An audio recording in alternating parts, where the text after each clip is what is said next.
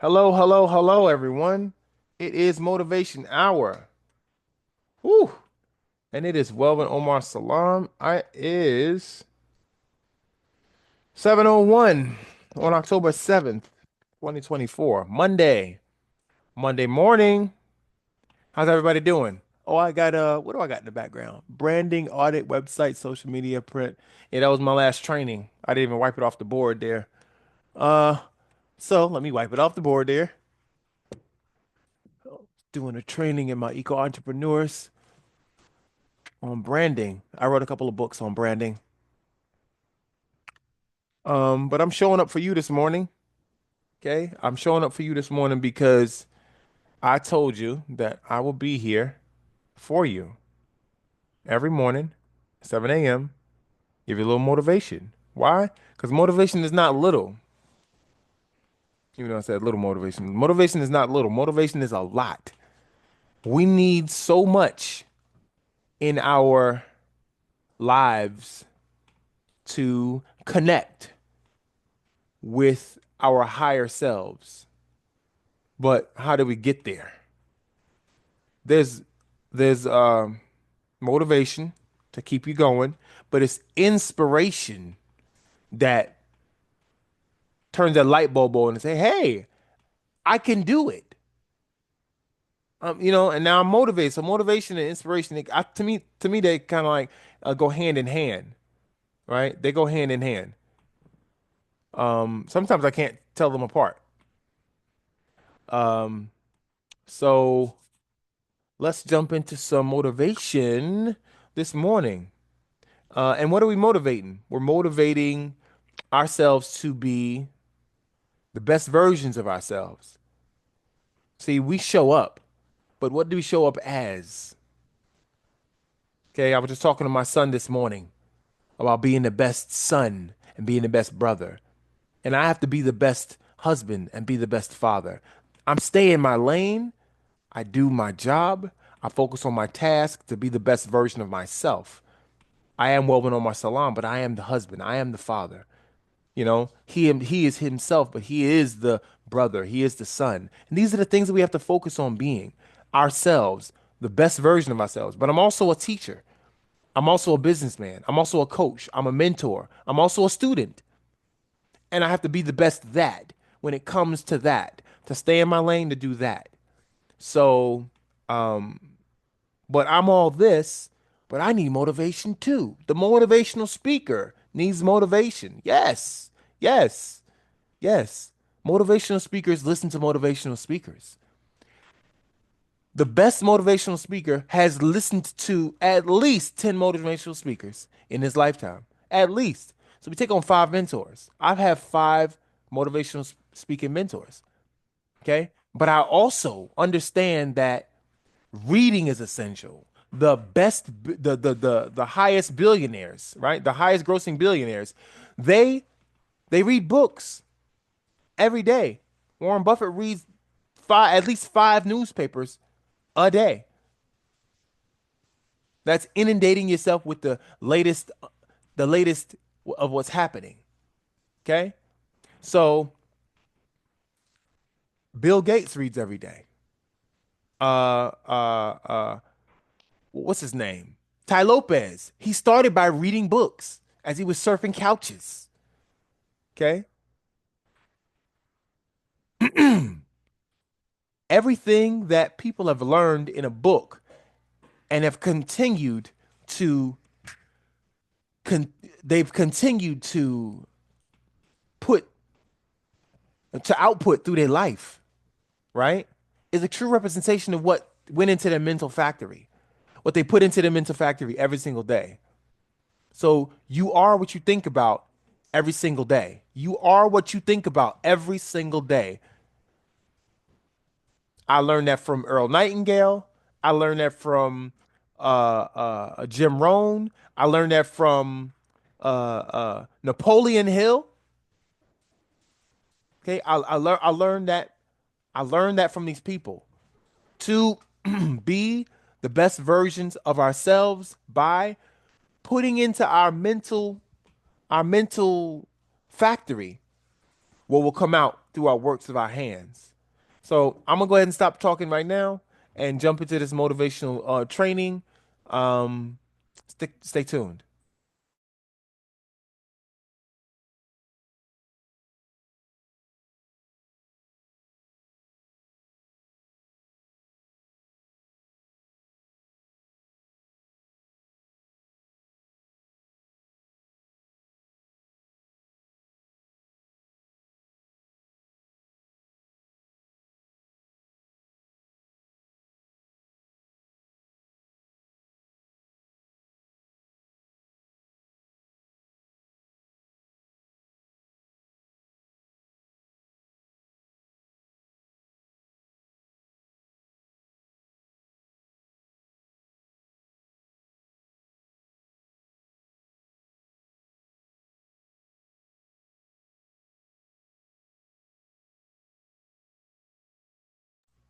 All right, guys, here we go. Let's go to da-da-da-da-da-da. We're gonna listen to Les Brown today. Okay. Yesterday, I mean the last time we got on here, we listened to Myron Golden. Okay. This time we're gonna listen to Les Brown. He is 79 years young. Okay. This man knows a lot about a lot. He is one of my first mentors, and he got me feeling good about myself. And he's been coaching for a very long time. He is a American politician and motivational speaker. He was a member of the Ohio House of Representatives from 1977 to 1981. He married Gladys Knight. I did not know that. He did say that once. He did say that once. I am going to find him on YouTube because I found him on YouTube before, and we're gonna listen to one of his motivational talks. This is just a let's see which one we're gonna get into. All right, let's do this one.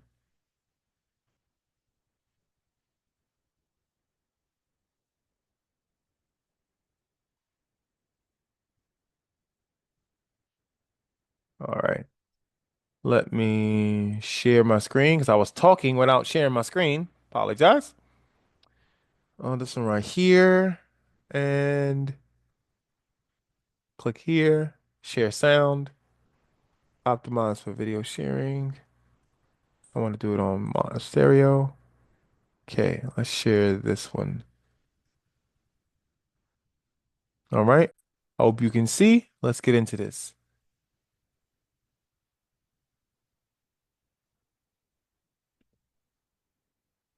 Let's see. Can you see me? Let me tell you something, ladies and gentlemen. It's very important that we begin to learn how to create wealth. I'm not talking about loving money. See, I believe the lack of money is the root of all evil. People are Hold on. I'm sorry. I think I shared that wrong. We're gonna stop sharing.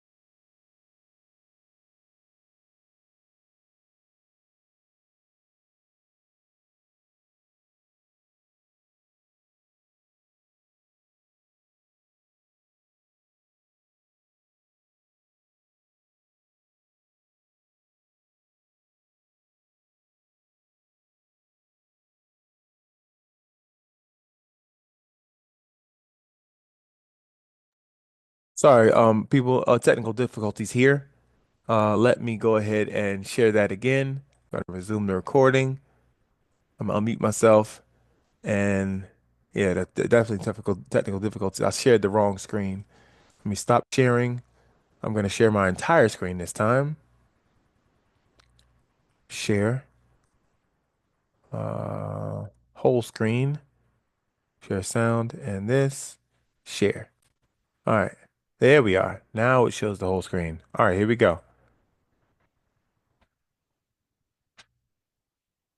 Steal for money. People are killed for money.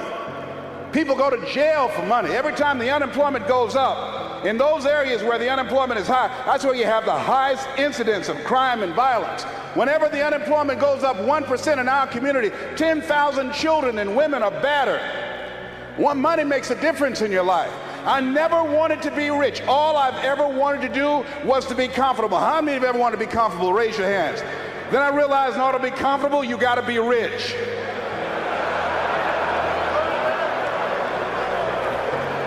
An old friend of mine, Zig Ziglar, said, people say money won't make you happy, but everybody want to find out for themselves. Rita Davenport said money ain't important, but it's right up there with oxygen. And let me tell you something, fellas, even if you're as homeless as I am, if you got some money, women will find something cute on you.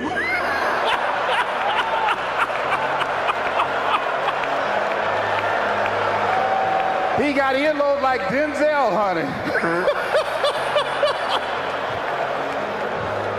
Money makes a difference. I used to be so broke when creditors would call the house, my children would answer the phone and say, my daddy say he ain't home. I was so broke at one time in my life, I walked by a bank and tripped the alarm.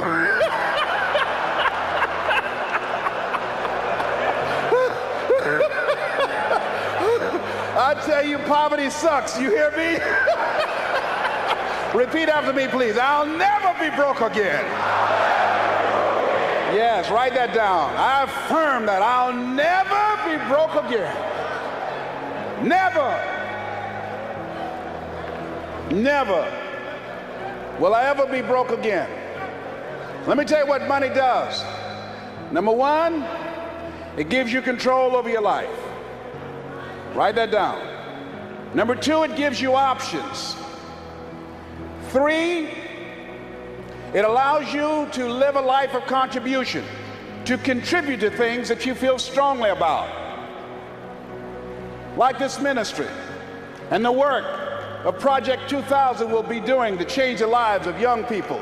Bishop Jake's vision is if we can have Little League football teams and baseball teams and basketball teams, then we can have Little League dermatologists and cardiologists and endocrinologists. So he's now establishing an institution, Project 2000, to give our young people the methods and the techniques to reinvent themselves as we go into the next millennium. And this era that Peter Drucker calls the era of the 3 C's, accelerated change, overwhelming complexity, and tremendous competition. So here's the first step to accumulating wealth. If you expect to do it, write this down. You must be willing to do the things today others won't do, in order to have the things tomorrow others won't have. That's why the book of life said the road to life is straight and narrow, and few there be that find it, because few there be that are willing to do the things today others won't do, in order to have the things tomorrow others won't have. What are the things that others won't do? Number one, make discipline a major force in your life. How many of you know if you'd have been more disciplined, you'd be further along to reach your goals right now? Socrates said the undisciplined life is an insane life. The road to life is straight and narrow because few there be that are willing to discipline themselves. Here's something else that most people won't do. Make it okay to fail. A lot of people, 85% of people, allow their fear of failure to outweigh their desire to succeed. Repeat after me, please. Anything that's worth doing is worth doing badly. Yeah, see, anything that's worth doing is worth doing right, as we have been taught, if you know how to do it. But if you don't know how to do it, it's worth doing badly until you get it right. I bet you, and I wasn't there, I bet you that when Bishop T.D. Jakes first stood up to preach, when he gave his trial sermon, he did not have the command, he did not have the mastery, he did not have the confidence, he did not have the depth, he did not have the capacity to translate and milk scripture. One of the biggest mistakes that people make about stress, worry, fear, and anxiety is they think they need to go to therapy and spend hours talking it all through and relive the pain of it all, when in fact, it's really easy to switch off fear. Like he did last night when he first started out. Now write this down. You don't have to be great to get started, but you have to get started to be great. The first time I stood up to speak, I stood up and my mind sat down. I looked at the audience and I panicked. I had to introduce a play at school. We're about to start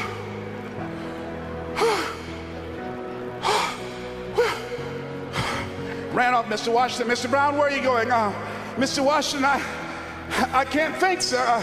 I don't know. Did you rehearse? Yes, sir, I did. Well, what's wrong? Why did you say your lines? I don't know, sir. I got up there and I looked at him and everything left me. Let me do it another day, please, sir. No, go back out there, Mr. Brown. Mr. Washington, I'll mess up, please, sir. Don't send me out there now. I'll mess up. Mr. Brown, if you run now, you will always be running. Anything that's worth doing is worth doing badly until you get it right. Why are you moving like that? I got to go to the bathroom, sir. Mr. Brown, go back out there. Yes, sir.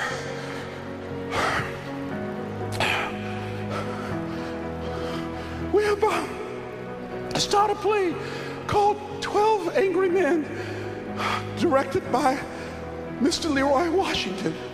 And I ran off. The next day, hey, Alfalfa! Hey, Les Brown, how are you? They dogged me out. They talked about me so bad. The next time another event came up, Mr. Washington, Mr. Brown, you're up. I said, no, Mr. Washington. Everybody says, no, not him. I said, they're right, Mr. Washington, not me. He said, Mr. Brown, you are up. Yes, sir. And I went out, and pretty soon, when people laughed at me, it didn't bother me. They would throw paper, and I could catch it without losing my concentration. And then one day, I came and I went out. He said, Mr. Brown, you are up. Yes, sir. And I went out, and pretty soon, when people laughed at me, it didn't bother me. They would throw paper, and I could catch it without losing my concentration. And then one day, I came out, and a hush went across the audience, because it must have been something about me that indicated that I'd come to myself.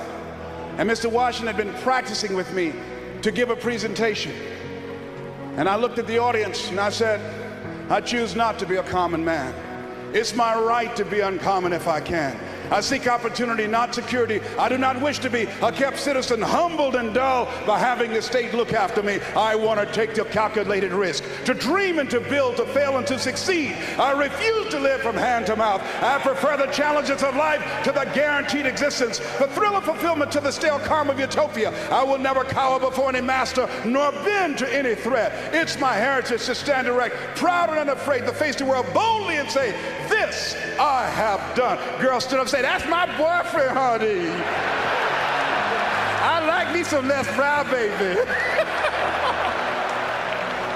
But I didn't start off like that. You have something special.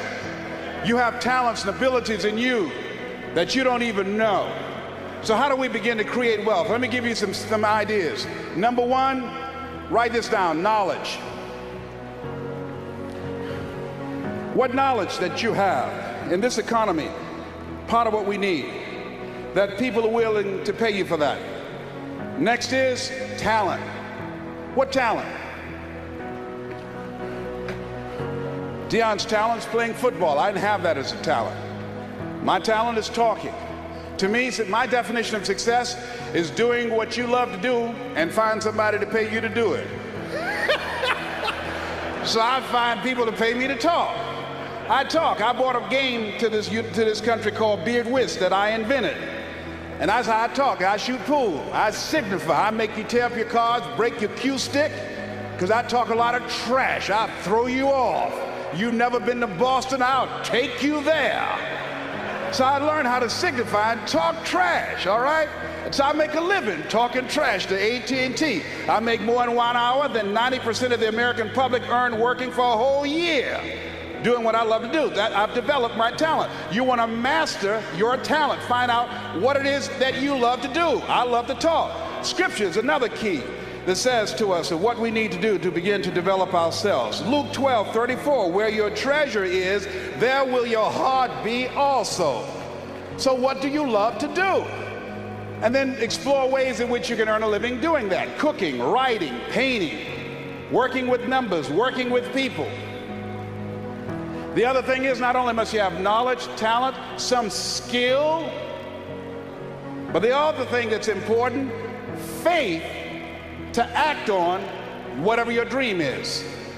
See, if you don't believe in yourself, how many people you know that have a lot of talent, a lot of abilities, but they don't believe in themselves? Raise your hands.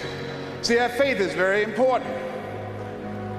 So the faith to act on those dreams, those desires. Here's scripture that I like very much. Proverbs 16th chapter, 3rd verse.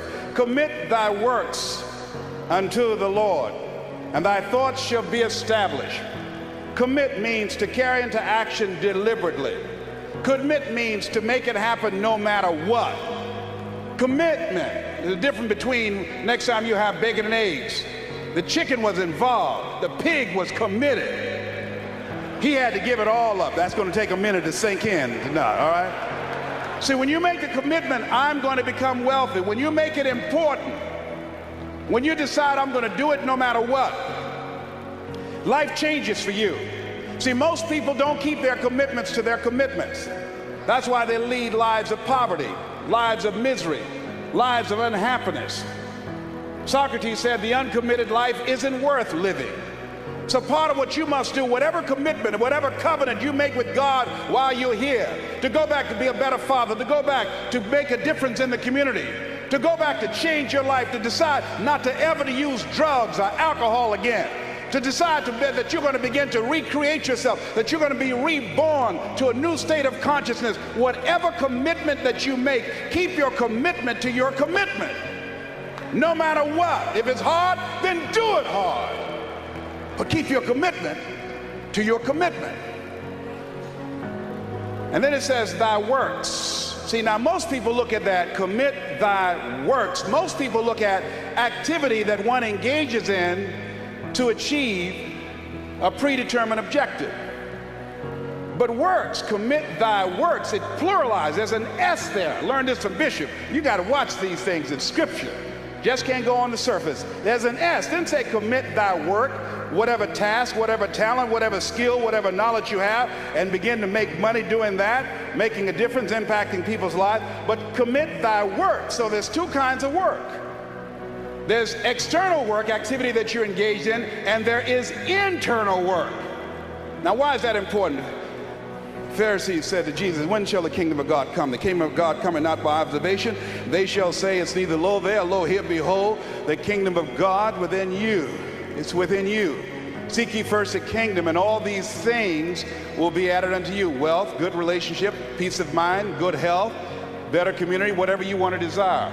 A more powerful ministry. So the work is internal as well as external. So therefore, number one is, first step is you got to live your calling. You got to decide what is it you love. Second thing is you've got to work on yourself. Write this down under work on yourself. You don't get in life what you want, you get in life what you are. You have a ministry and you have 300 people, that's a reflection of you.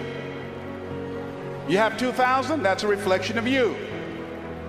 You have a job, you're generating $1,200 a year, or $2,000, or $500,000, whatever you earn, whatever you're producing in your life is a reflection of you. That's why it says, judge a tree by the fruit it bears. I can look at what you're producing and I can tell you a lot about who you are. And if you look at people who are living below their potential and sinning, and sin in the Aramaic language means falling short of the mark. I asked the question earlier, how many of you have goals? You raise your hands. How many of you know if you had your life to live over again, you can do more than what you've done? The majority of us raise our hands. Then that was an indication, that was testimony to reflect the fact that you operating below your potential. That's a sin. Herein my Father glorified, that ye earlier, how many of you have goals? You raise your hands. How many of you know if you had your life to live over again, you can do more than what you've done? I'm sorry, guys. I want to reflect on that just for a second. He said, "How many?" I'm writing this down. I need you to write this down too. How many of you have goals? And then he said, "How many?" Because I got to write this down. How many of you, if you had your life to live over again, would definitely do things differently? Differently. And the majority of the people raise their hand. And that means that they committed a sin. He said they committed a sin. Let's see why. Majority of us raise our hands. Then that was an indication, that was testimony to reflect the fact that you operating. Right. He said it reflects the fact that you're operating below your potential. Operating below your potential. That's an indicator. Indicator that you are, or you have been, or we have been operating below our potential, not your, our. I'm in this too. Let's continue. Below your potential. That's a sin. Herein my Father glorified, that ye bear much fruit. Didn't just say fruit, much fruit. See, when you leave here, you've got to make a commitment to be more fruitful, to be more productive, to make greater impact. So what will allow you to do that? You got to spend time working on yourself. In order to do, write this down, in order to do something you've never done, you've got to be someone you've never been.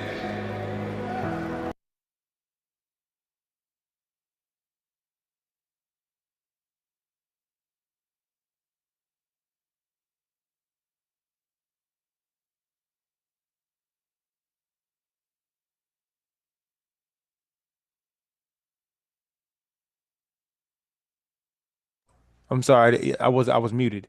I said we have to pause again because right now these are the little golden nuggets that when I listen to it, I will just let it glaze over like one giant commercial. This isn't just a commercial. What do you do in a commercial? You let it glaze over. You go get a bottle of water, you drink. No, this is not a commercial. This right here, I'm not gonna treat it like a commercial. I'm gonna treat it like golden nuggets. Everything he says is a golden nugget, and everything isn't a golden nugget that you might see, but it's a golden nugget to somebody else. Okay, because everything doesn't resonate with everybody. Certain things resonate with certain people, and other things resonate with others. So this right here, I just wanted to write this down real quick. It said, "Be more productive. Be more productive." What else did he say? He said, "Bear much fruit. Bear much fruit. Be more productive." And he also said, "Bear much fruit." Excuse me. You don't get in life what you want. You get in life what you are. Um, Let me go back because I know he said something very powerful, impactful. So what will allow you to do that? You got to spend time working on yourself. In order to do, write this down, in order to do something you've never done, you've got to be someone you've never been. There we go. Spend time working on yourself. Spend time working on yourself. That's not just a thing he's saying. That's not just a thing someone says. That is something to do. But how do we even do that? Where do we start? Work on yourself. What does that mean? Take a hammer and a nail and start, take a hammer and a chisel and start chiseling on yourself? Work on yourself. Build yourself. What do? You're working out? What is it? Is it mental? Is it physical? Is it spiritual? Is it emotional? What is it? It's all of those things. It's all of those things. Wherever you find in life where you are below your best operation or below your best potential, then you find out how to level up in that area of your life. That's it. That is it. Okay, we're gonna move on. But he said, spend time working on yourself, be more productive, bear much fruit, and to get something in life that you've never had, you got to be something you've never been.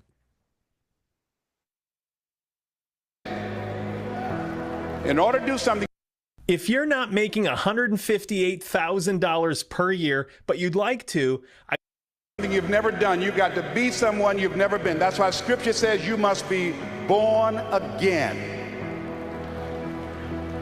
You've got to die as you are now. You've got to be willing to give up who you are now for what you can become. Certain things will no longer fit into your life. There's no place for it. In order to do something you've never done, you've got to be someone you've never been. So you've got to spend serious time reading, writing your goals down, reading scripture, anchoring your Didn't I say that it was reading? Reading was the number one thing I said that changes someone because what they read, it goes into their mental factory. And every day, these billionaires read. Every day, these motivational speakers read and listen. It's what you bring in to your through your peripherals. I would say peripherals. We think peripheral is only peripheral vision, but peripherals were keyboards, mice, they're input devices. They're input devices. A camera is a peripheral. Okay, it's a printer is a peripheral. One's input, one's output. So the keyboard is input. You type it. I would akin that to writing with your hands. Okay, the mouse is input.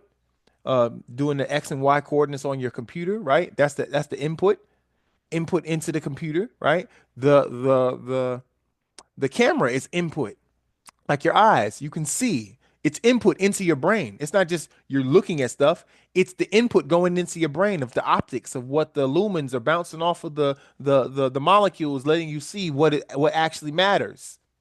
Pun intended. All right. Now, a printer is output. It's what's here. You want to print it out. An email is output or like throughput, transcoding. You're sending it across. It's still inside. You have to actually extrapolate it out through your eyeballs, okay, on the other computer. But the point is, everything you do has an input and an output. So reading is an input. Okay, it's the output of the knowledge that somebody else input onto paper, and then you are inputting it into your brain through your optics. All right, and they do that every day. And the motivation speakers, they listen every day, right? Your this microphone is a peripheral. Your headphones is a peripheral. Your headphones is the output. You can listen to what's in there, to what's out there. The microphone is an input. So your mouth is output of what you believe. Your ears is an input to perceive the world. And then it goes around in your CPU, right? And the output through your mouth, through your hands, through your works, through your deeds. These are things that you're doing based on what you are. So they said, what did he say? He said, you don't get in life what you want. You get in life what you are. How is that you only get in life what you are? Well, what I get is what I produce with my hands, right? And then my hands produce the world around me. At least my relative, my immediate environment. I produce the changes within my immediate environment. External to me, external to me, I can't change that until I get there, or my works within my immediate environment may ripple effect out to there. They always do. Everything is relative. Everything affects everything else eventually, sometimes immediately. Um, but yeah, let's just go back in this. I don't run off into a rabbit hole of my thinking, but let's get back to this. Here we go. Yourself spiritually to handle the storms of life, because they're going to come. You've got to read things that will help to develop your mind, your consciousness, your attitude. This man changed my life, Mr. Leroy Washington. I was in his class one day, and I was waiting on another student. He came in and he said, "Young man, go to the board and work this problem out for me." I said, I can't do that, sir. And he said, "Why not?" "I'm not one of these students, sir." He said, "It doesn't matter. Go to the board and work the problem out anyhow." I can't do what you're asking me to do, sir. "Why not?" "Because I'm educable, mentally retarded, sir." And all the kids laughed because they knew I was in special education. And then he came from behind his desk and he looked at me. He said, "Don't you ever say that again. Someone's opinion of you does not have to become your reality."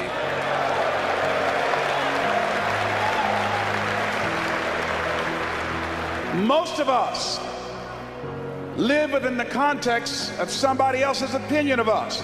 I saw a movie a few weeks ago called The Truman Show with Jim Carrey. Not a very popular movie, but there was one line in there that made it worth the movie for me.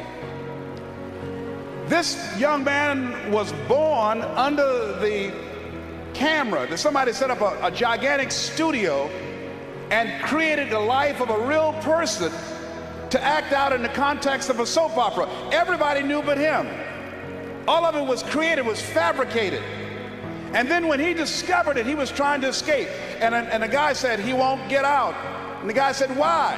He said, "He won't leave." The guy said, "Why would you say that?" He said, "Because most people accept the reality that they have been given." Do you hear that? See, most people are not creating wealth. Why? Because they were born in poverty.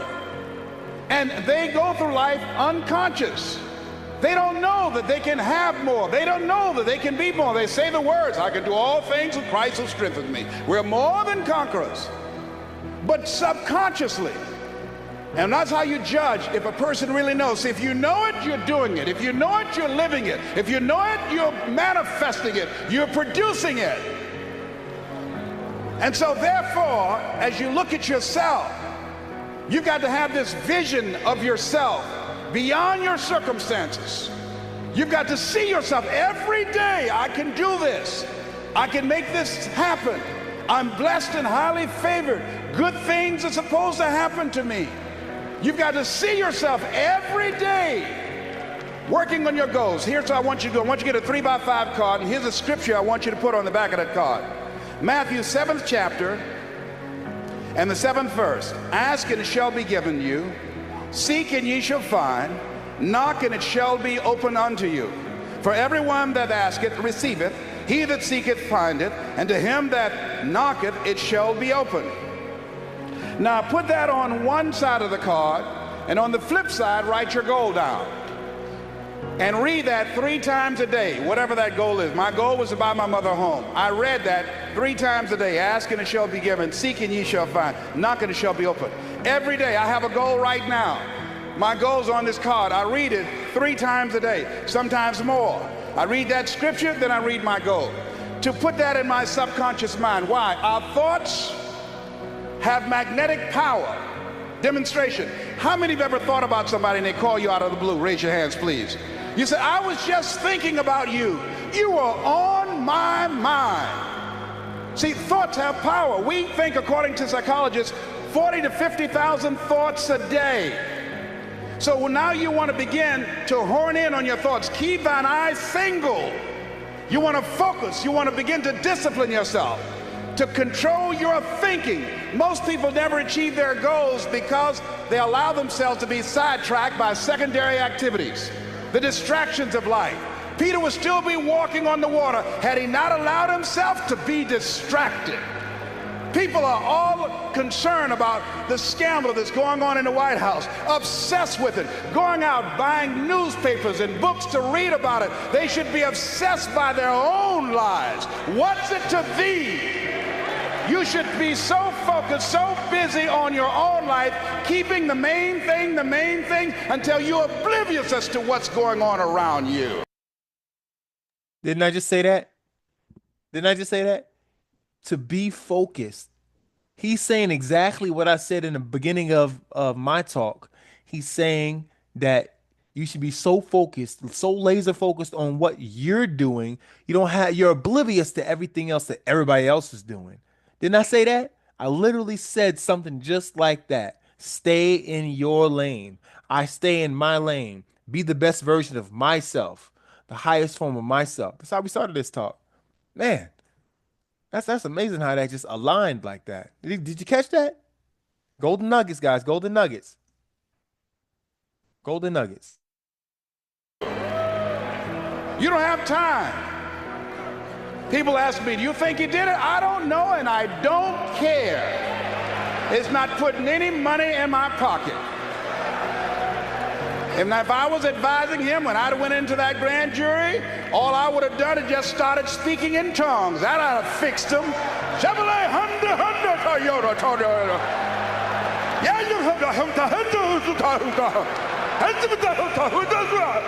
What would Ken Starr say then? Cross-examine that.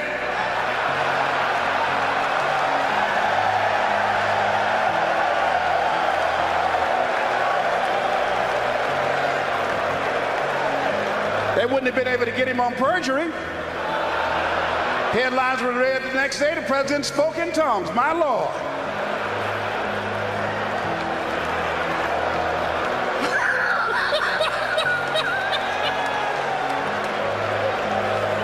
I got to pray for y'all. Y'all something else of it. When people talk about what does it cost, here's what I want you to think about, ladies and gentlemen. He said, control everything, own nothing. You have to ask yourself, what will it cost you if you don't do it? Because the penalty, the liabilities, because of your not knowing how to legally avoid paying taxes like the wealthy do, you're not having the knowledge and the skills that you need to protect your assets that you work so very hard for. And that lack of knowledge, something that Bob Proctor said, he said the primary reason that most people are failing and end up being involved in lawsuits and paying taxes that they shouldn't be paying, it's because of ignorance. Ignorance. And that's willful ignorance today. When you've got a book and an icon who's an expert and respected and recognized in this space. And here you go and give me this big check. I ain't gonna tell you this check is $50,000, but I got to put my glasses on. Excuse me. And I got to restrain myself right now. I got to go to the bathroom. Hold a minute. The last what you told me, I said, so how much it cost to be trained by you? And you said 150, 200, whatever you said. Mm-hmm. And I'm like, for a whole year? And he's like, for the whole year. I said, I get to watch Les Brown smile for a whole year? He like, for a whole year. I mean, I get to listen to the best stories in the world for a whole year? He like, for a whole year. I mean, we get to kick it around the world for a whole year? For a whole year. For a whole year. And if anybody is hesitating to do business with you for that tip, because it ain't nothing but a tip, if somebody's willing to do, you say, well, people might say, well, Ricky, you rich, you've been rich all your life and all. No, I came from the south side of Chicago, eating mayonnaise sandwiches, still my favorite meal in the world.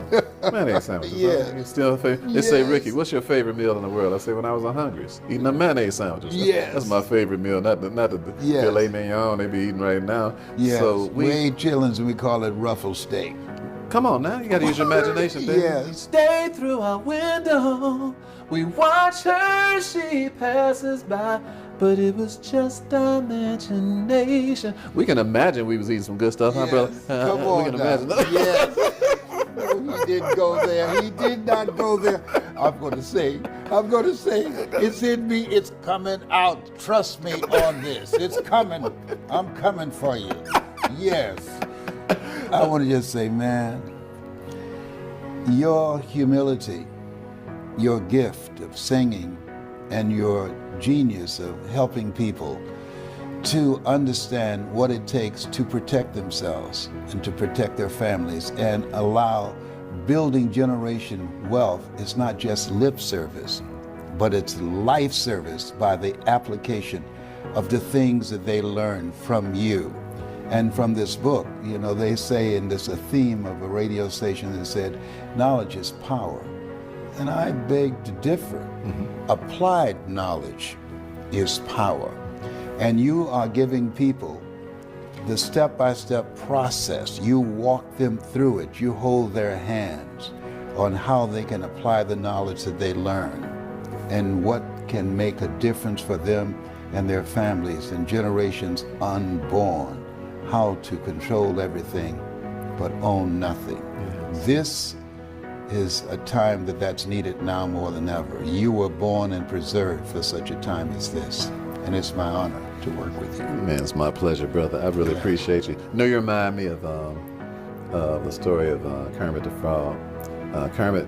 Did you say Kermit the Frog? Kermit the Frog. Yeah, he was outside, and and little Johnny looked outside. He saw little Kermit the Frog hopping around. He said, "Man, I want him for a pet."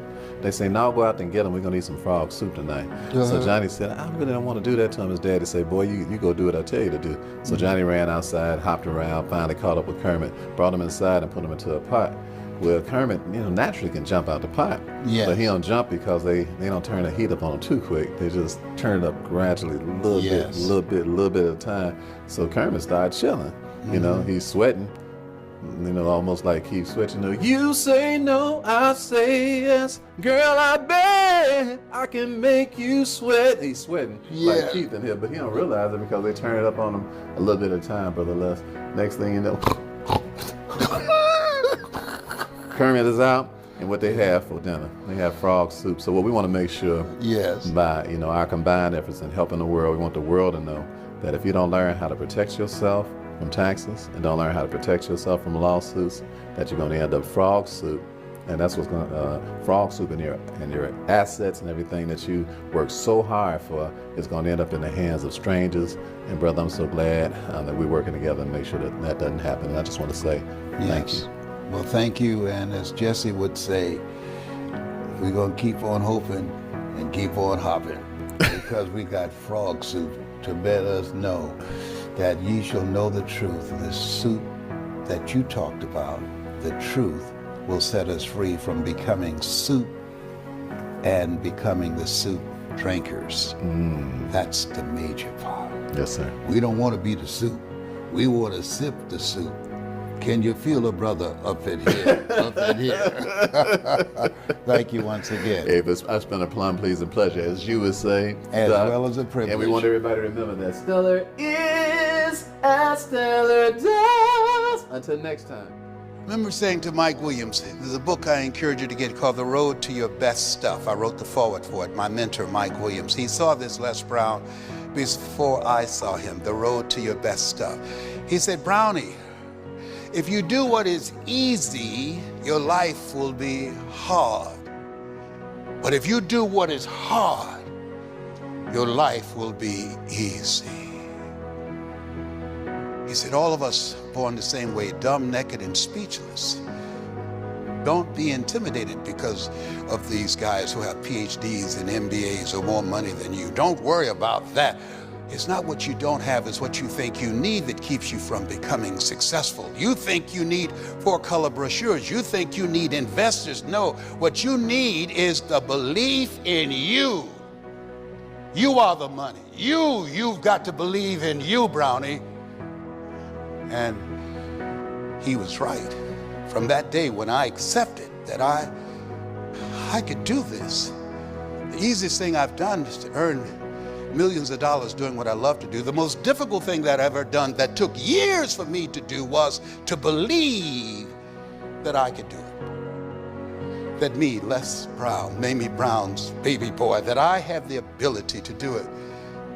Speaking over 51 countries. And I don't say this to impress you, but to impress upon you what's in you. Speaking before 80,000 people and being able to hold that audience. I don't say this to impress you, but to impress upon you that there's some stuff in you, there's abilities and talents in you, that when you stretch yourself, when you're willing to reach forward, when you are ready to go to that next level because you got to that point within yourself where you said, looking around where you are, I've had it. I've had it. I'm not going out like this. No. And some of you are there right now, that you know there's more. Stop wasting your perfect pitch on bad email addresses. Before I started using Lucia's prospecting platform, I would work on an email for hours. With Lucia's contact data, I can trust that my emails will directly reach. You know it. You can feel in your heart of hearts. You know it. And you're ready for the breakthrough. Let us say together, it's my time. It's my winning season. Let's say it together, please, with power, feeling, and conviction. It's my winning season. It's my winning season. It's my time. It's my time. I'm ready to live a bigger life. I'm ready to live a bigger life. Yes, it's your time. Thou shalt decree a thing and it shall be established unto you. It's your time. It's your winning season. It's time for your breakthrough. Things are going to happen for you because you got it like that. Let us say together, it's possible. It's possible. It's necessary. It's necessary. It's me. It's hard. It's hard. It's worth it. It's worth it. A friend of mine, he was going across Europe, sleep on a train at different points. Soldiers would board the train and ask, who are you? Where have you been? And where are you going? Those three questions. And so I ask you, who are you? God asked Adam, Adam, where are you and who are you? Where are you in your life? When you look in the mirror, do you see the person you thought you would be at this point in your life? Where have you been? What brought you here? Why did you show up? Same information, same marketing. With some entertainers, you have people around the block. But you didn't come here to be entertained. You came here to be reminded of what you already know. So, where are you going? I want you to think about that. And wherever you're going, I want you to see it in your mind's eye, complete it, see it. See it. See it in your mind's eye. Give you all your eyes can see. See it accomplished. And experience what it's like. And say, thanks. If you're facing a challenge, see yourself on the other side and say, I got through it. Thank you. I'm still here. Thank you. I got my right mind. Thank you. I got heart. I got spirit. Thank you. I'm still standing. See it. And Nietzsche said, if you know the why for living, you can endure almost anyhow. What drives you? What keeps you going? Lewis Howe asked me the question, what's your reason? I have some new reasons. Mama has since made her transition. I want to make my mother proud. I've got children. I got grandchildren. I got 4 great-grandsons. I want to make a mark. I want to make a difference. My daughter, Ona, called me one day and she said, Daddy, what are you doing? I said, I'm at my desk. She said, oh, there's a police officer in the middle of the road and traffic stopped. And they're waiting for a funeral to come by. Then all of a sudden she said, whoa, wow. I said, what's wrong? She said, oh my God. I said, was there an accident? She said, no. A hearse came by and there was only one car behind it. She said, when I go, I want there to be a long procession of cars. When I go, I want, because of the impact I made on people's lives, that the cemetery would be packed with people to celebrate that I came this way. How many of you would like to have a greater impact? Raise your hands, please. Yes. And so, let us say together, live full, die empty. Live full, die empty. One night when I was comforting myself, I had 238 radiation seed implants. And my PSA, which stands for prostate-specific antigen, had risen to 2,400. And cancer, they said, it metastasized to 7 areas of my body. And I was reading Dr. Howard Thurman, who wrote, "Deep is the hunger, the voice of the genuine, a centering moment." He said, the ideal situation for a man or woman to die is to have family members praying with them as they cross over.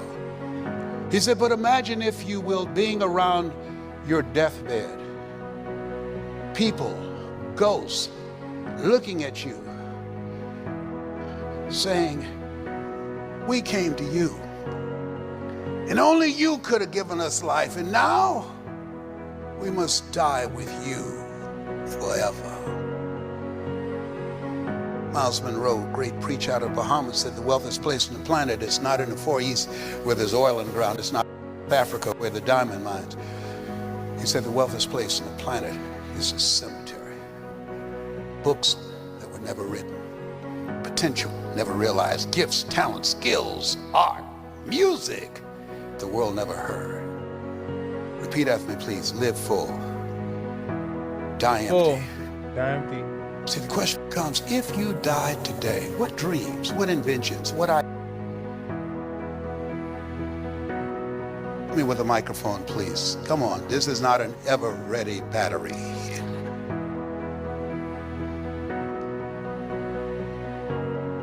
It's tired. Help a brother out up in here, up in here. I thought that he was literally, I thought something was wrong with my microphone. I thought I hit my microphone by mistake. And he was talking and it kept going out. And I'm like, wait a minute. Guys, exactly. All right. I thought it was just me too. All right, here we go. Thank you, sir. Anything for you. Thank you, Grasshopper. Y'all remember Kung Fu? Y'all got that Grasshopper? Oh, that's all right. The millenniums, they don't know about that. That was when television was television. You understand what I'm talking about? All right. I'm back. I'm starting the Les Brown Leadership Entrepreneurial Institute, teaching our young people how to go into business for themselves, teaching them how to become entrepreneurs, giving them a larger vision of themselves, letting them know that you don't live life as it is, you live life as you are. As a man thinketh in his heart, so is he. Transforming their mindset, teaching them the skill set that's required in this new economy of accelerated change, overwhelming complexity, and tremendous competition. Letting them know that this is a time where you have to learn, you have to unlearn, learn, and relearn. Unlearn the way that you've been operating and thinking and behaving. And you must relearn because things are constantly changing. And so my vision has been, and I did it in Washington, D.C. and in Chicago, training kids and their parents and relatives together. I'm going to do it. I'm getting ready for 2023. And I want, if you believe as I believe, what you're about to see is something that has value. I want to see some fire. Tola, would you please play the video? Let us say together, there's greatness in me. I can feel it. I was chosen by God for a great work. I was chosen 1 out of 400 billion sperm. I'm destined for greatness because of my choices, because of my values, because of my destiny, because of my family, because of my church, and because it is my right to use my talents and my gifts to the best of my ability. You are the future world changers. You're the individuals that will begin to write the course of history. Change the world first start by changing yourself. You want to start holding a vision of how you see yourself in the future. I had a vision of myself being a multimillionaire. I had a vision of myself being my own boss. I have a commitment to win. Most people, poor people, don't have a commitment to win. If you ask them a question, ask them to do something, those poor people will say, I'll try. You never want to use the language of I'll try. That's the language of losers. You want to say, if there's something you want to do, I'll get it done. Consider it done. You want to make a commitment. Most people never achieve their goals because of the fact, coming out of poor culture, they have the habits and behaviors of making poor choices. So they suffer from possibility blindness. You want to be open to the possibilities. Master something you love. I love to speak. I love talking to people. I love to make people laugh. I love to make people feel good. And so therefore, I developed a career that allowed me to do that which I love to do. Tiger Woods loves to do what? This is my hack for working smart, Monday.com. Let me show you how I use Monday.com to create a tailor-made. What? He loves to play golf. And because he loves to do that, he has mastered that, and that has earned him millions of dollars. Booker T. Washington said, as you begin to look at yourself and look into the future. Hey guys, it is 8:02. We usually would stop after the hour mark, but this training is so good that we're gonna go for another 20 minutes, okay, until this is over, because this is just it's just this important. All right, so go ahead. Your gifts and your abilities and your talents are very important. You should judge a man not by what he has accomplished, but what he had to overcome in order to reach his goal. My group, Prospects of the Future, plan on learning at this seminar is how to dare to be different, how to use school and our surroundings as a tool to be successful in life, and how to just be an all-around great person in life and to be successful, as Les Brown is teaching us. Develop your mind and develop your communication skills, because once you open your mouth, you'll tell the world who you are. How many of you like to be a better communicator? Raise your hands, please. What we hope to get out of this, our group is actually called the World Changers. What we hope to get out of this conference is just ways to develop ourselves and improve our skills, like our networking skills, communication skills, things like that. I'm with the group, The Change in the World, and what we've learned is that when we speak, we need to be speaking to connect to others. What we plan to learn is that we need to become excellent servants to become excellent leaders. Hi, my name is Wale. My group is the Future Leaders of America, and we've learned so far how to acquire knowledge and use it to become successful, and we're yet to learn how to tap into our inner potential and inner greatness. My name is Joseph, and I'm in the Achievers group. I plan to learn how to be a good, successful leader and how to be able to manage money and to make right decisions financially in the long run. In order to be successful, you must be willing to do the things today others won't do. In order to have the things tomorrow others won't have.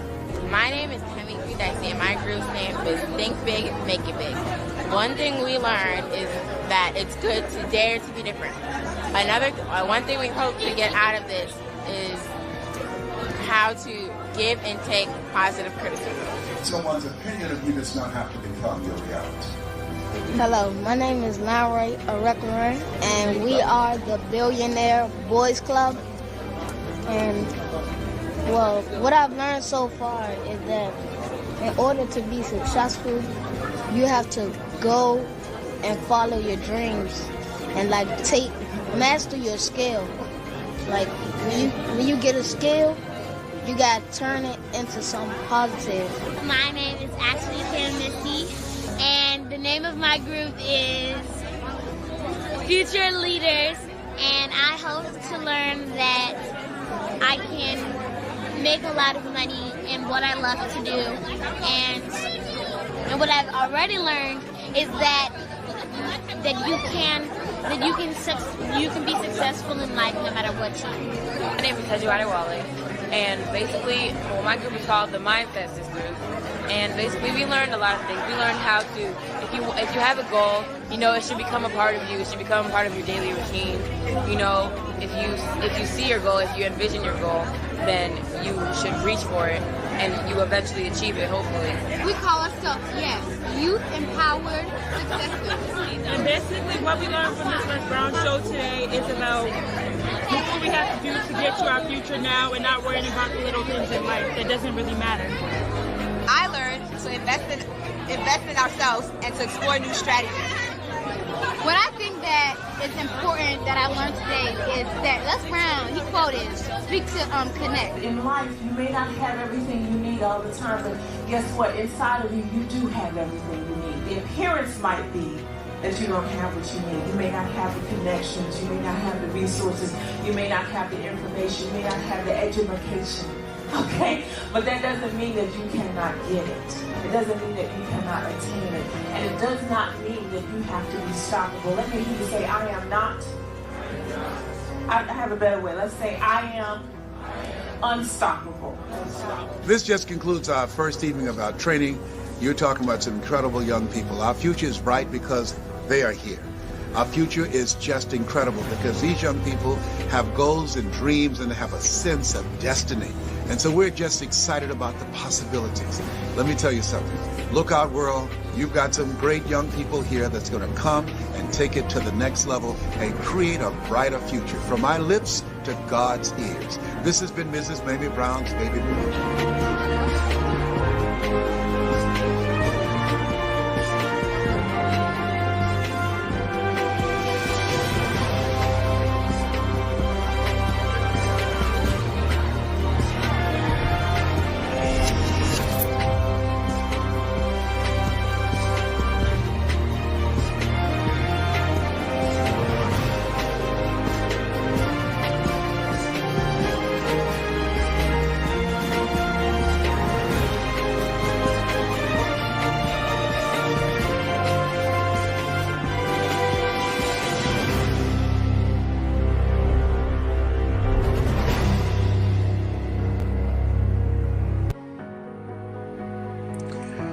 You know, as I was watching that, they used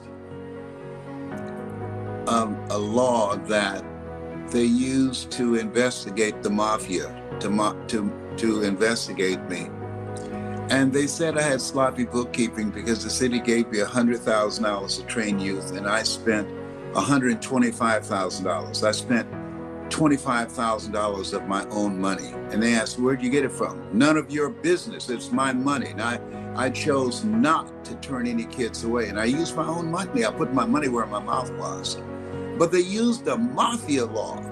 Now, is there anything harmful that you saw in that video that would require that they use a mafia law? And the mafia law is a law that's, I think it's called the MICO. I'm not sure what it is. But it's someone knows out there. But what it says is that they asked, that Miami Herald they asked Janet Reno, what has he done wrong? And she said, oh, nothing, but we're just investigating him to see if he's done anything wrong. Wow. Wow. What was wrong in their view? When you're empowering our youth, as long as they're using filthy language and shaking their behinds and acting ignorant, it's okay. That's not any threat to society. But when they have goals and dreams and visions of themselves in the future, and when they're articulate and can express themselves, now that's a threat. Now the person, whoever's doing that, that's a threat. We need to investigate him. And that's what they did to me. And I thanked them for it because had they not done that, I would not have left Miami and became the person who I am now. They meant it for evil. God meant it for good. Look at it. Look at God. Won't he do it? Won't he will? So I'm coming back. I'm back. I'm so glad I was born and preserve for such a time as this. Our children need a lot of help. If you agree with me, I want to see some flames. If you agree, if you see the booty shaking on these various platforms and just listen to the language of their indecent, filthy language has now become the new normal. They just can't say 2 or 3 words without cussing. Woo! I mean, it's in the beginning was the Word, and the Word was God. If you believe as I believe, that we need to create a movement to capture our kids' minds from these tablets, from the images that they see of themselves throughout all the platforms in the internet. There are algorithms that's been created in China. They teach and train their kids to become entrepreneurs, how to think, become critical thinkers, how to build businesses, how to invest in themselves and prepare them for the future. And the algorithms through those same platforms in the United States, totally opposite. Totally opposite. Corrupt their thinking, negative images, a blurred vision, no sense of purpose and direction. However, there's no algorithm between you and I. If you believe as I believe, and I want to see some flames, what you just saw has some value. You love learning, but we just couldn't seem to find the right fit. When it came to school, there were so many factors to consider. We needed a place where you could thrive. We needed a school that valued academics and innovation. Then we found Agora Cyber Charter School. We can't imagine a better place for you. A safe environment that will set you up for success. Charting a new course in your education with Agora was the best decision ever.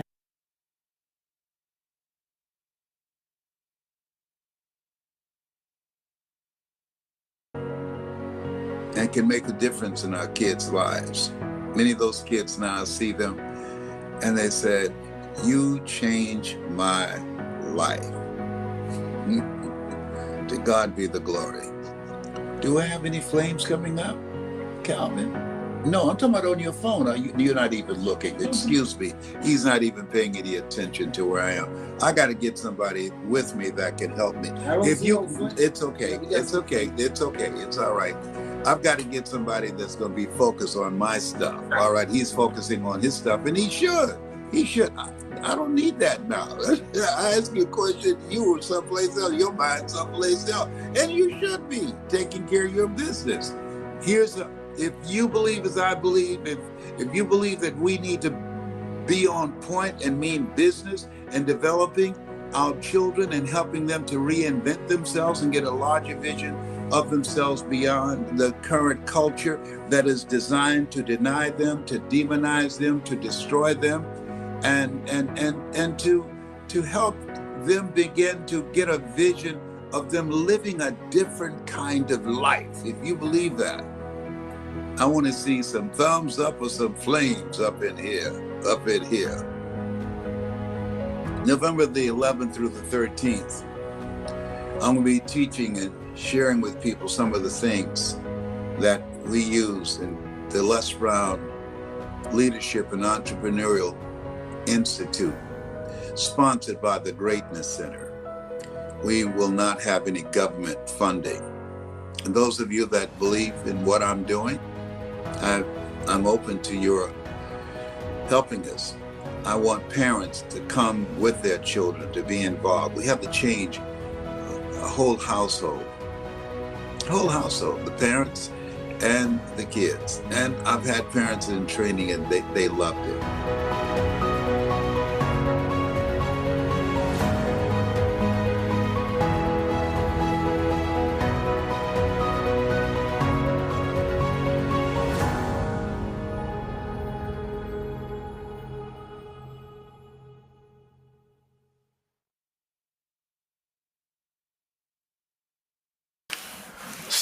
Since the first time I ever heard the word millionaire, I wanted to be one.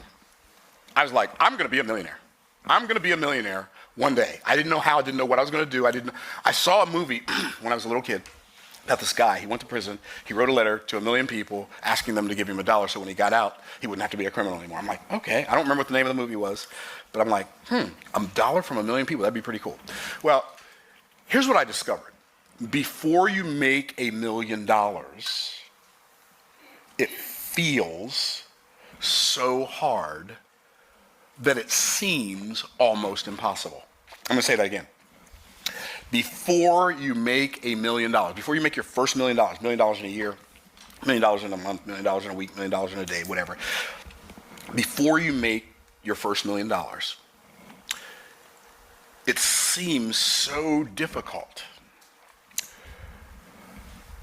that it feels almost impossible. And so what most people do, they take how it seems, they take how it feels, and then they abandon the objective, right? They're like, it's so hard, I'll just go ahead and keep making 40,000, right? Okay.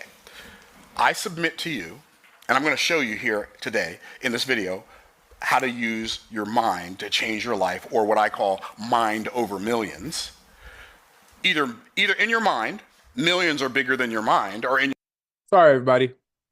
We got off into my other mentor on how to make money, and that's an hour long. So let's decide right now if we're going to go forward. I choose yes. So let's go. Still with me? Let's roll. In your mind is bigger than millions. I'm going to show you how to make your mind bigger than the millions, because it already is. You don't have to make it that way. You just have to become aware of the fact that it already is.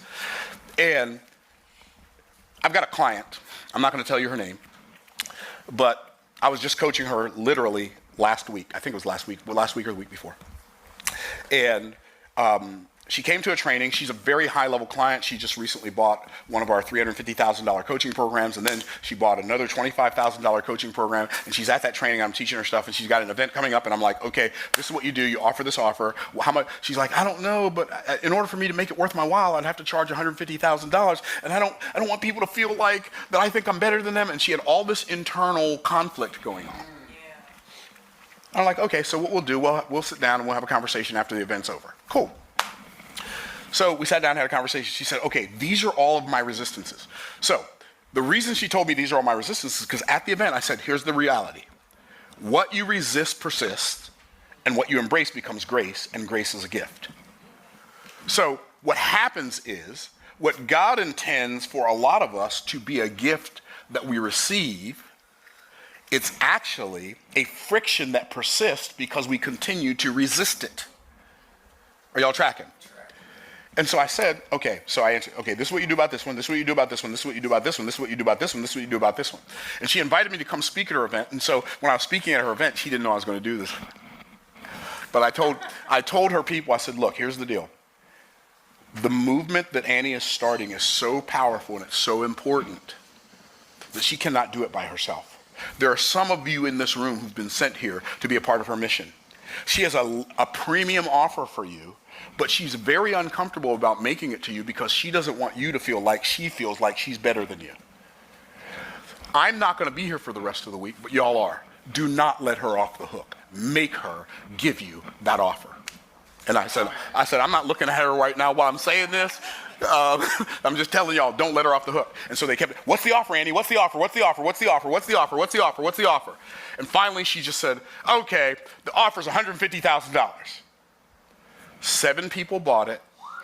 She had her first $1 million day ever. Now, why did I tell you that story? Because something like that is going on inside of you, and maybe it's not $1 million day, maybe it's $1 million year. Maybe it's $1 million business. But you have an internal conflict going on right now. It is not something outside of you that's stopping you from the objectives that you set for yourself. It's something inside of you. How do I know that? Well, there are 2 types of factors. There are contributing factors and there are determining factors. We can always tell the difference because contributing factors are all outside of us. Determining factors are all inside of us. See, You say, Myron, you don't understand. Racism won't let me. No. Racism is outside of you. It cannot stop you. It might be able to slow you down, but it can't stop you. Myron, I'm a woman in a man's world. No. It can't stop you. It might slow you down, but it can't stop you. I'm not saying those are not realities in the world. I'm saying they may be realities, but they're contributing realities. They're not determining realities. Okay, so I'm going to read a couple verses to you. Allow them to sink in like never before. Like, let the words, the individual words in these sentences marinate into every fiber of your being. Here's what it says. Proverbs chapter 21, verse number 5. The thoughts of the diligent tend only, write only in all capital letters, please. The thoughts of the diligent tend only to plenteousness. I'm going to just stop right there. Let me ask you a question. How many thoughts have you had in the last 24 hours that have tended to lack? Is that a good question? How many thoughts have you had? Now, I ain't talking about this month. I ain't talking about this year. I ain't talking about the last decade. The last 24 hours. How many worried, anxious, what if it doesn't work? What if I run out of this? What if I don't have enough for that? And all that mind chatter. How many of those thoughts of lack have you had? Because it says the thoughts of the what? Diligent tend only to plenteousness. So let me ask you a question. Does that seem to mean or imply? I'm not telling you, I'm asking you. You use your brain. Mine's busy. I'll use my brain. If they say the thoughts of the diligent tend only to plenteousness, I believe that means what you think about and what you focus on multiplies. Right now. Does that seem to suggest or imply that if your mind is not tending to plenteousness, that maybe you're not diligent? And we didn't like that, did we? Myron, you don't know how.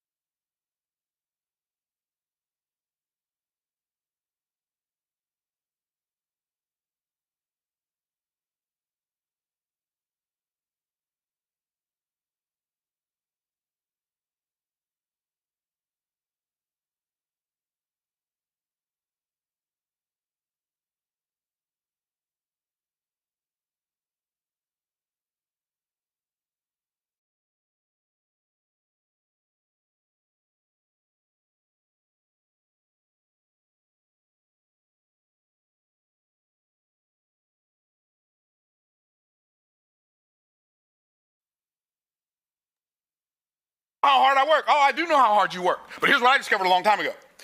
People will maintain a level of blood, sweat, and tears, physical diligence. So they don't have to stop long enough and make their brain sweat and think about how to be more mentally diligent so they don't have to be as physically diligent. You're working your body into the grave because you refuse to work your mind. Can I show you something that kind of messed me up? This is a ribbon that represents 100 years. And depending on how old you are when you're watching this, you've probably already... What up, Billy? That's my guy right there. ...lived about a third of your life. So this is gone. And unfortunately, most people don't make it to 100 years old. We only make it till about 80. So we probably won't see this side of life, which unfortunately means this is how long you have to live. And unfortunately, most people will spend this much time working, doing something they hate, missing their kids growing up, living paycheck to paycheck, tens of thousands of dollars in debt, one emergency away from having their entire savings wiped out. And this isn't hypothetical. This is the life of the average American, but I guarantee you, it won't be yours if you're willing to try my plan for the next 10 days. Why am I so confident? How can I make such a confident statement? 15 years in digital marketing, worked with some of the largest franchises in the world, Kia, Dave & Buster's, Orange Theory, Massage Envy, consulted and trained a couple Fortune 500 companies, Keurig, Dr. Pepper, Procter & Gamble, keynoted over 100 different top-rate business events across the globe. My advertisements have been seen over 1.2 billion times, and as a result, 185,000 students in 75 countries. Our last graduation, I rented out the entire San Diego Padres Stadium. I had my friend Damon John from Shark Tank, Ed Milet, Dean Graziosi, and this year, I'll have my friend Alex Hermosi there and a couple other surprise guests. I share none of this to brag, but to... Did y'all see Big Al? Did y'all see Big Al? Alex Hermosi. Did you see him? That's the first time I saw Alex Hermosi in one of Billie Jean's marketing ads. I didn't know who he was then. And now I'm on school. FYI, that's crazy. Let's go.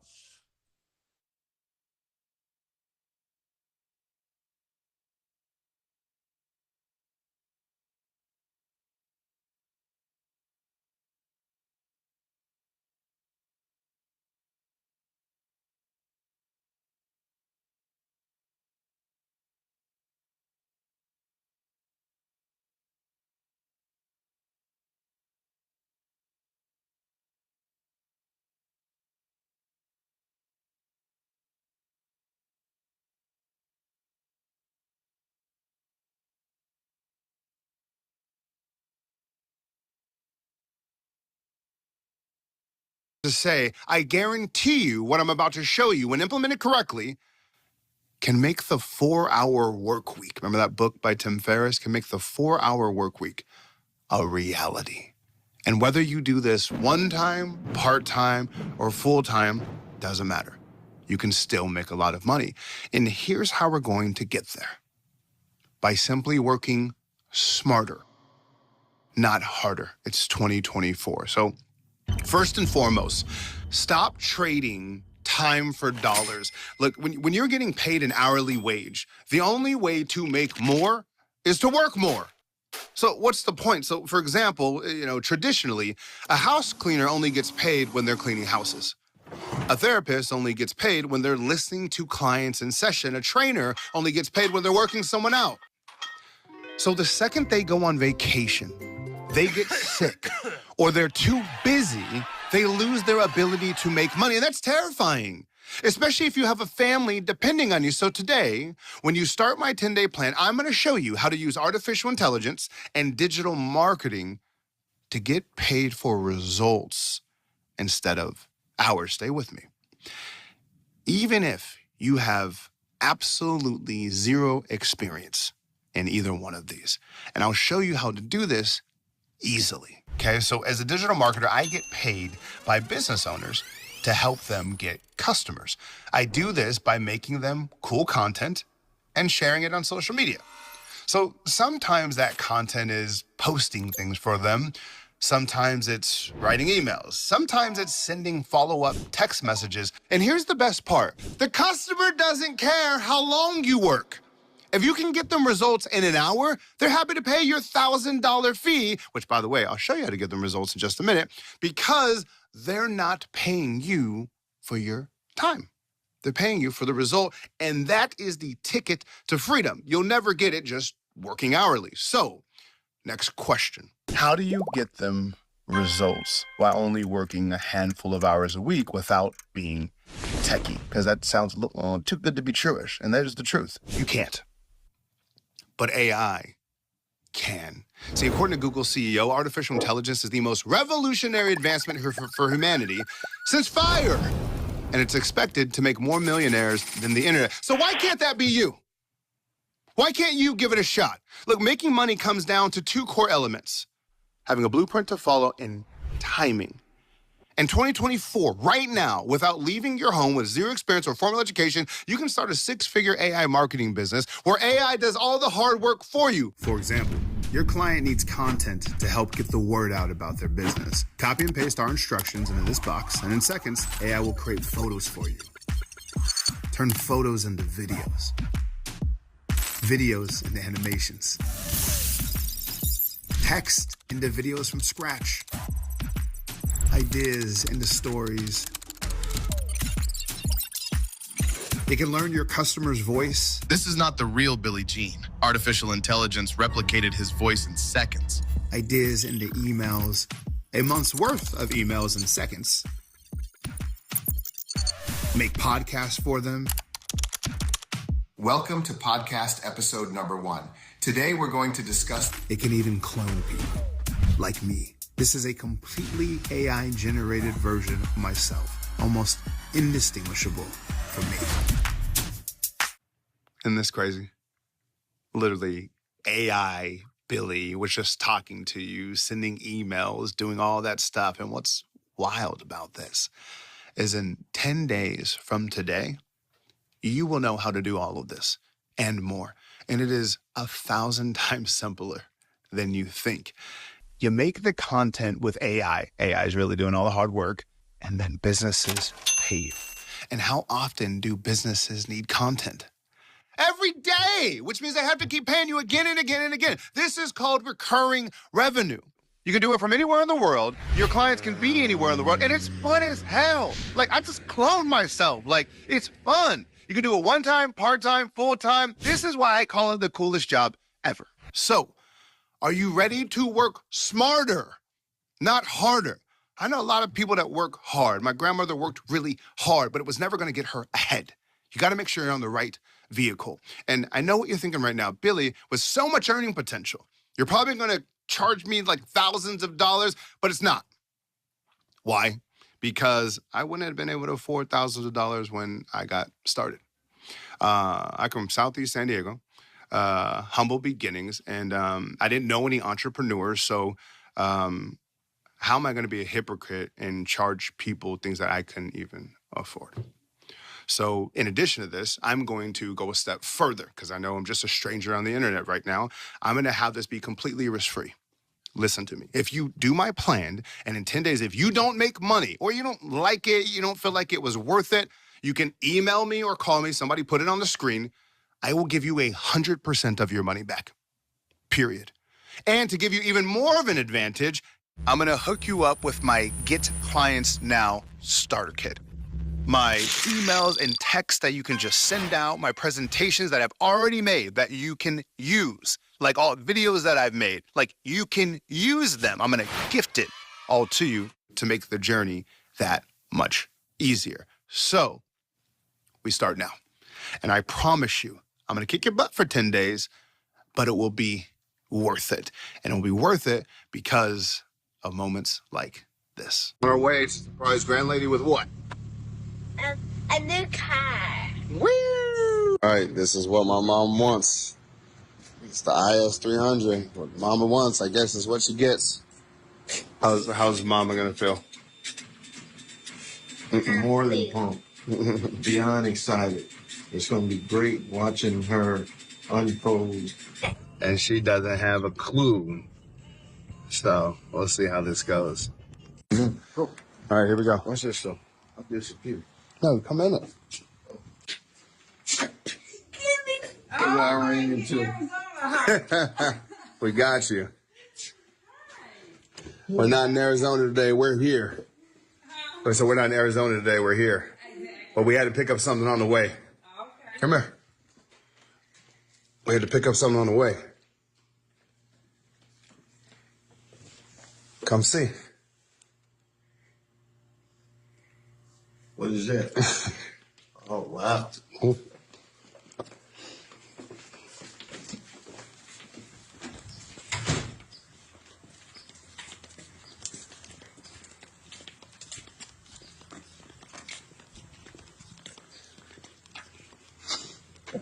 To pick up something. Thank you. Love you. Me and Daddy teamed up on this one. Okay, don't view this. I'm got no makeup on. No. He can view it, but we won't show it to him. Well, that's not me showing. Yeah. Sure. Yeah. This is it. Wow. No, I don't mind driving to La Jolla. I think I got something in my eye. That's what it's all about. Nothing to wait for in the mail. I will email you everything you need to get started right now. I will hook you up with the special pricing, the bonuses. Just get in before the timer hits 0. And if for some reason you're still not in and you're on the fence, don't take my word for it. Don't take my mama's word for it. Take theirs. This, by far, has been the best $100 I've ever spent. Man, this thing is already changing my life. Following this plan is going to change the life of me and my family. I'm blown away. I'm sure many people can say the same thing. It's worth every penny. I'm getting so much out of this class, and for the price, it's so worth it. At this point, it is everything he says it was going to be. He's delivered so much content. Billie gave us everything that we possibly need to succeed. I recommend anyone to take this course that's serious about not getting left behind as AI gets bigger. Really interesting stuff. Some of it amazing, to be honest. Phenomenal stuff, value, tools. Highly recommend. Cannot talk enough about it. So that pretty much just says that I made my first commission and I'm on day 6, okay? Just a single day's lesson is more than the value of the entire program. It's a total game changer. It is one of the most comprehensive, step-by-step, easy-to-follow programs that I've ever seen. It's life-changing, a game changer. Billie Jean's the real deal. If you could make a better life for yourself, you would have already done it. Find somebody who's doing what you want to do and copy that. This program is amazing. You're going to make things so easy to implement into your business immediately. I encourage you to join Billie's plan. It's just blowing my mind with new concepts. Get off the freaking fence. Get this program, get into high level, and go out and gain some clients. I can't tell you how phenomenal this guy is. The training is superb. I love it. It's so much fun. My mind is exploded with so many different ideas. Yeah, this is just absolutely blowing up my mind. Great information, funny guy, and he gets you where you have to be. Go all in, do the work, enjoy it, have fun, and learn and serve. To be honest, I'm starting to feel like a genius around here.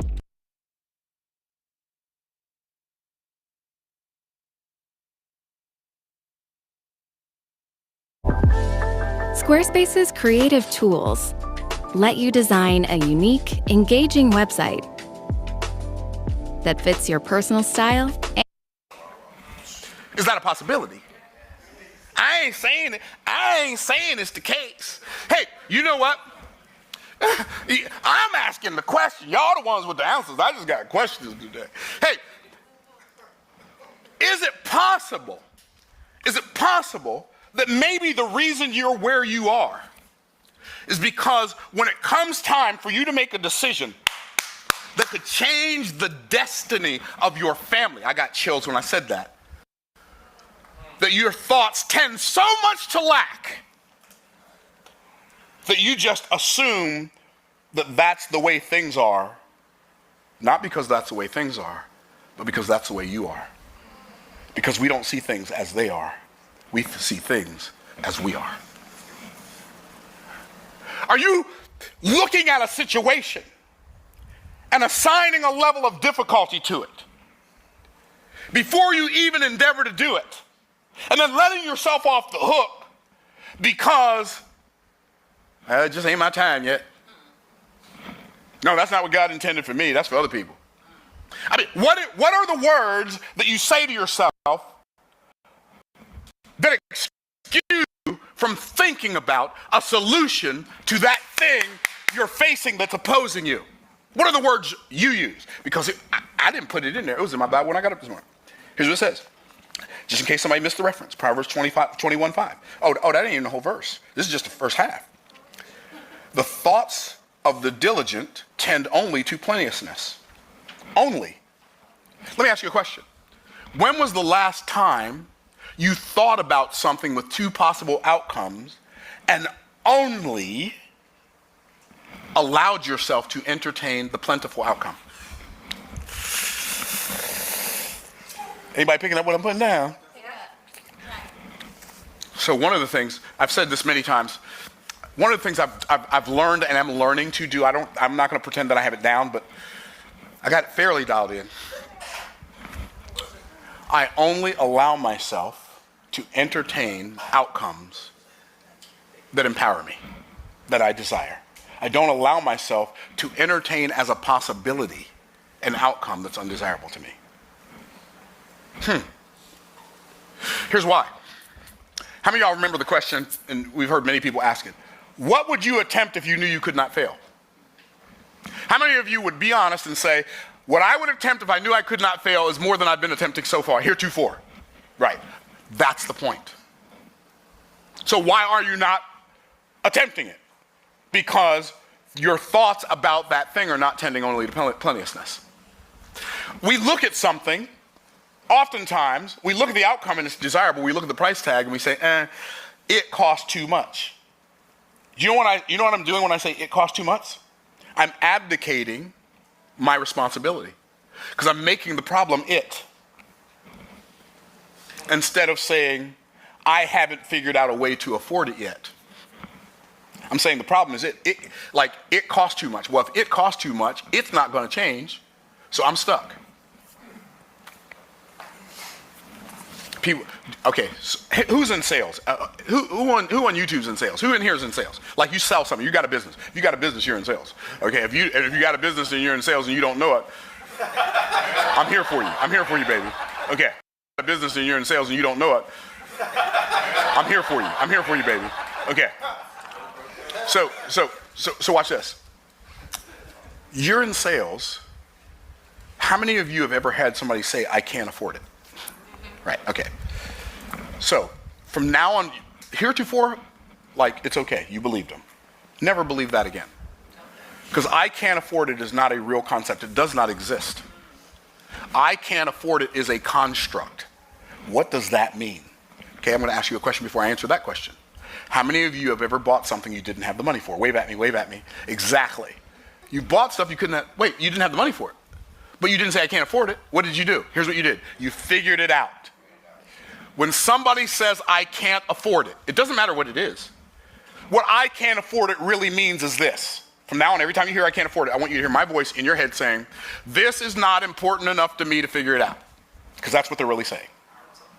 This is not important enough to me for me to figure it out. How many of y'all tracking? And so what we have to do is we have to figure out whether or not it's worth it for us. So the thoughts of the diligent tend only to plenteousness, but everyone that is hasty only to want. Hasty. In a hurry. Now what most people assume that means, and it might mean this too, when it says hasty, people think, well, that means you're just in a hurry to make the money. What if instead it means you're just in a hurry for the psychological pressure that thinking about the possibilities of a positive outcome, you just want that psychological pressure to be relieved in a hurry. And so you decide, I can't do that. What if that's the haste? What if you hurry up and change your thinking so you don't have to figure it out? What if that's the haste? Because the scripture says, the thoughts of the diligent tend only to plenteousness. Here's what the decision that would be good for all of us to make. I decide that from now on, for the rest of my life, I am going to become every day more mentally diligent so I don't have to work my body so hard. Wouldn't that be an amazing decision? Yes. Okay, so Proverbs chapter 13, verse 2. A man shall eat good by the fruit of his mouth, but the soul of the transgressors shall eat violence. A man shall eat good by the fruit of his mouth. Sounds like to me that somebody's words are sowing seeds. If there are two things that would serve us well to become hyper intentional about, the thoughts we think and the words we say. If we become hyper intentional about the thoughts we allow ourselves to entertain and the words we allow to leak out of our mouths, our lives will change in ways we currently cannot imagine. Now, I think it's so fascinating that these verses are talking about the two highest levels of value. I know y'all have seen me teach on the 4 levels of value, but I'm going to teach it again right now. I'm going to go to the board. I'm going to show you the 4 levels of value, and I'm going to show you something that maybe you've never seen before. Because here's what we got to do. Here's what all of us have to do. We have to become more cognizant of the faculties of your mind. You got to become more aware of the faculties of your mind. You have to become more aware of the function of your mouth.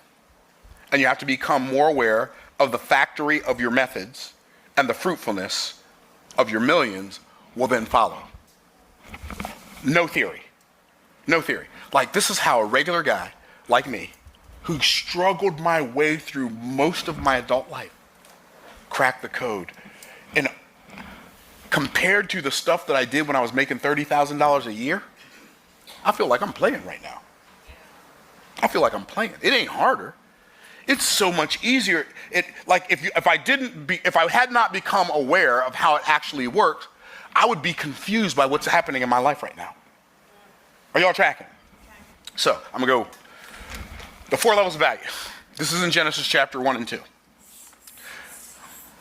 Life will pay you in direct portion to the level of value you create. Now, here's where most people mess up.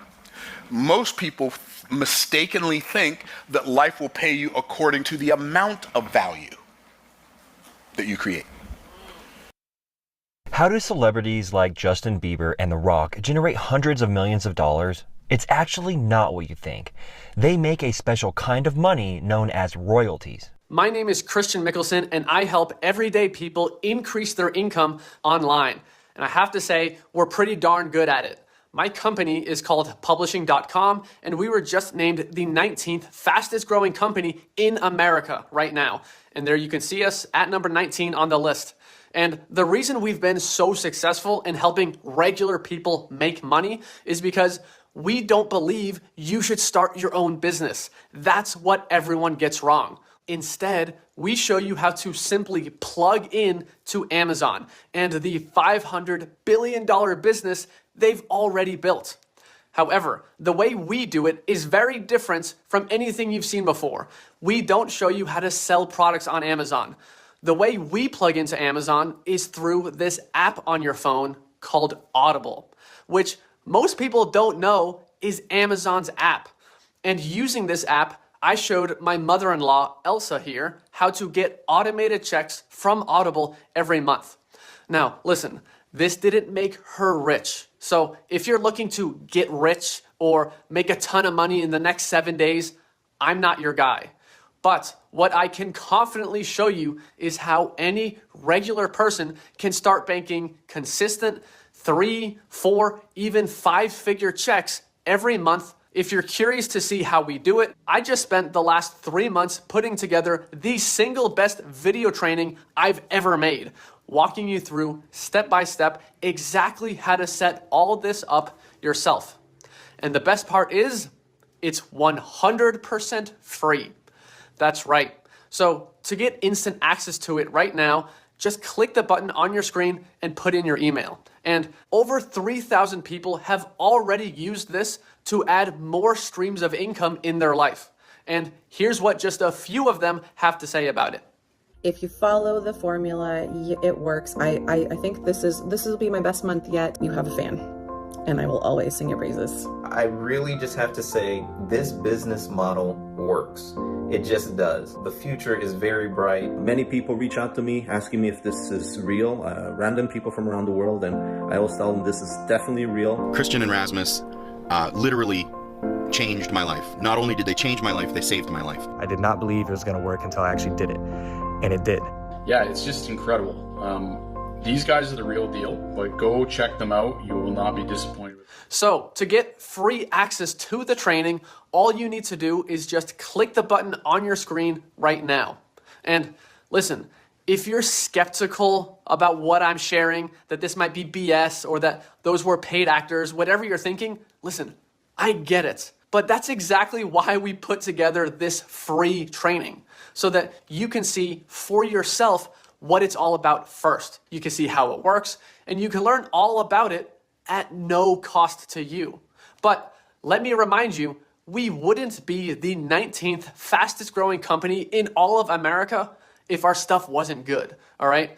Plus, if it helps, we have a very high rating on Trustpilot with over 1,000 reviews. So all there is to do left is click the button on your screen. My name is Christian Mickelson, and I will see you inside the training right now.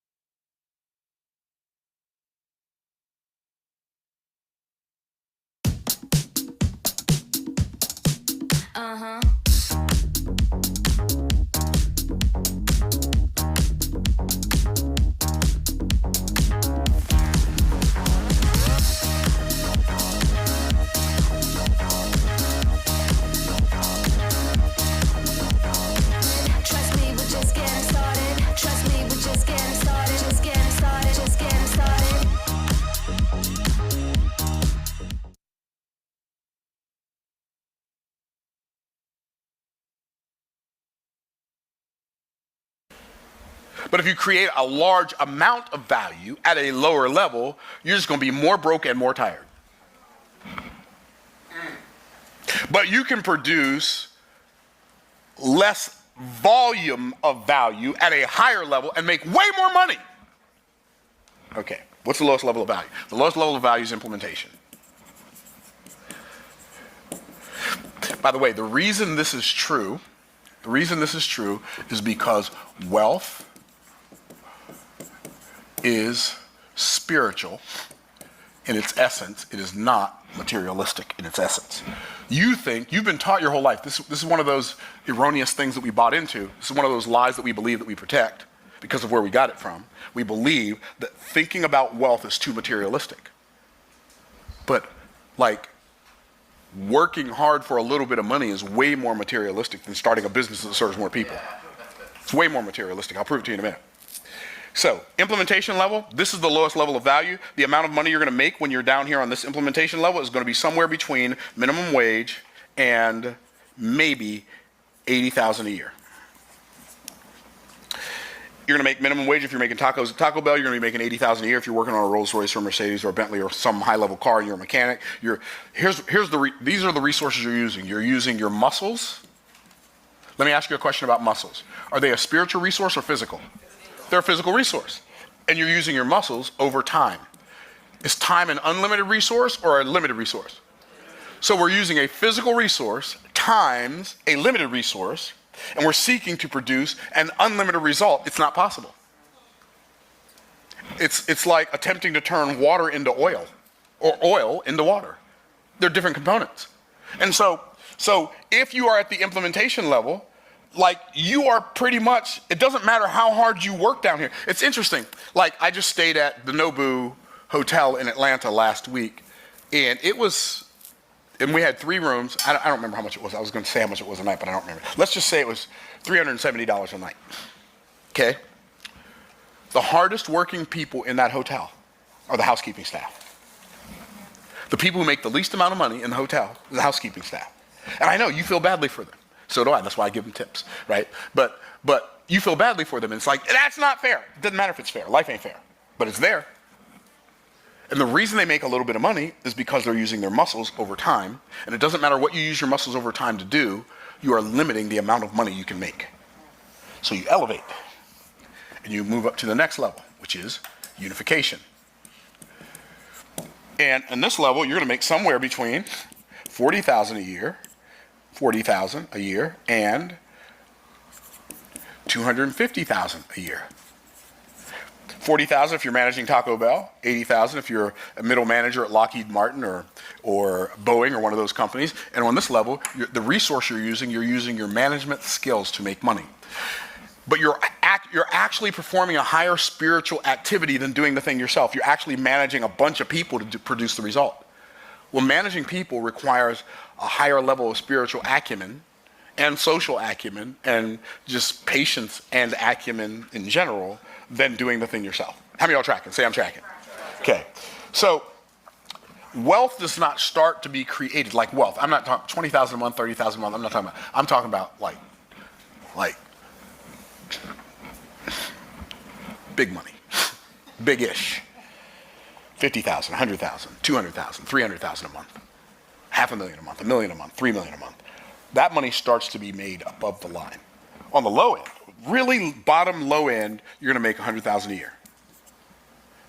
High end, literally could make hundreds of millions of dollars a year. Hundreds of millions? Yes, hundreds of millions. On the low end, you might sell cars. On the high end, you might be an A-list actor, an A-list singer. Somewhere in the middle, you might be an author, or a salesperson,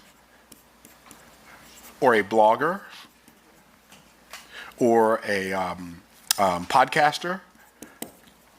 Somewhere in the middle. And this level is called communication. And on this level, the resource we use our mouth to make money. Now here's what's amazing. It doesn't seem fair. You're gonna make between 100,000 a year and 100 million a year using your mouth. Now, there's a caveat. You have to have a mouth. Here's the hard part. You must learn how to use it. And the only thing most people use their mouth for is to proclaim words that throw rocks on the path of their progress.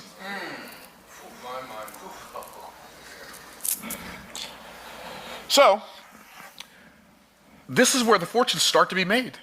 Wait a minute, Myron, are you telling me that a person who writes a book one time and sells a bunch of those books every month is going to make more than somebody who's out in Florida in the middle of the summer putting on a roof when it's 97 degrees outside in Tampa? Yes, a lot more. This is so crazy. I wrote this book in 2006. This book makes me between $5,000 and $12,000 a month every month. I haven't read it since 2007 probably. But I don't get paid when I read it. I get paid when I sell it. I wrote this book in 2021. 3 years ago this book came out. 3 years ago I wrote this book. Watch it. This book makes between $25,000 and $70,000 a month. I'm not writing the book, but I communicated a message on paper, and people keep saying, "Send it to me, send it to me, send it." If you send it to me, I'll send you some money. I said, "Okay, let me send it to you." Communication. What's the highest level? The highest level of value is imagination. On this level, we use our mind and our money as resources to make money. If you will decide today, do what today? Decide. Everybody do what? Decide. If you will decide today that you're going to start today, spending more time working above the dotted line than you do down below. I'm not saying stop working below the dotted line, because if you do, they come in and turn your lights off. I'm not saying stop working below the dotted line. I'm just saying, make it a conscious decision to start working above the dotted line so that you can start doing stuff in your mind and with your mouth that can make you millions of dollars. Now, in order for us to do that, we have to understand the functions of the mind. The mind has a lot of functions. We don't really think about the mind. I mean, it's like saying we don't really talk about the mouth. We don't really look at the eyes. Okay, but we don't really think about the mind. Think about it. I wonder what are the functions of my mind? How many of you, honestly, before I ask that question, have never had that thought? What are the functions of my mind, right? You don't think about, okay, well, I'm gonna cover some of the functions of the mind that I believe are absolutely essential for us to understand, for us to use our mind to make millions of dollars. And In San Francisco, Kamala let violent criminals like Devondre Broussard go free, and then he murdered 2 men. Kamala always puts criminals first. Don't make America her next victim. Make America Great Again, Inc. is responsible for the content of this advertising. It was causing me a nightmare to check 15 different services just to make sure that my business was running. So I switched over to Kajabi. I got my landing pages up. I have my email list on there. I can create paid offers. I could offer services. I could see all of my landing page analytics. I have a personalized investment plan that I build for someone that wants to get started. I have my book on there now. I'm saving money every month while having one singular place I can go to where I host my mentorship. I'm not saying this because I need you. Like, I have helped other people make millions of dollars in a day. I've helped so many clients have $1 million days and literally generate $1 million in revenue in an hour. And I know it sounds crazy, it sounds ridiculous, and you don't have to believe me. Either I'm the biggest idiot liar in the world, or I'm telling a truth that's just so fantastical, you got to find out about it. So one of those, right? Okay. And I don't think I'm an idiot or a liar, so I'll let you do your own evaluations of that. Okay, what are the faculties of the mind? Okay, number 1, imagination. What does imagination mean? It means I have the ability to see clearly in my mind an outcome, a function, a picture, a movie, before it's actually in front of my eyes.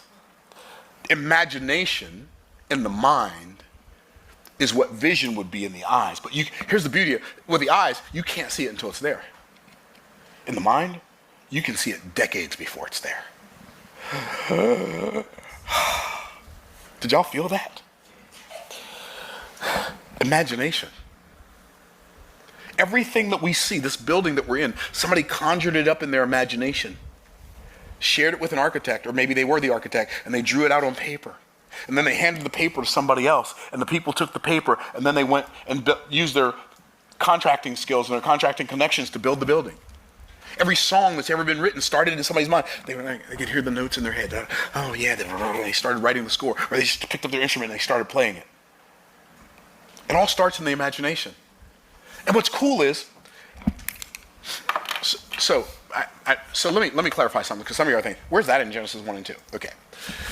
God created 3 categories in creation. God created 3 categories in creation. He created creation, the sun, the moon, the stars, the grass, the trees, etc. Okay? God created creation. When God created creation, he said, let there be. So he created light, let there be light.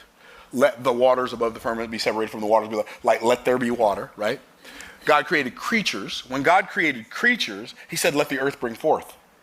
Let the earth bring forth. The earth brought forth the land animals. The sea brought forth the fish and the fowl. Okay, so that's how God delegated the creation of creatures to the creation that he had created. Y'all tracking?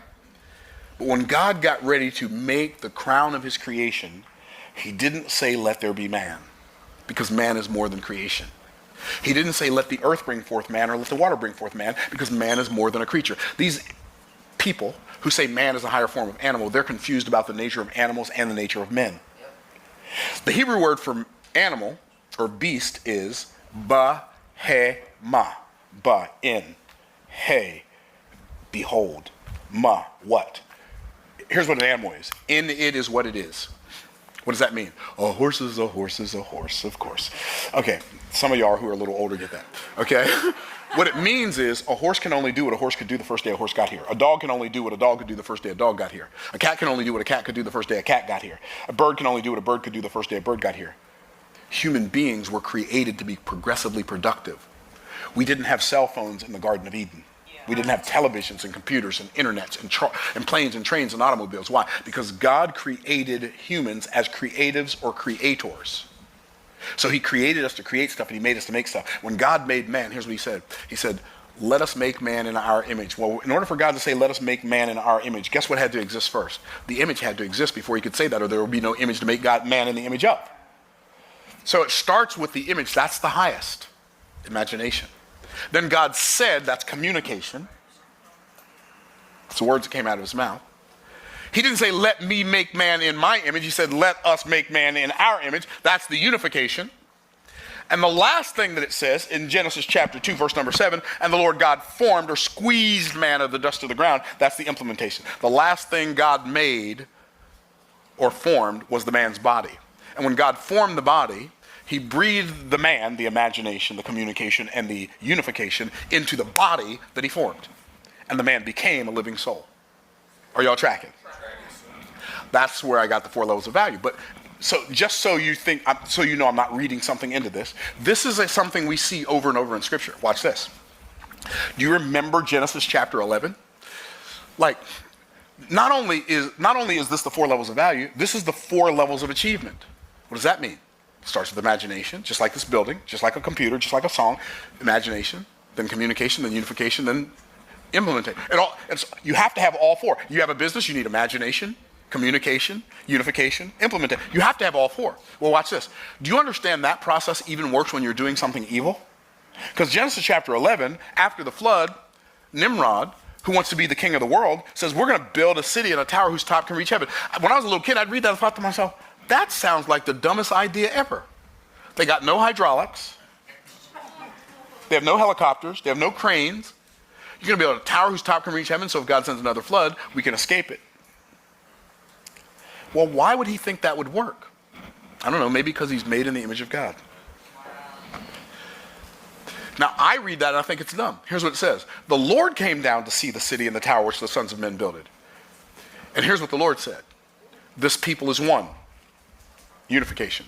They all have one language, communication. Now this they begin to do, implementation. Now nothing will be restrained from them which they've what? Imagined to do.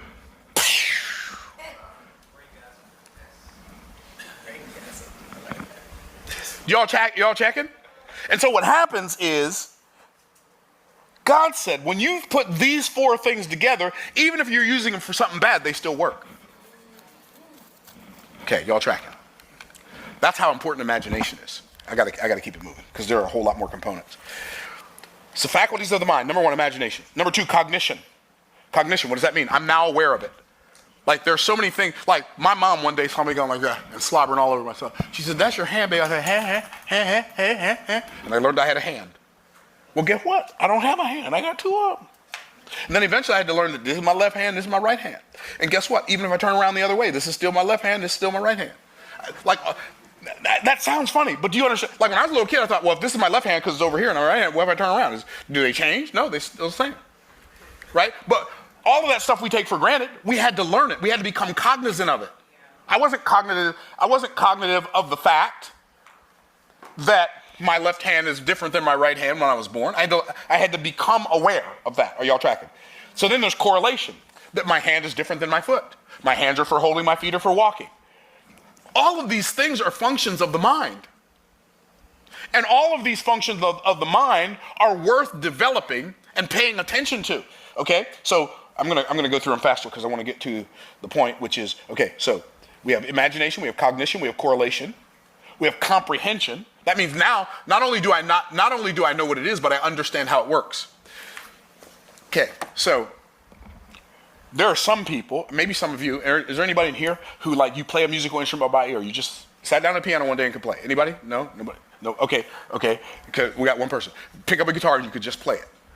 Like, I don't even understand how that could be possible. I just picked it up and I just knew it. What does that even mean? Okay, good. I know it works though because I've seen people do it, right? Didn't work like that for me. Without some music theory, music makes no sense to me. I mean, it sounds great, but I can't, like, people talk about the key of C, the key of G, the key, what key is that in? I'm like, what does that even mean? What's the key signature? Well, how do you know which chords are in what key signature? What's the first, the fourth, and the fifth? When I learned first, fourth, fifth, then I knew that the first, fourth, and the fifth were the major chords in any key. I'm like, okay, now I know what chords. I already know how to play the chords. Now I know when I'm playing a key, I know which chords to play. Then I learned what keys are in each chord. And when I learned, okay, a C has a C and E, C, D, E, C and E and a G, I'm like, okay, so that's a chord, that's a 3-note chord called a tri. When I started to learn that, I said, okay, now this makes sense. And then when it started making sense to me, then I could start playing music from a place of understanding, not just from a place of knowing. See, here's what people don't realize. You can know something and not understand it. That's the problem with a lot of Bible believers. We know what the Bible says, but we don't understand what it's saying. We know the logos and do not understand the rhema. Okay, so there's comprehension. Then there's memorization. Why do we memorize things? So we don't have to look them up again, right? We used to memorize people's phone numbers. We don't do that anymore. We just memorize their name. Now, right, we remember their name, and okay, where's that person in my phone? Until you get a phone like mine, has so many contacts in it, it can't find everybody, even though they're in there, right? Okay, so memorization. But we memorize things so we don't have to go back and relearn it. And then there's prioritization. Prioritization, what's that? We put things in order so that we focus on the most important things first. Prioritization, that's a function of the mind. Anticipation, that's our ability, by the way, this is, I believe, one of our greatest superpowers. I mean, expectation is our greatest superpower. This is one half of our greatest superpower.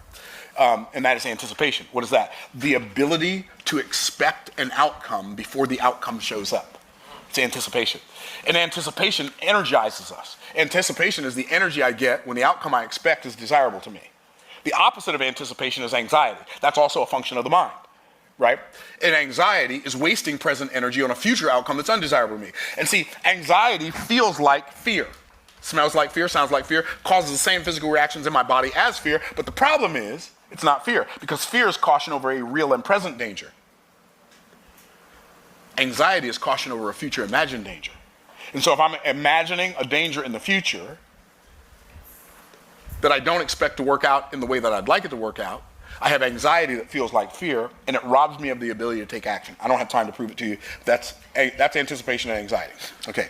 Then we have categorization. We put things in categories. Like music is in a category, and then like poetry is in a category, and then like science is in a category, and math is in a category, and relationships are in a category, and business is in a category, and spirituality. Like we categorize things so that we can know what we should use when, where, when, and how, right? Okay. And then there's rationalization. Oh, snap. Rationalize. Rationalize? We rationalize? Yes, we do. What do we do when we rationalize? We tell ourselves rational lies. We will build what I call an opportunity economy. An economy where everyone can compete and have a real chance to succeed. Under my plan, more than 100 million Americans will get a tax cut. Donald Trump, he wants to impose a national sales tax and give billionaires massive tax cuts year after year. If you want to know who someone cares about, look who they fight for. Wawa's new Apple handcrafted beverages are here. Treat yourself to lattes, smoothies, and more in delicious apple pie and sweet caramel apple. And sip a new favorite this fall. Gotta have a Wawa.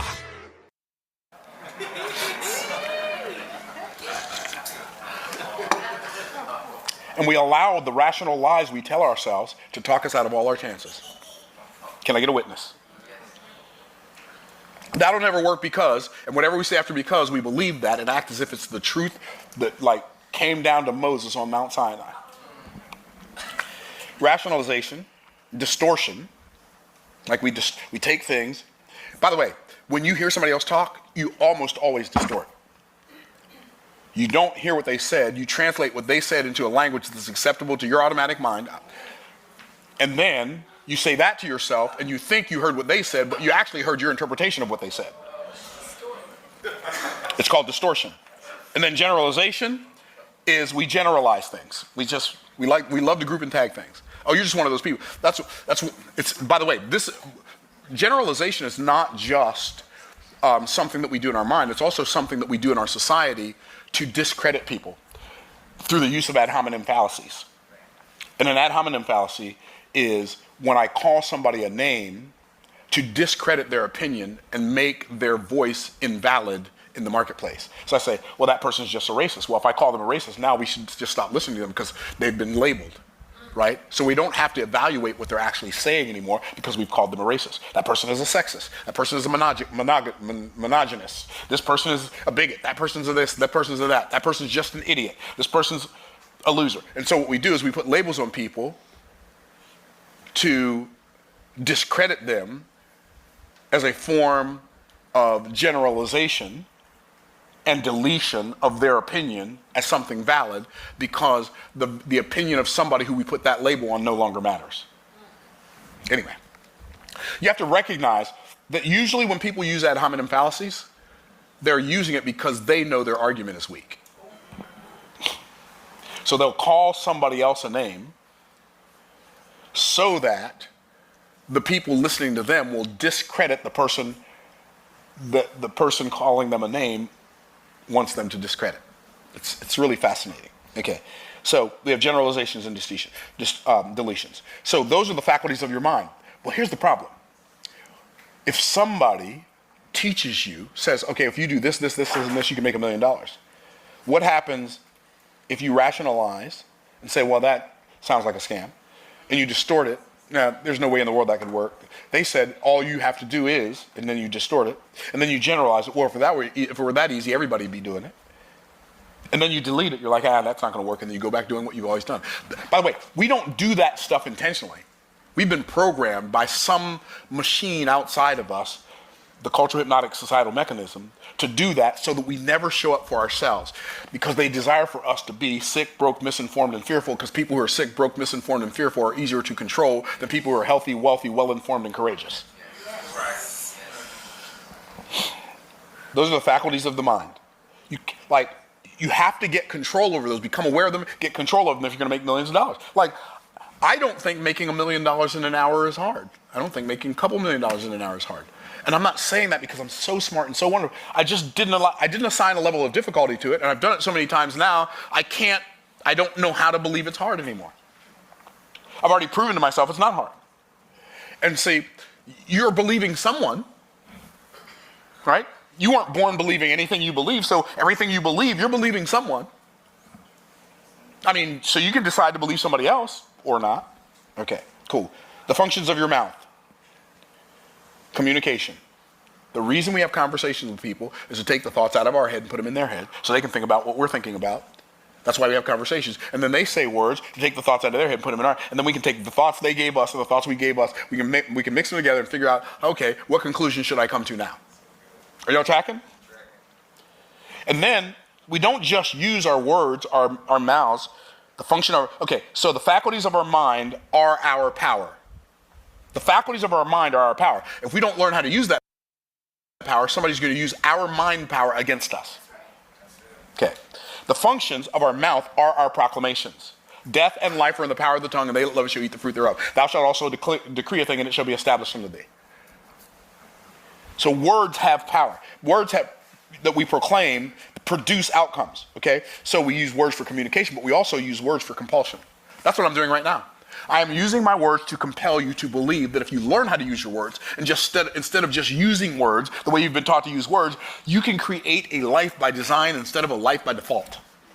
If you will become more hyper-intentional about your thoughts and more hyper-intentional about your words, your life has to produce something drastically different than it's been producing when you got programmed by somebody other than yourself.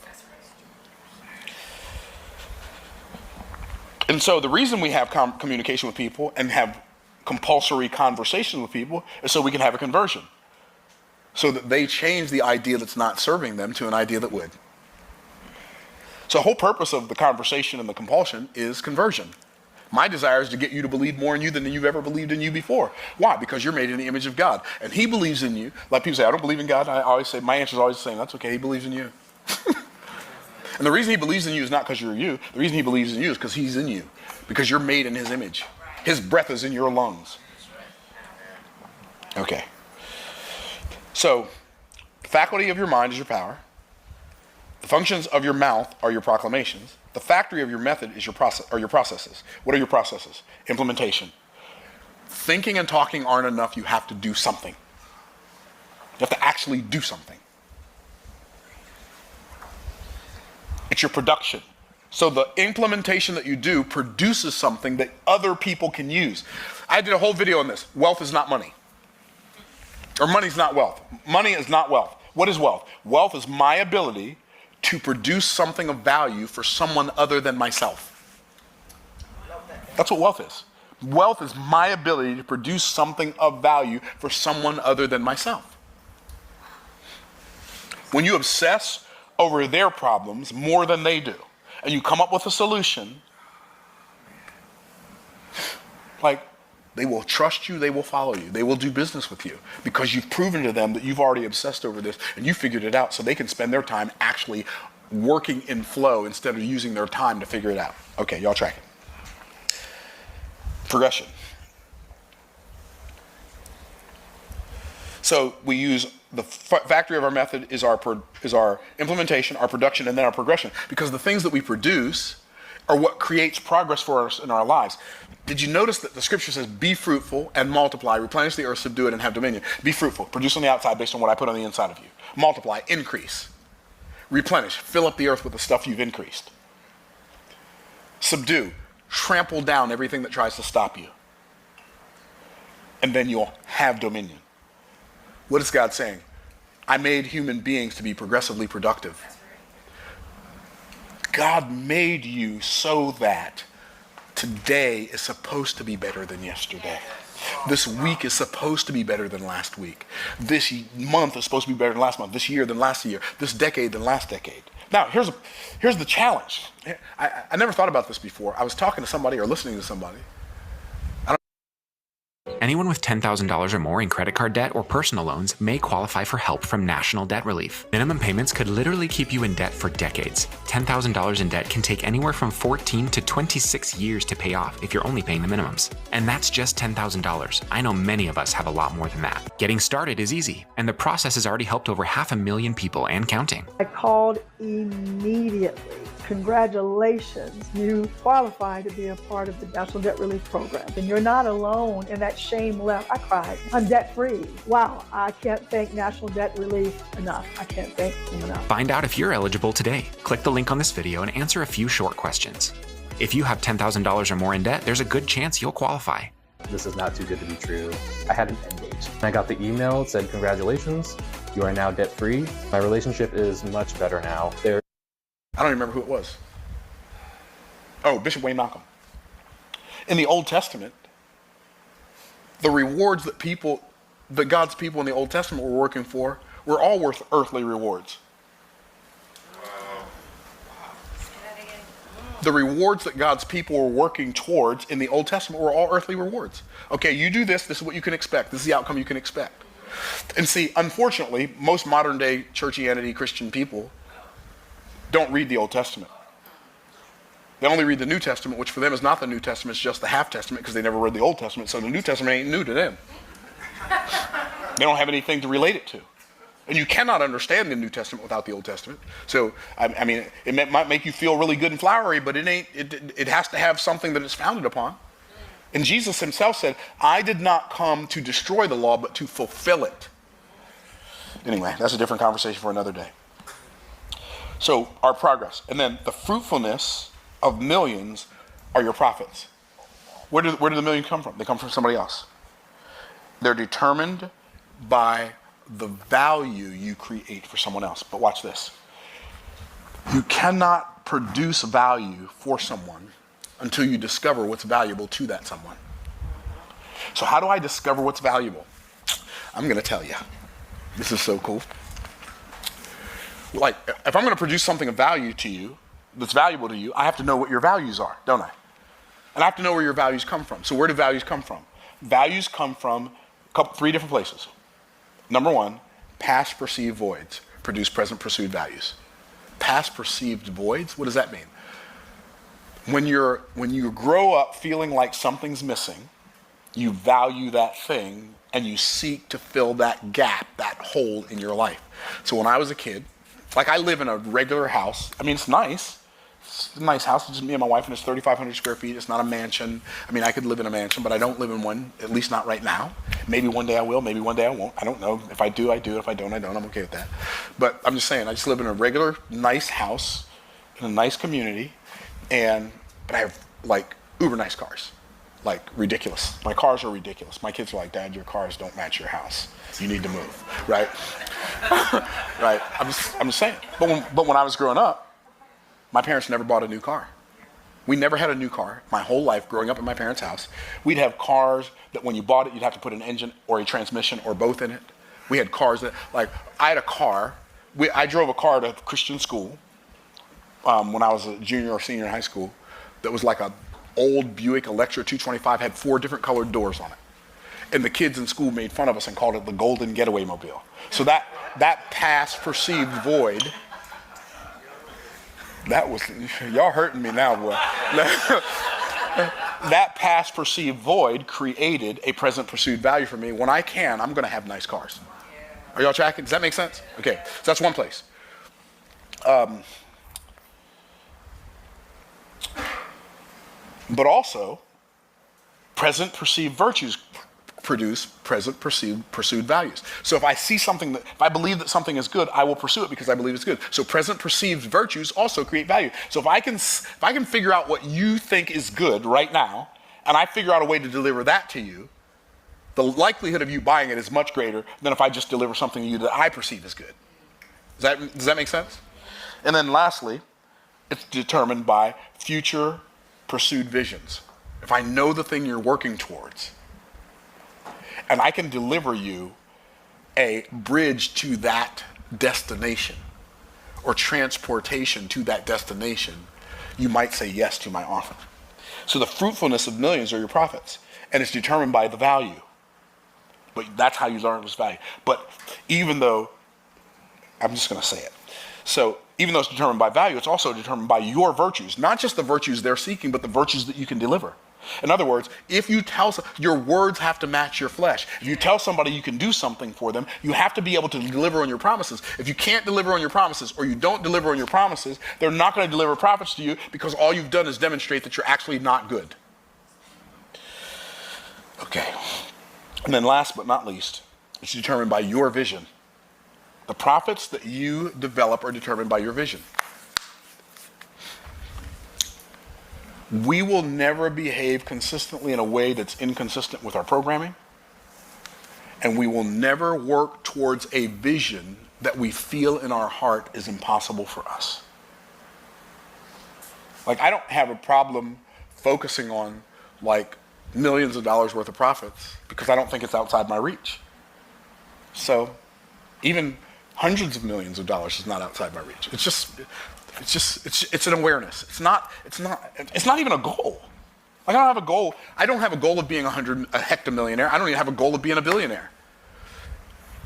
But if I keep on living and the world doesn't implode and things pretty much keep progressing, it seems inevitable.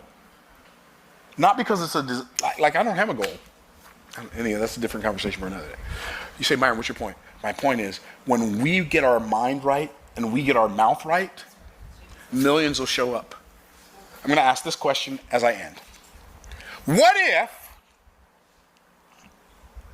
your mind is a supercomputer? And what if all of the results you have in your house, not in your house, in your life, are a 3D printing? What if you 3D printed your house, your car, your relationships, your bank account, your investments? What if your mind is a supercomputer and all of the results you're producing are a 3D printout? And what if the words that come out of your mouth are the programming for the computer that is your mind that produces the 3D printing of your results? Would you change how you talk, and would you change how you think? Because all of those things are exactly how it is. I hope this video blesses you. This is Mind Over Millions, or how to use your mind to change your life. Thank you for watching. Bye for now.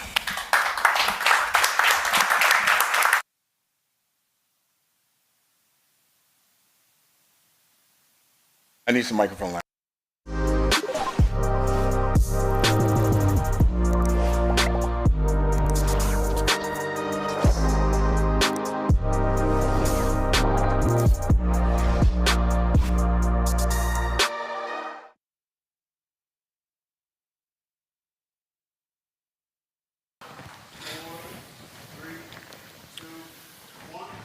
Have you ever wondered what is the difference between people who are hyper successful and people who struggle their way through life? Have you ever wondered, why does it look so effortless for some people to make a fortune while other people struggle to eke out a meager existence? On this video today, I'm going to talk about Myron's millionaire mentality. I'm going to talk about my millionaire mindset. And my millionaire mentality. How did I go from this guy who was a trash man making $6.25 an hour, $9.50 an hour overtime, to making literally 7 figures a month? How did I do that? Well, I'm going to share with you the 4 biggest financial breakthroughs in my mindset in my life. So I'm going to give you a formula. The formula is mindset times skill set times tool set equals assets. And as my friend Daniel Priestley says so eloquently in his book, Oversubscribed, income follows assets. So if you desire to have more income, you have to have more assets. And so mindset times skill set times tool set equals assets. But the most important one of those is mindset. If you have the skill set without the mindset, you won't use it. If you have the tool set without the mindset, you won't know how to use it. But if you have the mindset and you don't have the skill set and you don't have the tool set, you will get the tool set. You'll figure it out. You'll figure out the skill set if you have the mindset. And so on this video, I'm going to share with y'all my 4 biggest major financial breakthroughs of my life. And then I'm going to do something I've never done before on a live YouTube. I'm going to open it up for questions. I just thought of this morning. That's why it wasn't scheduled. It just came to me. It occurred to me. Wouldn't it be fun to teach people my 4 biggest financial breakthroughs right here, December 1st, 2023, before we go into 2024, so you can go into 2024 with some momentum, right? And so then I'm going to have my team put a Zoom link in the chat so that those of you who are watching, if you have a question for me, we're going to bring you on Zoom, bring you on YouTube Live. You're going to get to ask me your question live. I'm only going to do, I don't know how many we're going to do, but I'm going to do a couple. You're going to ask me questions live. After I teach these 4 breakthroughs, you may want to ask me a question about one of the breakthroughs. You may want to ask me a question about something else, my favorite book, or what I like to do in my spare time, golf, so we'll save that question. Okay, so what I'm going to do is I'm going to break down my 4 biggest financial ahas. First and foremost, that I believe if you will adopt these beliefs, it will take your life to another level. We've got folks in studio. We got folks on YouTube.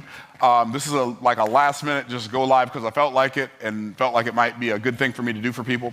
So before I go into that, I want to say this. Why am I talking so much about mindset? Because I heard Tony Robbins say a long time ago, he said, if you want to duplicate any form of human excellence, find someone who's doing the thing you desire to do and model 3 things from that person. How many things?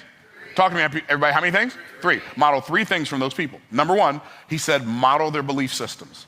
I believe that our beliefs create our life, and more than the circumstances that have happened to us, and more than the things we know, and more than any other factor, the biggest determining factor of how our life works out is, what do we believe? Okay, y'all tracking? Okay, so number 1, model their belief systems. Number 2, model their physiology. Physiology is how they carry themselves, how they move themselves in space and time. It's whether or not they look people in the eye. Do they talk really, really slow? Do they talk really, really fast? Like, are their motions really big and animated, or are emotions really constricted and restricted? And so you model the belief systems of somebody who's achieving what you'd like to achieve. You model their physiology. You carry yourself the way they carry themselves. And the third thing he said, you model their mental syntax.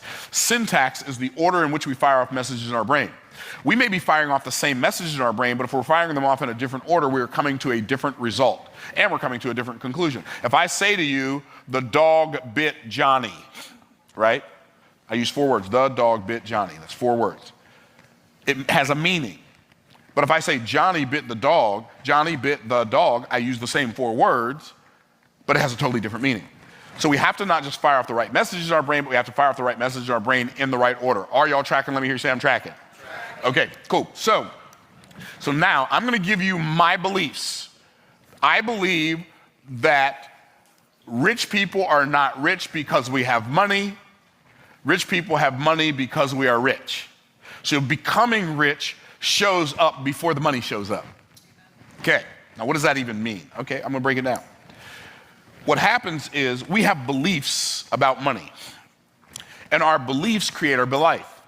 And so what you believe about the primary purpose for money, and I left all my money in my closet in my office. Can you grab my wallet out of my closet, Karina?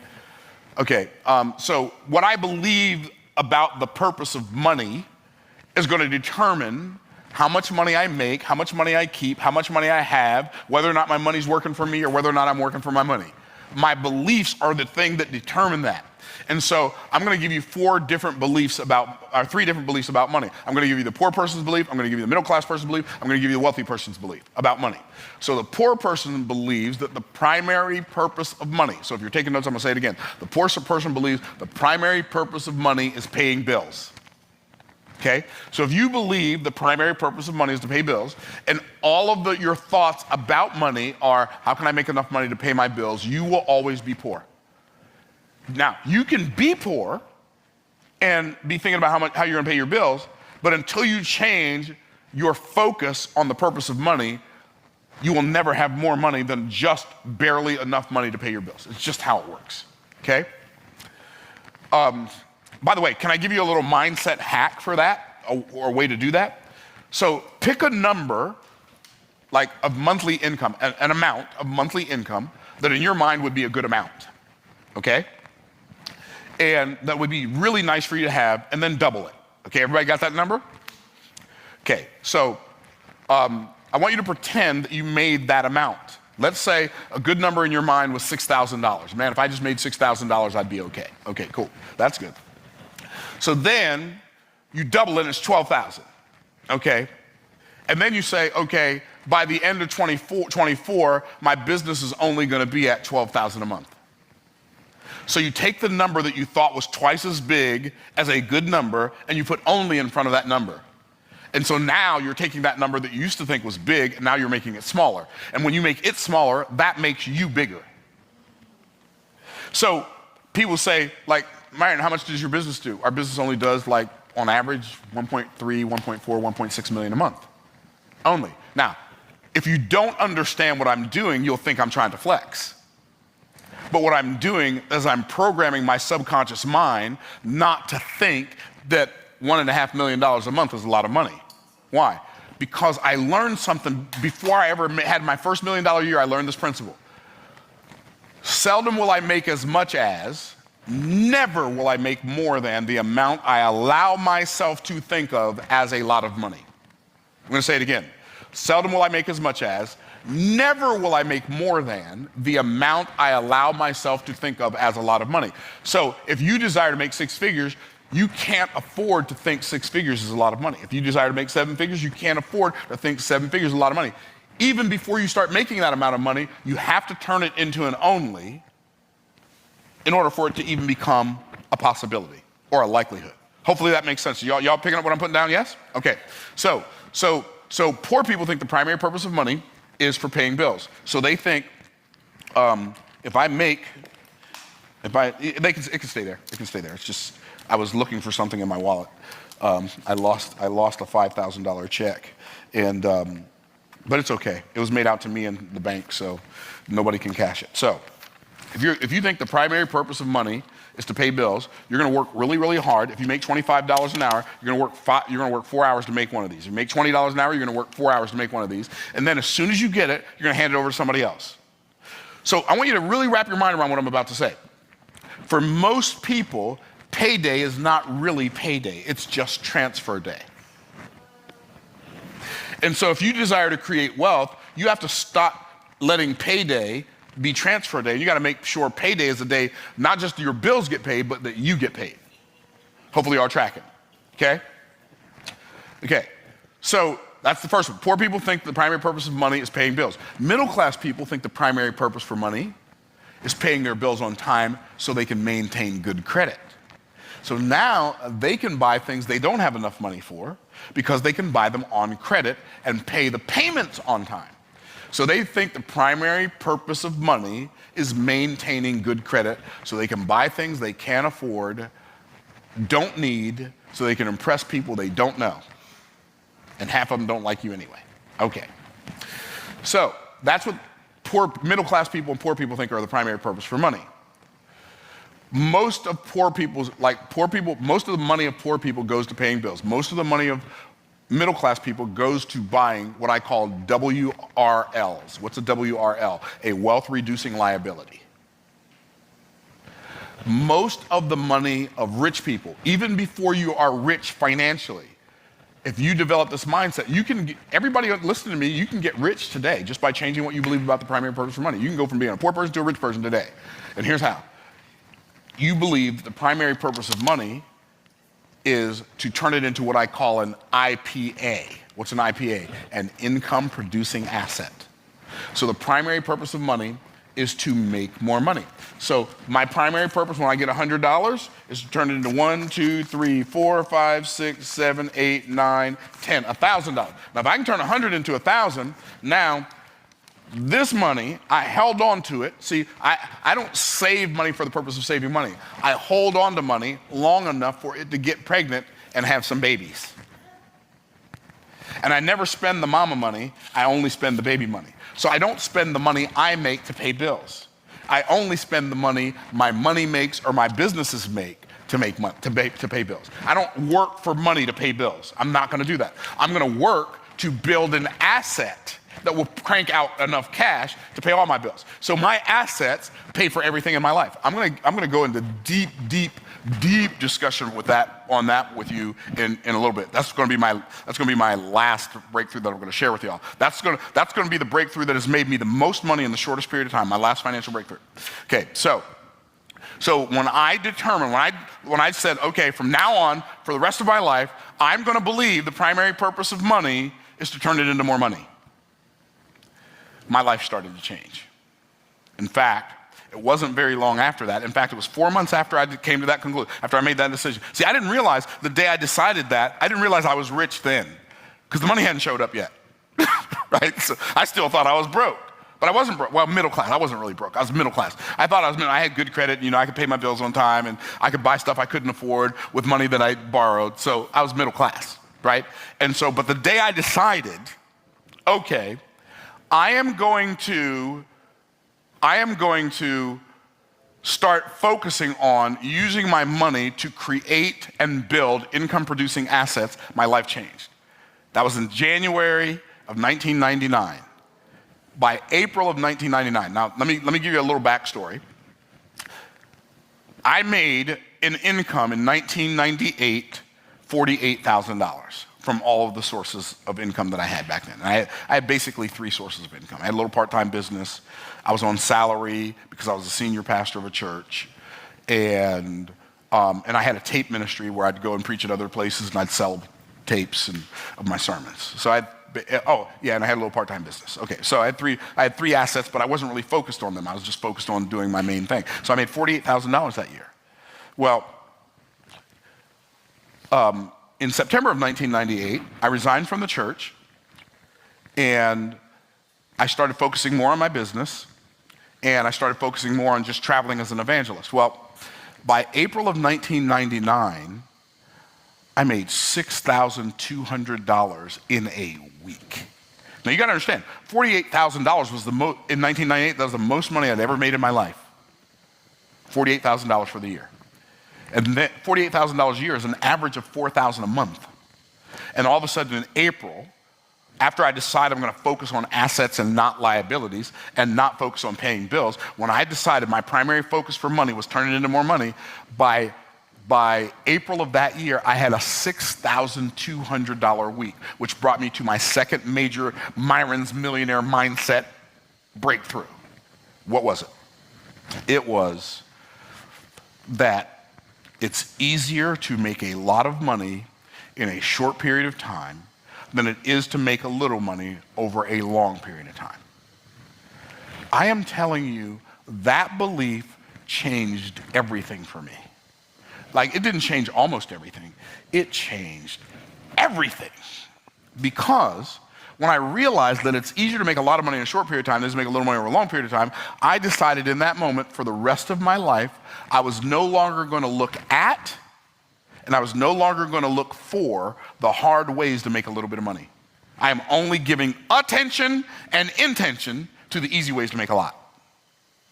Now, I didn't know how much that decision was going to change my life, but it changed my life in such a great way that by July of the same year, I made $8,000 in one day. I was like, oh, it's real.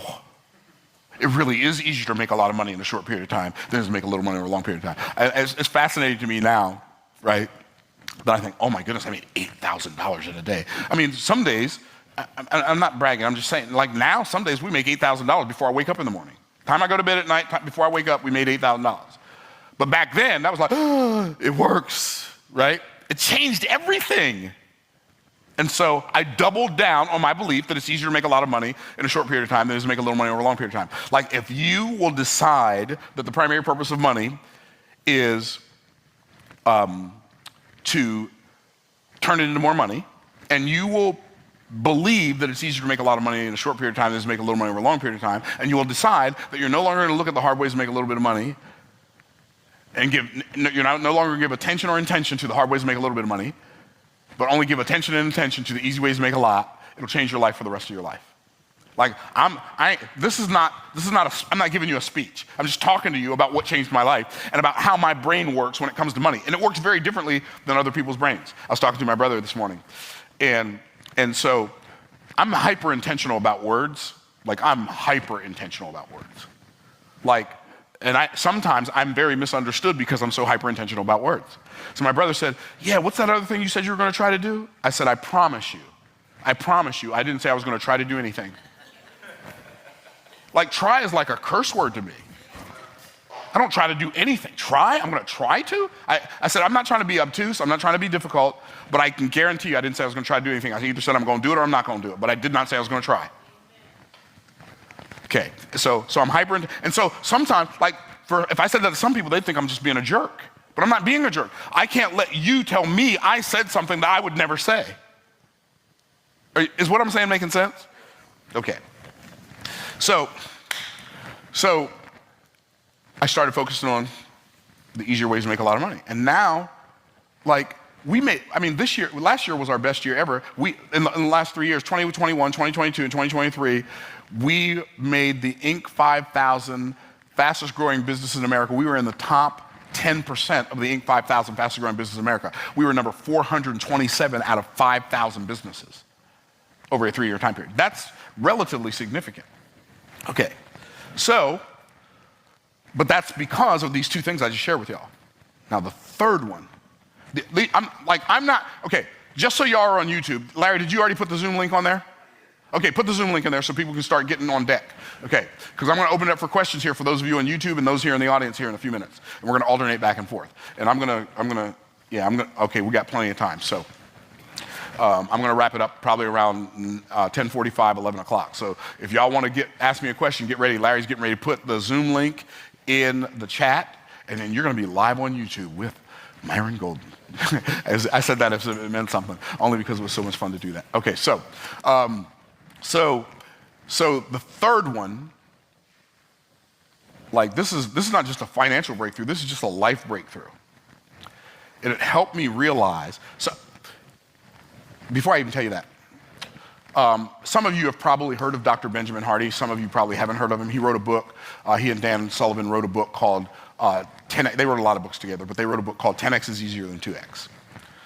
Well, 10X and so I heard Dr. Ben speaking at a mastermind I was at in Mexico last year, and he was teaching us 10X is easier than 2X. I was like, this is so crazy, because like literally a couple weeks before that, I learned this new principle, right?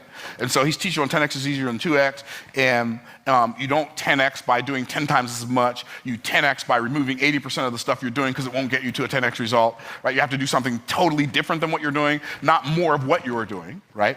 And so when he got done, he was asking questions. I was like, I have a question. He's like, I said, you were talking about the Pareto principle and the Pareto distribution, blah, blah, blah. I said, is this similar to Price's Law?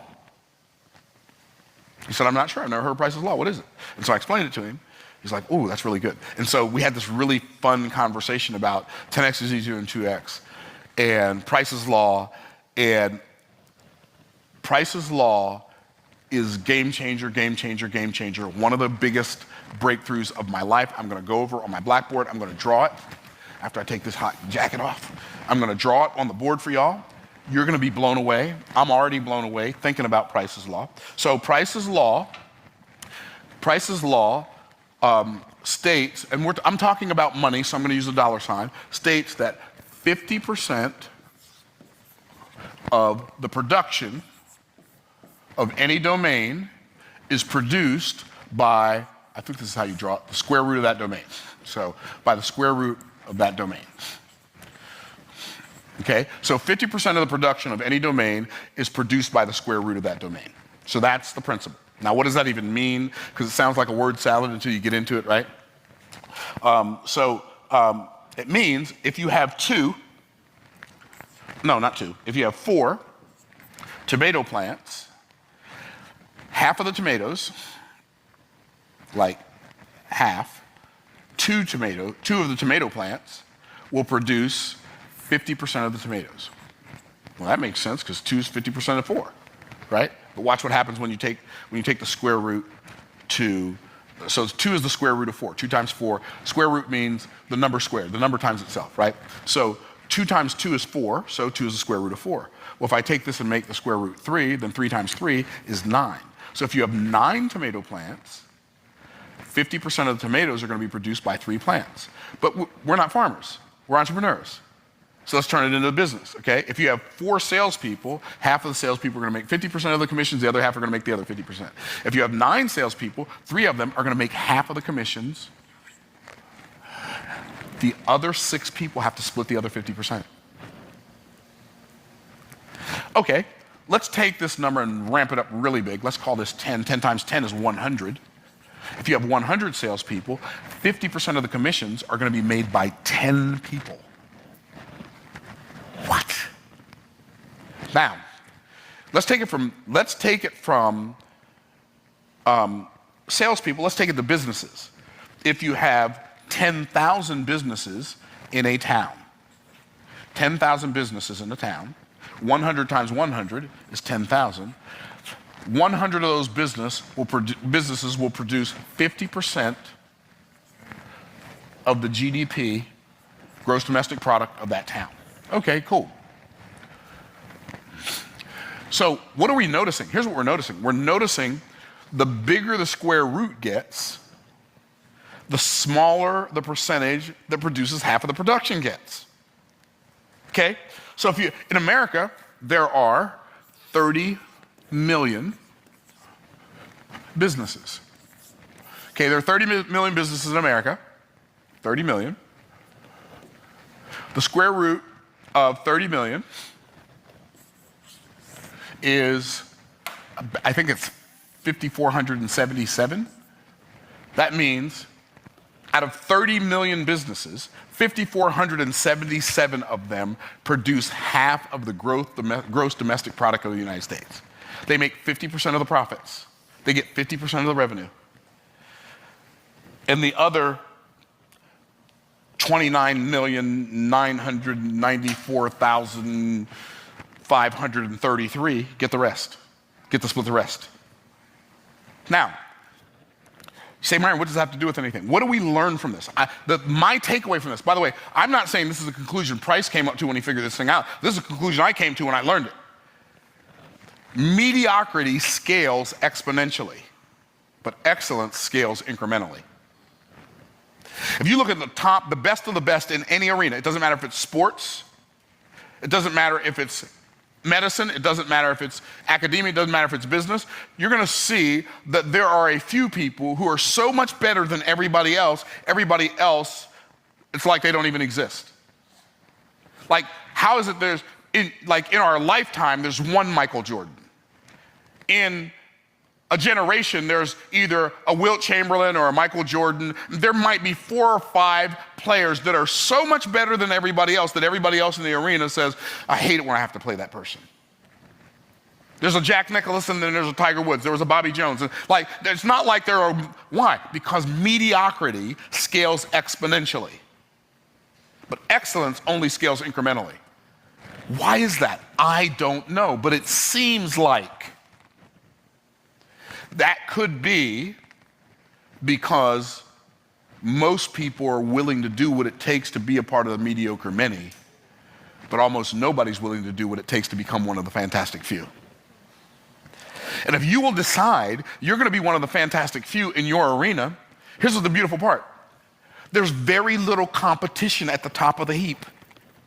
Most of the competition is fighting for the scraps at the bottom of any arena. So if you decide, I'm going to spend 4 to 10 times preparing For the same, I'm going to spend 4 to 10 hours preparing for every hour I spend performing, you will be one of the best of the best. But almost nobody's willing to do that. Are y'all picking up what I'm putting down? This thing rocked my world because I'm like, I'm willing to do it. I'm willing to be one of the fantastic few. I know it's going to take more work. I get it. Yeah, I'm all in. I'm all in. I'm doing this. Mediocrity scales exponentially. Excellence only scales incrementally. My question for you is, are you going to be one of the fantastic few, or are you going to live the rest of your life and be one of the mediocre many? That's a great question. That's a great question I think we should all ask ourselves. Now, the last financial breakthrough that I'm going to share with y'all, and Larry, do we have people on Zoom yet? Or? I haven't started yet. Go ahead and start it. Yeah, go ahead and start it. They can be. I want them on deck where I can see them. Okay. So now we're opening up Zoom. We're going to let folks. The Zoom link, by the way, is in YouTube. So if you want to be brought on and ask me a question, if you have a question you want to ask, click on the Zoom link, go sign into the Zoom, and then I'll let you ask a question. If nobody on YouTube wants to ask me a question, and by the way, when you do, make sure you have your camera on. If you don't have your camera on, we're not going to call on you. So, but just be ready. I see you there, young lady. Just be ready, okay? So, and we'll have more come up here shortly. Okay, cool. So, and we're going to ask people in the room as well. So, this last financial breakthrough, this is the thing that has made me the absolute most money in the shortest period of time. When I say the most money in the shortest period of time, like this one breakthrough that I'm about to share with you has made me just about $7 or $8 million since June of last year, since June of 2022. So I don't teach, y'all know I don't teach theory, okay? Don't play with me, okay? All right, so this one right here, this changes everything. In fact, I'm gonna go sit back down because I'm getting a little worked up. And I probably need to drink some water. Probably need to drink some water. You say, Myron, why are you being theatrical? Because it's fun. Okay. Here's the conclusion. This breakthrough hit me like a ton of bricks. Poor people and middle class people feel like, everybody say feel like. Feel like. Poor people and middle class people feel like everything is expensive because they pay for things with money they've exchanged their time for. So they feel like everything is expensive because they feel like they're paying for everything with their life because they are. So here's what I mean by that. If you make $20 an hour and you go to the gas station and gas is $5 an hour, I don't know how much gas is, maybe $5 an hour, maybe $7, maybe $3, I don't know. But whatever it is, let's say gas is $5 a gallon, okay? When you get ready to fill up your car with gas, and let's say it takes 20 gallons, you're asking yourself, you make $20 an hour, and it takes 20 gallons times 5, that's $100. Okay, is this worth 20 hours of my life? Or no, 5 hours. You make $20 an hour. Is this worth 5 hours of my life? Is this tank of gas worth 5 hours of my life? You get ready to buy a car, it's $50,000. If you make $50,000 a year, you're asking yourself, is this car worth a year of my life?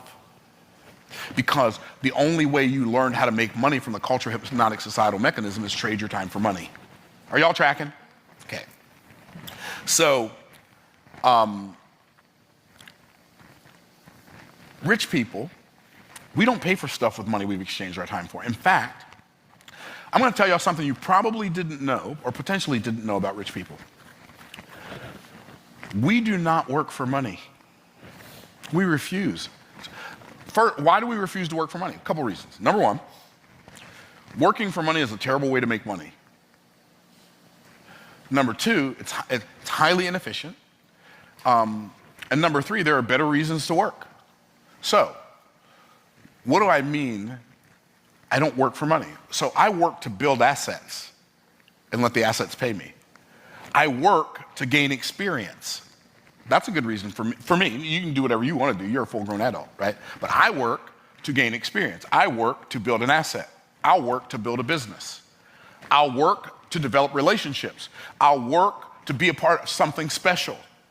I'll work to leave my mark on the world. But the primary reason I work the number one reason I work is to exercise my God-likeness. The first thing God did for 6 days after he began everything, he worked. So I work because I'm made in the image of God. And as Christ said, my Father works, hitherto I work. Are y'all tracking? Okay, cool. So rich people, here's how we pay for things. Before I tell you how we pay for things, I'm gonna show you something. When you understand what I'm about to show you, for the rest of your life, everything will cost the same amount. Did y'all hear what I just said?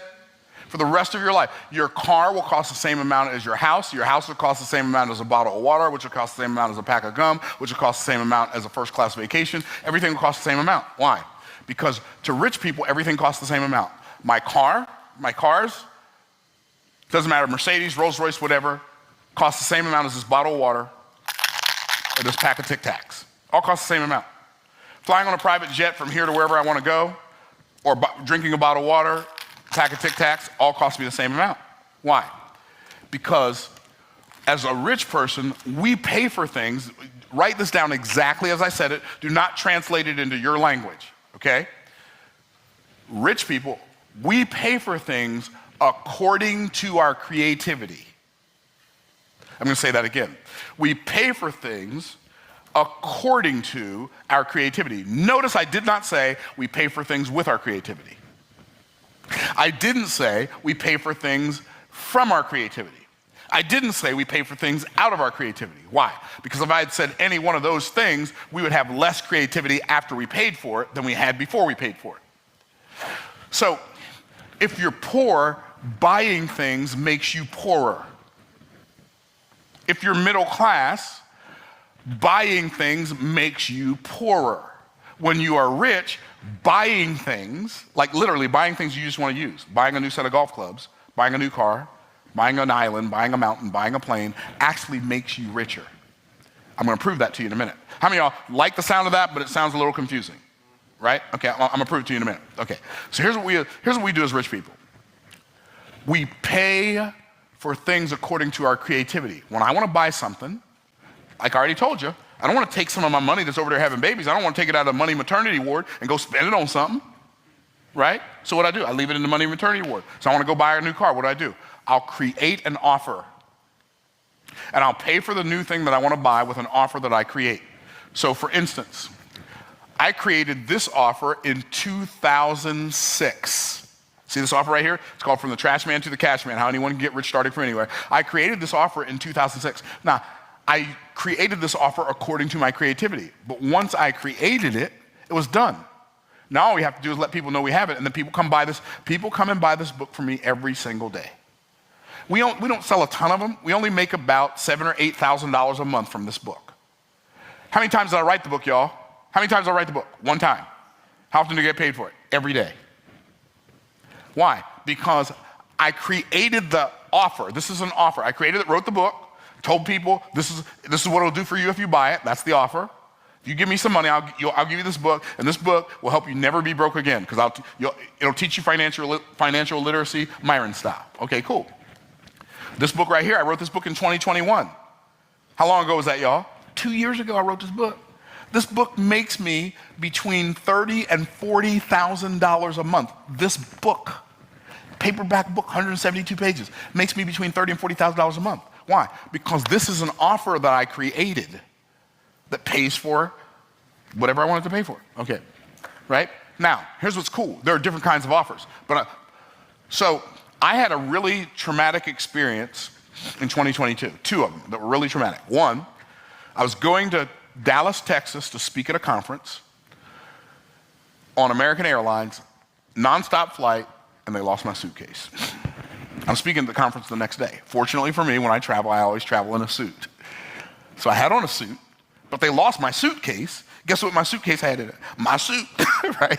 Okay, and they lost my suitcase. They said, oh, don't worry, Mr. Golden, we'll bring it to your hotel tonight. It never showed up. Next morning I called, no, we can't find it. Literally, I filled out paperwork when I got to the airport. When I got back home, I had to fill out paperwork again. They called me 2 months later and said, hey, if you don't come, we need you to come back and fill out this paperwork. We can't find your bag.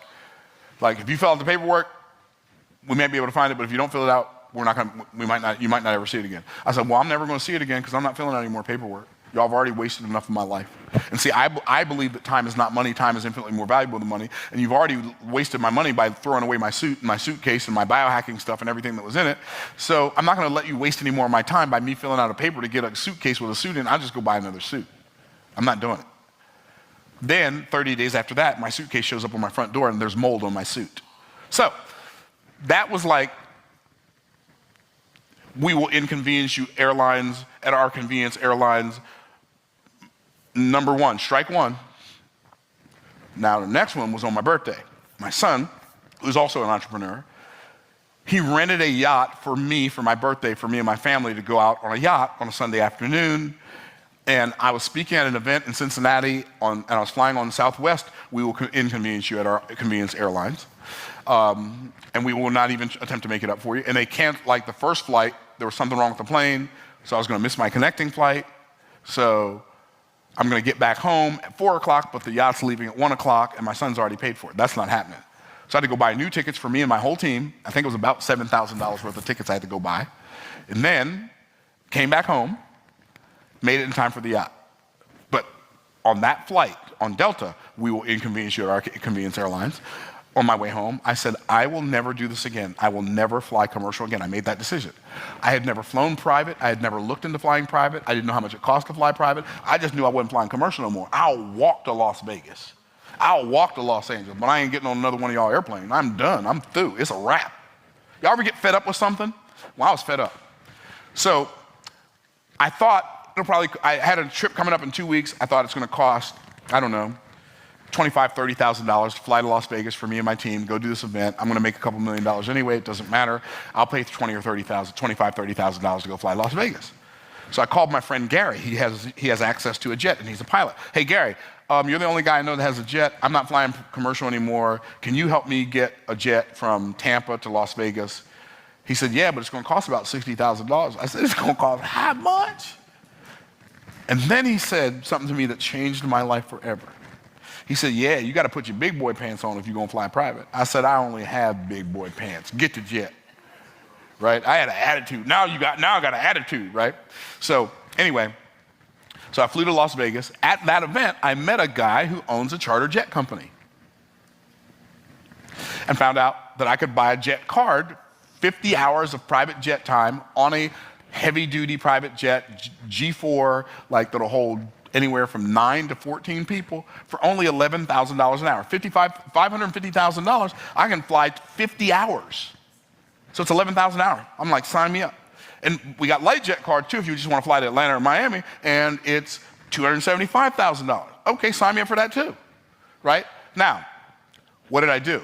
Did I take money out of the maternity ward to pay for that? Oh no, baby. That money is busy over there having them babies. Y'all, you keep having them babies. You know what I did? I created an offer. Remember I said we pay for things according to our creativity?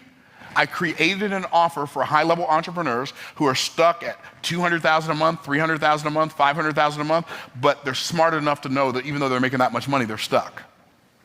And I created a $200,000 VIP day. They get to spend the day with me for $200,000. Okay. Guess what? In June, I sold 2 of them. In October, I sold 16 more. That's $3.8 million. I spent $1.7 million on private jet cards that year. I got paid $2.2 million profit because I decided to fly private. And that's what I mean when I say when rich people buy stuff, we get richer. Because I created the offer, I made the money from the offer. I spent the money from the offer, but I still had the offer. Oh, snap! See, if I sell my car, I can only sell my car one time. I can only sell my house one time. But if I create an offer, I can sell it over and over and over and over and over and over and over and over and over and over again. Oh, baby, this changed hear me when I tell you, this changed my life. I said, I ain't never gonna be sane. So guess what I did? You say, well, how did you sell so many in October? Because I told them this is the last time you're going to be able to get this at this price. The price is going up to 350, 400, 500,000. This is the last time you will ever be able to buy this VIP day for $200,000. So 16 people bought it. Okay, cool. So then, the very next month, I sold my first one for $350,000. Then sold another one for $350,000. And I just kept selling them. So I created an offer to pay for my private jet travel. But guess what else I did? When people want me to come speak at their event, because I bought that private jet travel for me. I didn't buy that private jet travel for you. So when somebody wants me to come speak at their event, I charge them $11,000 an hour there and $11,000 an hour back. So they pay for my travel that I used up on my private jet card. So because I decided I'm going to buy something that I didn't want to spend my money on, I created an offer that helped me pay for that thing, and my life has never been the same. And at $350,000, I think we've sold at least 10 of them at $350,000, and we also have $1 million offer, and we just sold 2 of those. So it's like I pay for things with offers that I create. How can I create enough value for somebody to make them want to pay me $1 million? I get paid $40,000 an hour for coaching, right? So how do I sell this? How do I make $40,000 a month from this book? Well, you can pay, this book is 2 hours of coaching. Literally, I recorded me coaching a bunch of entrepreneurs for 2 hours. I was going to do the work anyway. Might as well document it. Why? Documentation beats conversation. If I document it, I only have to have the conversation once. I documented it. I had it transcribed. I took the transcript. I sent it to a book editor. She's more like a book architect. She turned the transcript into a manuscript, had a cover designed. Bada bing, bada boom. I have an offer. And now, here are your choices. You can pay me $80,000 to coach you, or you can buy the book that has 2 hours of coaching, which would be exactly what I would coach you on, for $40. I mean, for $30 plus, I said $40. I sell it for $30 plus $10 shipping and handling. So you can do either one. I'll take the $40,000 if you want to talk to me, or the $80,000 if you want to talk to me. But if you want the same information and you don't want to pay $80,000, you buy the book. So that's how I did that. Now, there are 4 different types of offers. I'm going to tell you the types of offers, then I'm going to open it up for questions. There are lead generation offers. When you create an offer, you have to have somebody to sell that offer to. So you need leads. There are lead generation offers, okay? Then there are core product offers. Right now, we're averaging $5,000 to $6,000 a day. Some days we'll do $12,000, $15,000, but we average about $5,000 to $6,000 a day in core product offers. What is a core product offer? Core product offer is this book. Another core product offer is this book. I do a challenge called the Make More Offers Challenge. You can see it says right behind me, Make More Offers Challenge. Make More Offers Challenge general admission tickets are $97. VIP tickets are $297. Platinum tickets are $897. We sell about $60,000 to $90,000 a month worth of challenge tickets, right? And the VIP experience, the $297 version, it comes with a 10 times better than money back guarantee. So what happens is I say, look, you come to the challenge, it's 5 days, it's 2 hours a day for 5 days, and you pay me $297. And on Friday, if you don't believe it was worth 10 times what you paid for it, I'm going to give you your money back. Now, there are a couple of caveats. One, you have to have your camera turned on, because it's a Zoom. You have to have your camera turned on, so I can see you're paying attention, and you just have to do the move. I give you a little bit of homework every day. You have to do the homework every day. You do the homework every day. You watch the video, because it's a challenge. It's not a class. I'm not there to teach you something. I'm there to challenge you to become the person who can make the money you desire to make, right? So Make More Offers Challenge. That's a core product offer. Then we have premium coaching offers. We got premium coaching offers for $20,000, $25,000, $55,000, $350,000, $1 million. We got all these different coaching programs. Those are called premium value offers, right? Premium value offers. So you got lead generation offers, core product offers, premium value offers, and the last offers are continuity offers. What's continuity? That's where you sell the thing once, but you get paid on it from now on. So there's monthly continuity, like your Apple Music is a monthly continuity, your Netflix is a monthly continuity, right? There's annual continuity. If you're an Amazon Prime Video person, that's annual membership, right? Amazon Prime's annual continuity. I have some weekly continuity programs where people pay me $510 a week. So we have a bunch of different continuity. So think about it like this. From our core product offers, we're bringing in about $80,000 to $90,000 a month. From our continuity offers, we're bringing in a couple $100,000 a month, and from our premium value offers, we bring in a little over $1 million a month. That turns into a pretty decent income. I ain't Bill Gates rich, I ain't Rockefeller rich, but I'm all right. Y'all ain't got to pray for my finance before you go to bed tonight, right? And so there are 4 different types of offers. On the Make More Offers Challenge, I teach, day 1, I teach the lead generation offers. Day 2, I teach core product offers. Day 3, I teach premium value offers. Day 4, I teach continuity offers. Day 5, I teach offer stacking, how to put all those offers together. I give all the people who came a coaching program, outline that they can use to go and sell in the marketplace, and it changes people's lives forever. Just so happens, we have a Make More Offers Challenge starting next Monday. If you want to join it, you can go to makemoreofferschallenge.com. Larry can put the link in the Zoom and in the YouTube comments. And then I'm going to open it up for questions. I'm going to start with the people on Zoom. So the first person who raised their hand was, I think, that lady whose phone is turned sideways. I can't see what her name is, but she was the first person there. Yeah, we're going to what's her name? Tyler, can you unmute and you can ask your question? I hope everybody on YouTube will be able to hear it. If not, I will repeat your question. And I want people on YouTube to be able to see the Zoom too, Larry, if you can make that happen. Okay.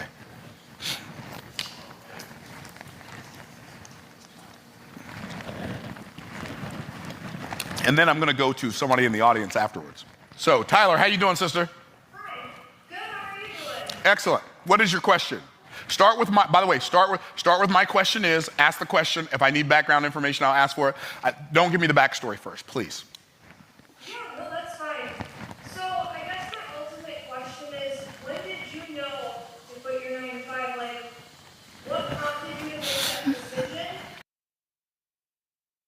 Do not pay somebody to build you a Shopify store, because I'm going to do it free with 20 handpicked products by myself and my expert team and professionally written ad copy for all of those products at no charge. And if you don't believe me, I dare you to click on this ad, go to the next page, and see if I ask you for a single penny. And I'm doing this because I am a Shopify partner and an endorsed commerce coach by their platform, and they're actually going to pay me to build your store for you if you like your store and you actually keep it. And if you don't believe me, again, I'm going to share my screen right now, and I'm going to show you how my software will build your store for you at no cost, as long as you take care of setting up your Shopify plan. All right, check this out. This is a quick example of what the store looks like. So you'll be able to have a top banner. You'll be able to have different products that are located on the store that we hand select for you. They're all drop ship products. And we're also going to have professionally written ad copy on this custom store for you. Yep. Where were you at with the belief in yourself? My belief in myself was hopeful. Right? But I quit my 9 to 5 right after I got fired or right before I got fired. They happened so closely together that I don't remember which one happened first. So I was, my wife and I were working at a children's home, and we loved the kids. We just hated the politics. I'm not a good politician. I'm just not good at playing games and acting like I believe something I don't believe. I don't have the ability to, it's not in me. And so we got accused of doing something that we didn't do. We got accused of stealing some food.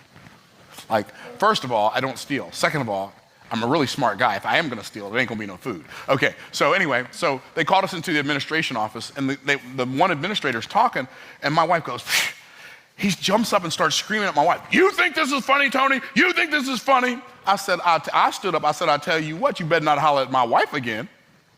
He said, "I'm in charge of this meeting." You can be in charge of the whole wide world. You holler at her again, we're going to have some problems in this administration building. And we're going to need some bleach to clean it up. So go ahead, holler. He said, "You're fired." I said, "You can't fire me. I quit 20 minutes ago." So that's how I knew it was time to leave my 9 to 5. However, I don't think that's what you meant. So I'm going to answer the question I think you meant as well. So I believe that a person would be better off not leaving their full-time job until, by the way, the question on YouTube, in case y'all couldn't hear her, was, how do you know when to leave your 9 to 5? Okay. I would recommend, especially if you don't like your job, stay there until you replace your income with your business, or what people call their side hustle. Now, I say that because nothing will motivate you to build a business that you love like having a job that you hate. And if you lose that job, if you quit that job that you hate, you're going to lose a lot of motivation. Second of all, the hardest time to make a sale is when you have to make one. That job gives you the ability to do a presentation without having what I call commission breath, right? You don't need to make a sale. Like they can't, you're not desperate because you know you're going to get paid Friday anyway. So I would recommend that you stay at your job, especially if you hate it, until you surpass the income you're making at your job with the business that you have on the side. Hopefully that's helpful. Yeah, that's helpful. It's just I've been sucking it up for a year and a half, and I make a decent amount of money, and it's hard for me to leave that. Yes, but it would be easy for you to leave that if you learn how to use your creativity to make money instead of time. And I don't know if you've already registered for the Make More Offers Challenge or not, and if you, like, maybe it's not something you can even do, because we do it from, the VIP experience is from 11 to noon, and then the general session is from noon to 1.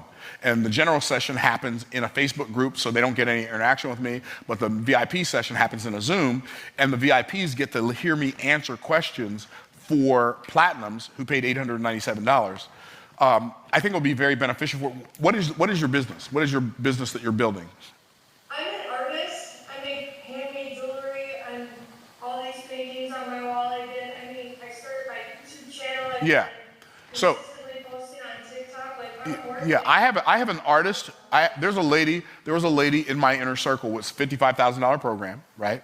She was an artist. She was a watercolor artist, and she was making a living. She came into my program. She started making like multiple six figures as an artist and an art teacher, teaching people how to do watercolor art. So you don't have to be a starving artist. My recommendation would be to learn how to go from starving artist to starring artist by learning the business of art instead of just the art of art. So hopefully that's helpful, sister. Appreciate you. All right, we're gonna go to in the room. Marima, we're gonna wait for Marima to get the camera ready. Okay, I think it's Alicia has the microphone.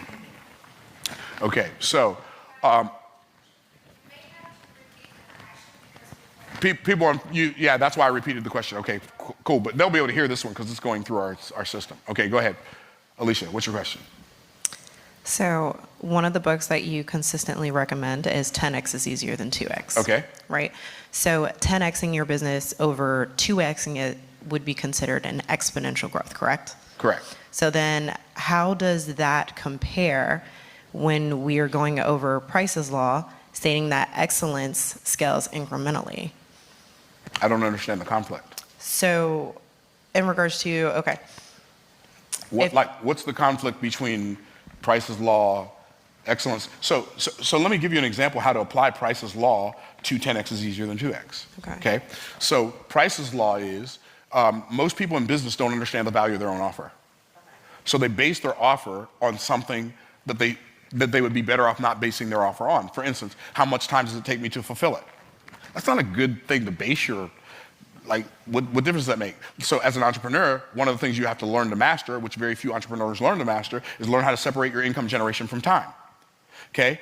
Learn the value of your offer. The value of your offer, most entrepreneurs think it's based on the pieces, all the stuff that's in the offer. They think it's based on the product, right? What the thing is that they created, how much expertise and how long it took them to create it. Or they think it's based on their person, how much personal time they get. The only value your offer really has is the payoff. What's the payoff? Figure out how much it would, and very few entrepreneurs do this, figure out how much it's going to cost them to live without your payoff, and then take that payoff, whatever it's worth, whatever it's going to cost them to live without that, divide that by 10, that's what your price should be. Most entrepreneurs' prices are too low because they're trying to compete with other people who they think do the same thing. When you realize there's nobody in the marketplace like you, but you, then you can base your price on payoff rather than those other components that we talked about. And that's a Price's Law move. Does that make sense? Okay, good stuff. We're gonna go back. Who's next on the Zoom, Larry? I'm gonna take one more on Zoom and one more in the room just because I've got a hard stop at 11 o'clock. So who's next, Larry? Daniel what? Daniel Goley. Talk to me, brother. And I'm gonna repeat the question for YouTube, y'all. I can't hear you. Can you hear me? Now I can hear you. Yes, talk to me. Start with my question is and ask the question. Yes, I just met you just a few weeks ago. I watched your YouTube video, maybe more than 50 of. Thank you. Thank you. I appreciated you using biblical. But people can't hear you on YouTube. I need you to ask the question. What's the question? Okay, my question is this. You using all biblical principles built in us. Why most of the churches create more poor people than rich people? Why do churches create more poor people than rich people? That's a really great question. I believe, well, when I tell you the answer, a lot of people who are watching this are not going to like it, but it is what it is. So his question was, why do most churches produce more poor people than rich people? Because the pastors don't understand the Bible practically. They understand it traditionally, but not practically. And what I mean by that is, so modern day Christianity, unfortunately, has its roots in Catholicism. And Catholicism has a belief that in order to be righteous, you have to be poor. So the Protestant church adopted that false doctrine. Now, Jewish people don't have that belief, but Protestant people have that belief because most Protestants learned Bible from a Catholic perspective. And Catholics, it's a Catholic doctrine that poverty is piety and wealth is wickedness. That is not a biblical doctrine, that's just a religious doctrine. So that's why, and most people who teach the Bible teach it so people can know it instead of teaching so people can do it. I look at the Bible as a practical guidebook to how to live my life. So I believe that's the answer.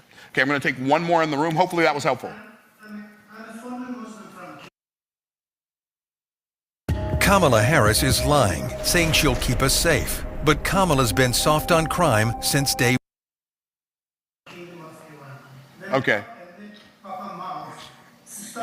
Most religions, though, so most religions teach poverty because poor people are easier to control than rich people. And religion, I'm going to define this. By religion, I mean people coming up with rules that you have to abide by, that they tell you if you do them, you will appease God. But God can only be appeased by God. He's not going to be appeased by you or me, something we do. So hopefully that helps. I'm going to go to one more in the audience. Who's got it? Max, talk to me, brother. First and foremost, thank you, Myron, for the opportunity to speak and to share your knowledge. I appreciate that. Question is, we all hear the quote, you're the average of the 5 people you hang out with the most. Okay. In your journey in entrepreneurship from building businesses early on in the 80s to where you are now, how has your community and your inner circle, your personal, 5 people you hang out with the most, how has that changed and how has that impacted you? So I think that, wow, that's a really good question, Max, because it made me realize something I haven't talked about much that is really major for me. I think people are too lackadaisical about who they allow to influence them. The scripture says, he that walketh with wise men shall be wise, but the companion of fools shall be destroyed. I believe that as I've coached people and as I've built my businesses, I believe that the primary number one determining factor as far as perspective between rich people, not rich people, successful people and people who struggle in any arena, not just money, in any arena. The primary difference is people who are hyper successful, they obsess over intention and they ignore distraction. People who struggle their way through life hyper obsess over destruction and ignore intention. And I think the people, if you're hanging around people who heighten your attention on distraction, you're going to struggle your way through life. But if you're hanging around people who heighten your attention on intention, you're going to do so much better. So let me define distraction and intention and not just use those as words. So by distraction, I mean anything you focus on that does not move the needle in your favor. By intention, I mean anything you focus on that does move the needle in your favor. So the thing that I thought of when you asked me that question is how much I personally hate small talk. It's I feel like I'm dying. Like if somebody wants to talk to me about something that doesn't matter at all, I feel like I'm being tortured, right? I hate small talk. And it's like I have a reaction in my body and in my mind and in my nervous system.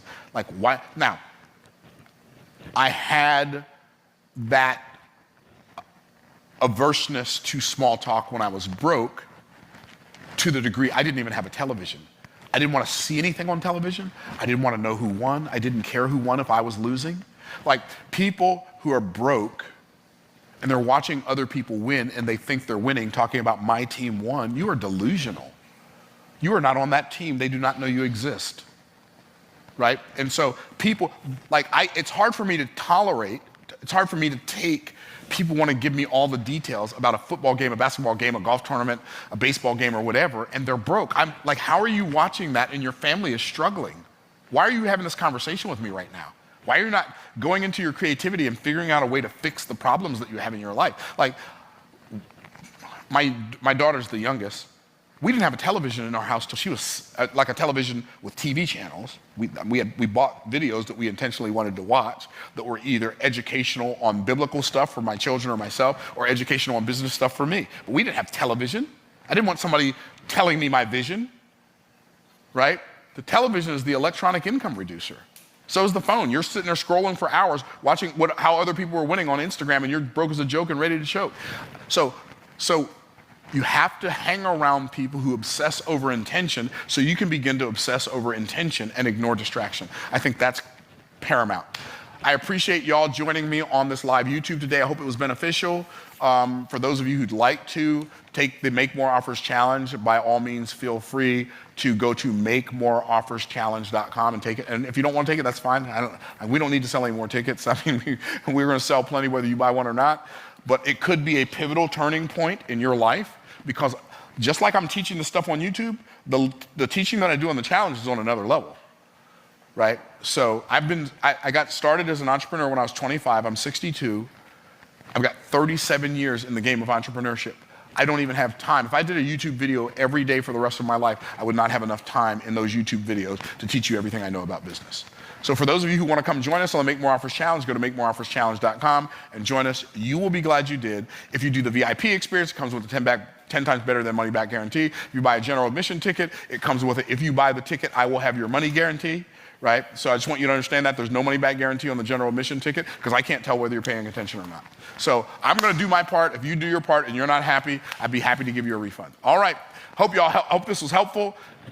Go watch this video 20 times. Adopt this mindset. I challenge you, I dare you to come back a year from now and tell me it didn't change your life. All right, in the meantime, in between time, stay blessed by the best. We'll see you in the next video.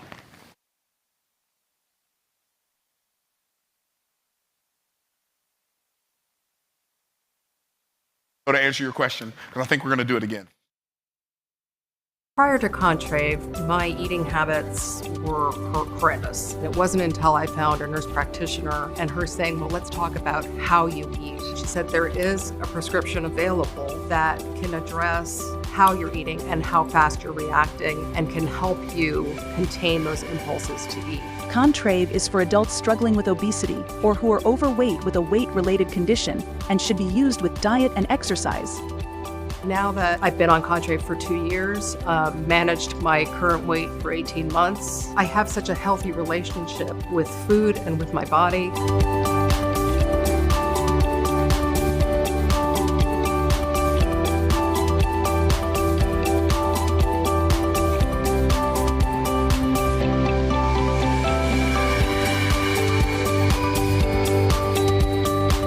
Contrave can cause serious side effects, including suicidal thoughts or actions. Stop taking Contrave and call a healthcare provider right away if you or your family notice any sudden changes in mood, behaviors, thoughts, or feelings. Do not take Contrave if you have any of the situations listed on the screen, including if you have uncontrolled high blood pressure, have had seizures, use other medicines that contain bupropion, or are dependent on opioid pain medicines, or are in opiate withdrawal. Contrave may cause serious side effects listed on the screen, including seizures, risk of opioid overdose or sudden opioid withdrawal, severe allergic reactions, and increases in blood pressure or heart rate.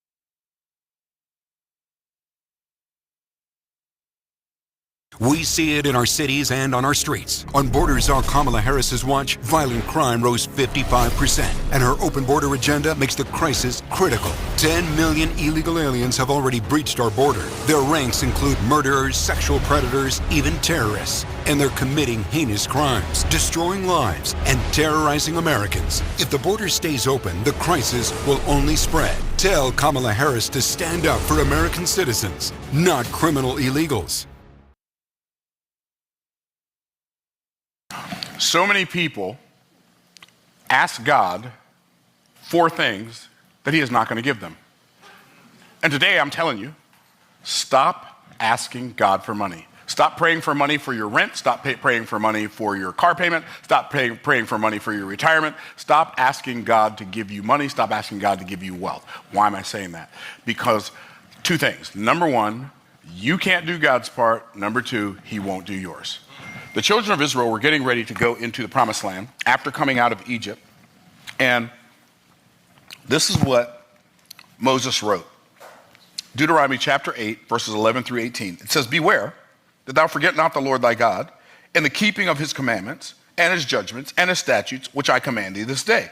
Lest when thou hast eaten and art full, and hast built goodly houses and dwelt therein, and when thy herds and thy flocks multiply, and thy silver and thy gold is multiplied, and all that thou hast is multiplied, then thine heart be lifted up, and thou forget the Lord thy God, which brought thee forth out of the land of Egypt and from the house of bondage, who led thee through the great and terrible wilderness, wherein were fiery serpents and scorpions and drought, and there was no water, who brought thee forth water out of the rock of flint, who fed thee in the wilderness with manna, which thy fathers knew not, that he might humble thee, that he might prove thee, to do thee good in thy latter end. And thou say in thine heart, my power and the might of my hand hath gotten me this wealth. But thou shalt remember the Lord thy God, for it is he that giveth thee the power to get wealth, that he may establish his covenant, which he sware unto thy fathers, as it is this day." The scripture says, God told the children of Israel, don't make the mistake of thinking you did this thing by yourself. He said, God is the one that gave you the power to get wealth. Now, God gives us wealth in the same sense that he gives us food to eat, but he doesn't put it on my fork and stick it in my mouth. How many of y'all tracking? So, yeah, God feeds us. Yeah, God takes care of us. But God said, I'm going to give you the power to get wealth. I'm not going to give you the thing I gave you the power to get. That's why I gave you the power to get it. But don't forget that I gave you the power to get it. And I didn't give you the power to get it just so you could have it. I didn't give you the power to get it just so you could drive a nice chariot or car, depending on the age in which you live. I didn't give it to you just so you could wear nice clothes or live in a nice house. The reason I gave you the power to get wealth is so that I could establish my covenant, which I swear to your fathers. God said, I am giving you the power to get wealth because of me, not because of you. What is a covenant anyway? What is a covenant? Yeah, so it's so interesting that we read all these words in the Bible, and we don't know what they mean, and yet we don't look them up. Don't we want to know? Don't we care? What is a covenant? Well, the word covenant means to cut, which is kind of fascinating in itself, isn't it? That the word covenant means to cut. Like, what am I cutting? Well, when two people got ready to enter into covenant, they would both bring an animal. They would kill the animal. They would cut the animal in pieces. They would stand back to back, and they would walk in a circle around those animals and come back face to face. They would take a knife in their left hand and cut their right hands. They would put their hands together. They would bind their hands together with a rope. They would exchange blood. They would become blood brothers, or they would establish a blood covenant. They would exchange covenant names. Do you realize that this is why, you ever go to a wedding and they have the bride and the groom put their hands together, they put a napkin over it? That's what that's a picture of. It's a picture of the covenant. So, did you ever wonder why the wife takes the husband's name? Because that's part of the covenant. You're not a part of your father's house. Now you are one with your new spouse, right? And so you say, Myron, so what does cutting have to do with this? Well, the reason they cut up the animals is so that when they walked around those animals, they were looking at the brutality of the death of those animals. And then they would exchange covenant vows. I'm going to give everything I have. I'm going to give my resources, my time, my effort, my energy, my wealth, even my life if necessary, to protect you and yours. If I don't keep my word to you, may what happened to this animal happen to me. And so when God said, I'm doing it to establish my covenant, God is literally protecting his own existence because of the covenant that he gave to Abram. Go read Genesis chapter 12, the first couple of verses, when God gave Abram something he couldn't get himself and blessed him in ways he couldn't bless himself, and took him places he couldn't take himself, and took the source of his shame and made it the source of his fame. If God can do that with Abram, he can do that with you. In fact, the scripture tells us in Galatians chapter 2, at the end of chapter 2, I think it's verse 28 or 29, it says that we are the seed of Abraham by faith in Christ Jesus. That does not mean that people who believe in Christ are replacing the Jews. That's not what that means. It means that people who believe in Christ are grafted into the Hebrew tree. That's a totally different conversation. And God said, I gave you the power to get wealth to keep my covenant with your fathers because I gave my word. So don't forget that. Now, there are a whole lot of different conversations we can have around this subject of God giving us power to get wealth, because the whole emphasis of the chapter is this: don't forget that God is the one that gave you the power. Don't think for a half a second that you did this all by yourself. Like it's like I say very, very often, when I wake up in the morning, by the time I get downstairs, I feel like I've opened so many gifts. How could I be anything but grateful?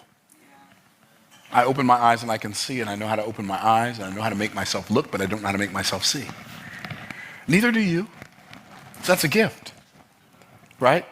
I stand up. I know how to make myself stand up, but I don't know how to make my legs hold me. It's a gift. Oh, but every good thing that we have is a gift. Here's what it says. Every good gift and every perfect gift is from above and cometh down from the Father of lights, with whom there is no variableness, neither shadow of turning. So don't make the mistake of thinking that the good stuff in your life is because you're so good. The good stuff in your life and the good stuff in my life is because he's so good. Let's don't get that part twisted.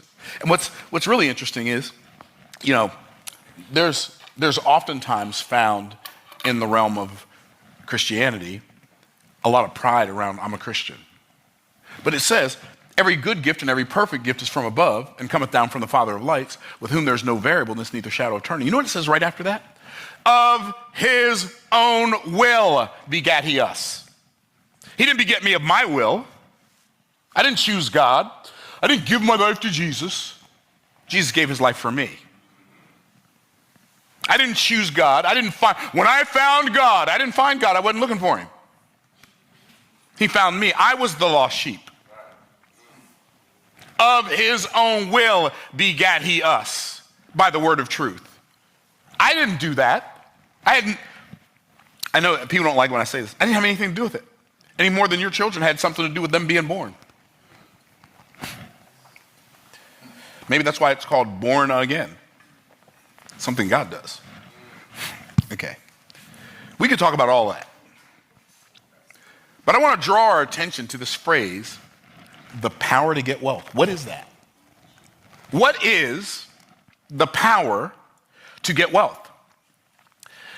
Do some people have this power and other people don't? Or do just some people know how to use this power and other people don't? Or maybe there are just some people who know how to use the power and are willing to use the power and other people aren't. What is this power to get wealth? There are 5 things I want to bring to your attention this morning about the power to get wealth and where it lies. The power to get wealth is the power to subject yourself to your purpose. To your purpose. You were created for a reason. If you are not subjected to that reason, you are wasting your life. There is no success apart from purpose. Now, there may be money apart from purpose, but there's no success. There may be wealth apart from purpose, but there's no success. But the greatest wealth that you will ever find in your life, financial wealth and fulfillment wealth, is going to be in subjecting yourself to your purpose. Like, if I was going to choose what Myron's going to do with Myron's life, I would not have chosen this. I wouldn't have been smart enough to choose this. I wouldn't have said, well, I got a great idea. I think what I'm going to do is I'm going to teach people business based on the Bible, so the business people can be mad at me for talking about the Bible, and so the Bible people can be mad at me for talking about the business. Well, I wouldn't have said, who's going to come up with that? Right? I just allowed myself to be yielded every day, day by day, to whatever he wants me to do, because he made me, and he made me for him. He didn't make me for me. I get the benefits of being made for him as long as I'm yielded to him. But I am not my own.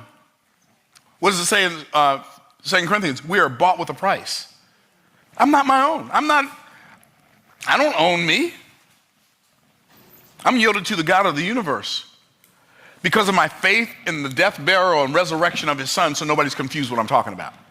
I don't want to be all generic and just talk about God. I want y'all to understand who I'm talking about. But Myron, I don't believe that. Well, then you do you, boo. Let me know how it turns out for you 100 years from now.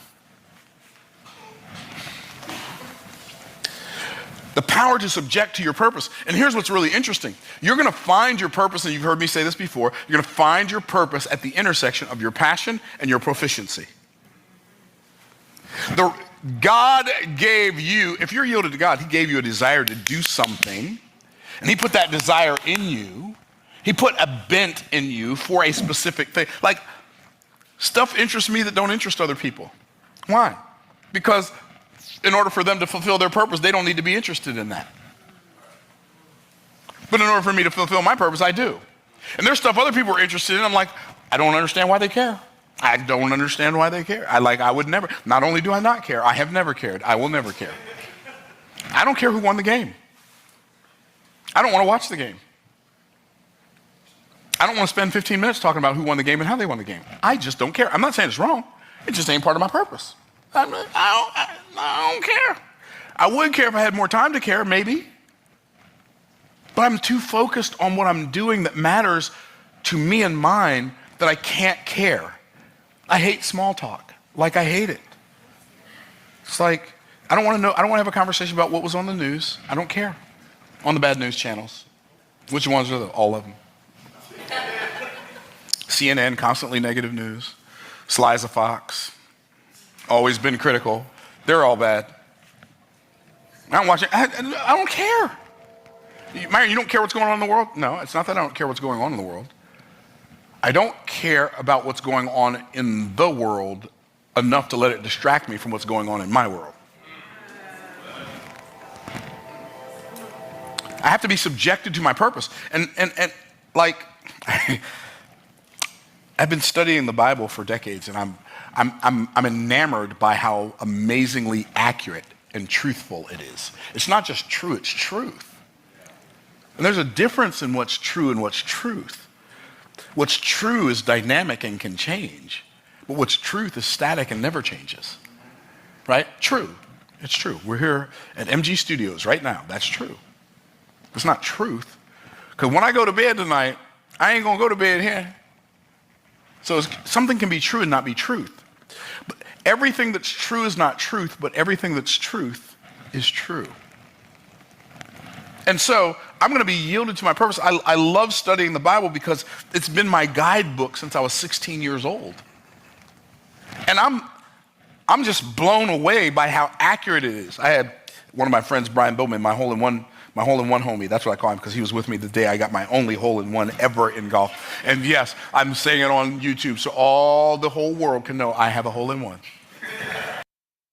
One look and you had me pegged, huh? Just another cat lady, about to eat some cat food. But you'd be wrong.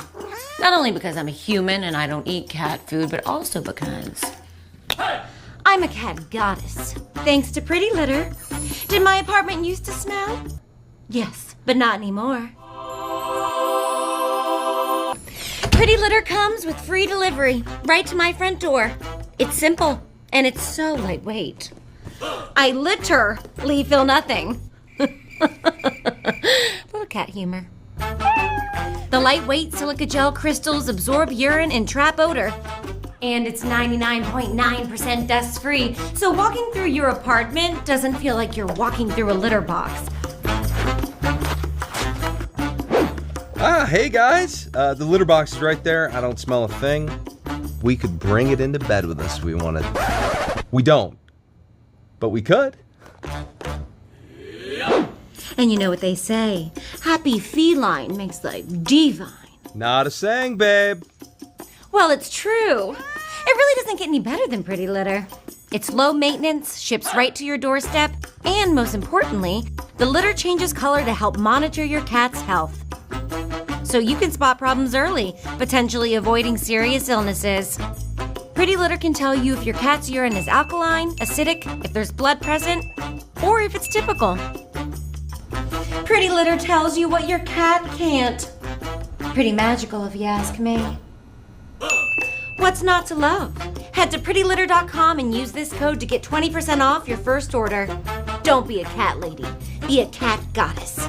Click the link to order Pretty Litter today. Show them how you click it, Jim. Like that.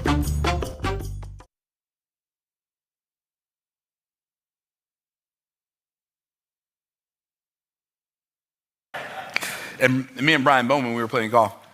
And he's asked me this same question several times. He's like, Myron, he says, you have a sense of certainty unlike any human I've ever met. Do you teach that? I said, no, I don't teach it, but I know where it comes from. He said, where? I said, I got this book. And it's filled with conditional promises.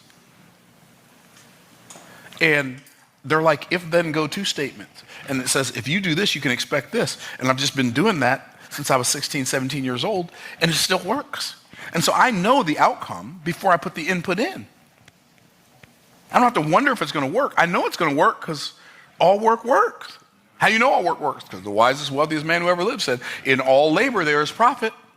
So when it feels like it's not working, it's working. But how do you know it's working? Well, if it ain't working for me, it's working on me.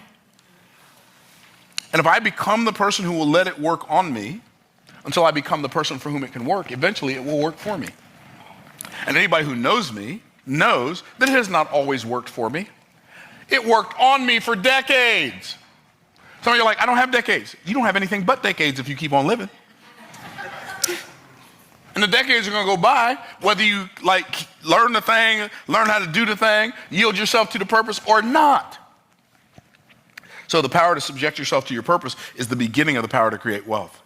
Because wealth that's outside of your purpose is not going to be fulfilling anyway. Like, I could make money with an e-commerce store. And there's nothing wrong with an e-commerce store. I know some really, really rich people who have e-commerce and build e-commerce businesses. And so back in the days when I used to chase the money in entrepreneurship, and I saw people have an e-commerce store, well, this person's doing this to me, so I'm going to have an e-commerce store. This person's doing apps, oh, I'm going to learn how to build an app. Oh, this person's doing it. I said, this is dumb. I don't like any of this stuff. There's one dude, I just went to, I should not confess my sins on YouTube. So now y'all gonna know who y'all dealing with.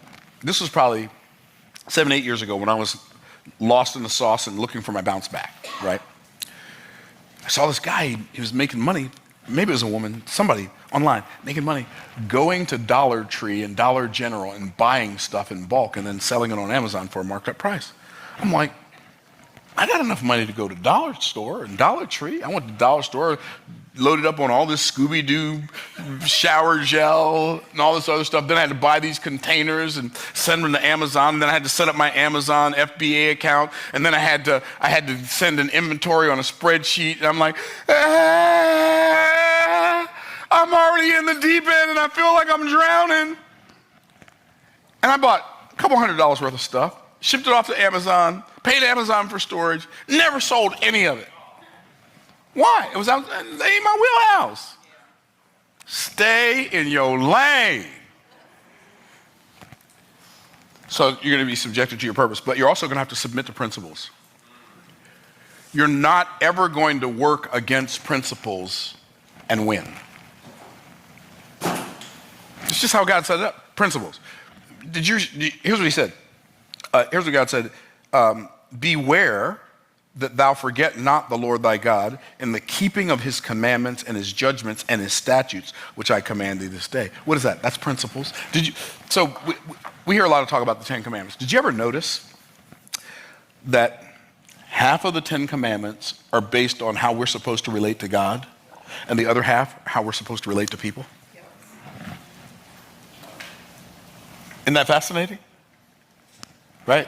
You say, Myron, what are you saying? I'm saying, like, the principles already do what the principles do. I like to think of principles because I'm a geeky, sciencey kind of a guy who likes geeky stuff and science and, like, experiments.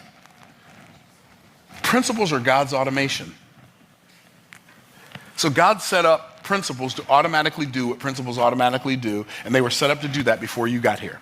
And they were set up to do that before I got here. So if you work with principles, principles will work for you. If you work against principles, principles will work against you. That is a battle you cannot win. How many of y'all tracking? So what we have to do is we have to figure out, how can I yield to the principles so that the principles work for me instead of principles working against me? And so I'm going to submit to principles. I'm going to submit to the principle of honesty and telling the truth and not in overinflating the promises of my offer. How many of y'all tracking? I'm going to submit to the principle of kindness. Boy, that'd be a good one for people in 2024. And I'll be honest with you, I am not a nice person.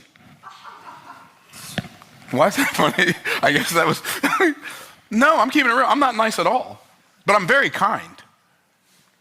And there's a difference between kind and nice, right? Kind is treating people with care and dignity and love and honor and respect. Nice is, I'll just tell you whatever makes you feel good, even if it's a lie. I am not nice.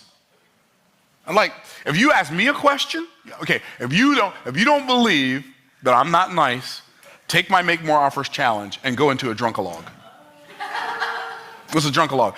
Well, my question is, the other day I was talking to my cousin and I started this business that we sell this. No, that ain't a question. Start with my question is and use the question word when, why, how, what, if, and then ask a question. Don't say my question is and go into a drunk-a-log. I'm not nice, but I'm kind. The Bible commands me to be kind, but it doesn't command me to be nice. In fact, it says, faithful are the wounds of a friend, but the kisses of an enemy are deceitful. And like the kisses of an enemy, that's niceness. Telling you what you don't want to hear. Telling you what you want to hear to keep from hurting your feelings, even though telling you what you want to hear is going to hurt your future.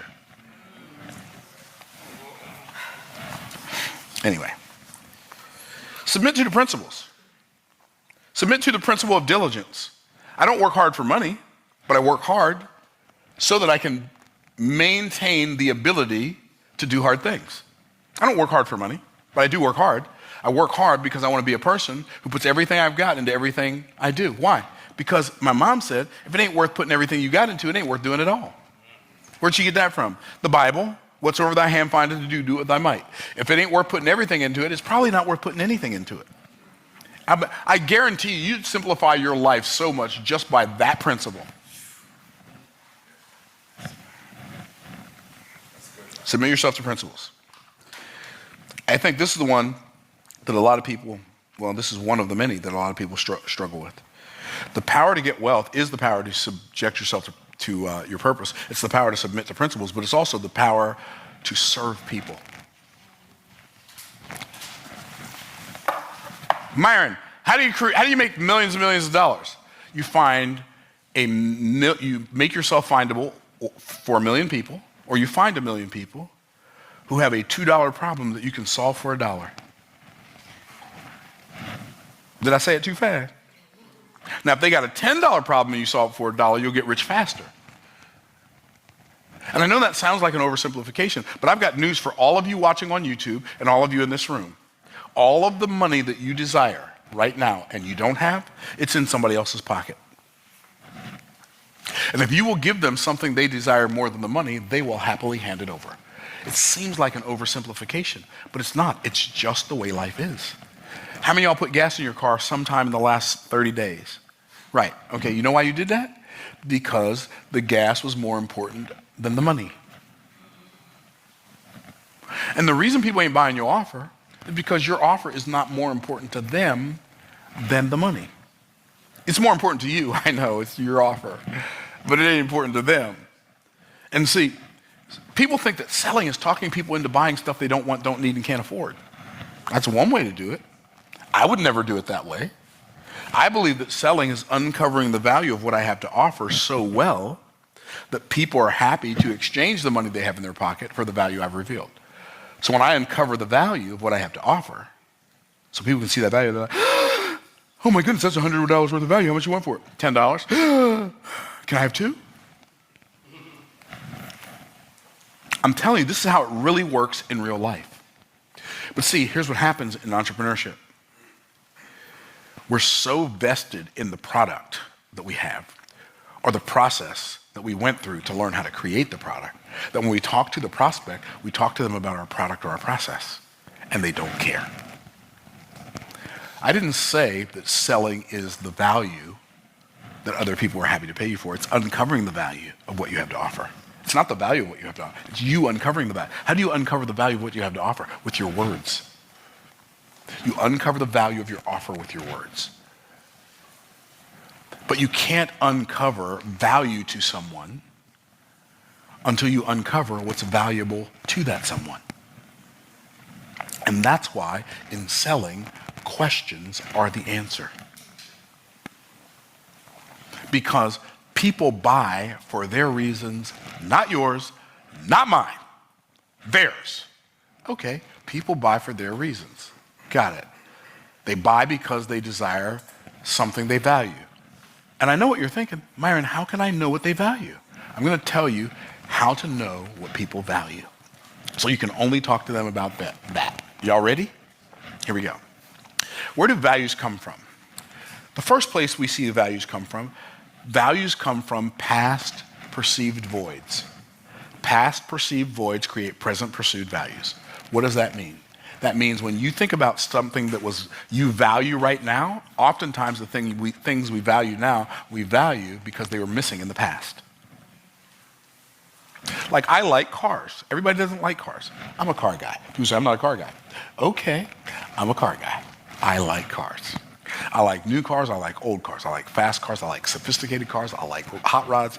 I just like cars. I spent most of my early adult years flipping cars and fixing cars and painting cars and changing transmissions and engines in cars. I'm a car guy. I don't work on them anymore, but I still like them. I think one of the reasons I like cars so much is because when we were growing up, we never had a new car, ever. Like when I was growing up in my parents' house, we never had a new car. We had many cars that had different colored doors. I'm not exaggerating. We had many cars that we bought because they didn't work, because my dad knew how to fix them. I learned how to fix cars. But guess what? I like cars. I don't buy cars I have to fix. I don't fix the cars I buy. I don't change the oil. I don't change the tires. Why? I just pay somebody to do it now. But I still like cars. Why? Past perceived voids create present pursued values. Are you tracking? We didn't really live in nice houses. I live in a nice house in a gated community. It's not a mansion, but, it's big enough for me and my wife.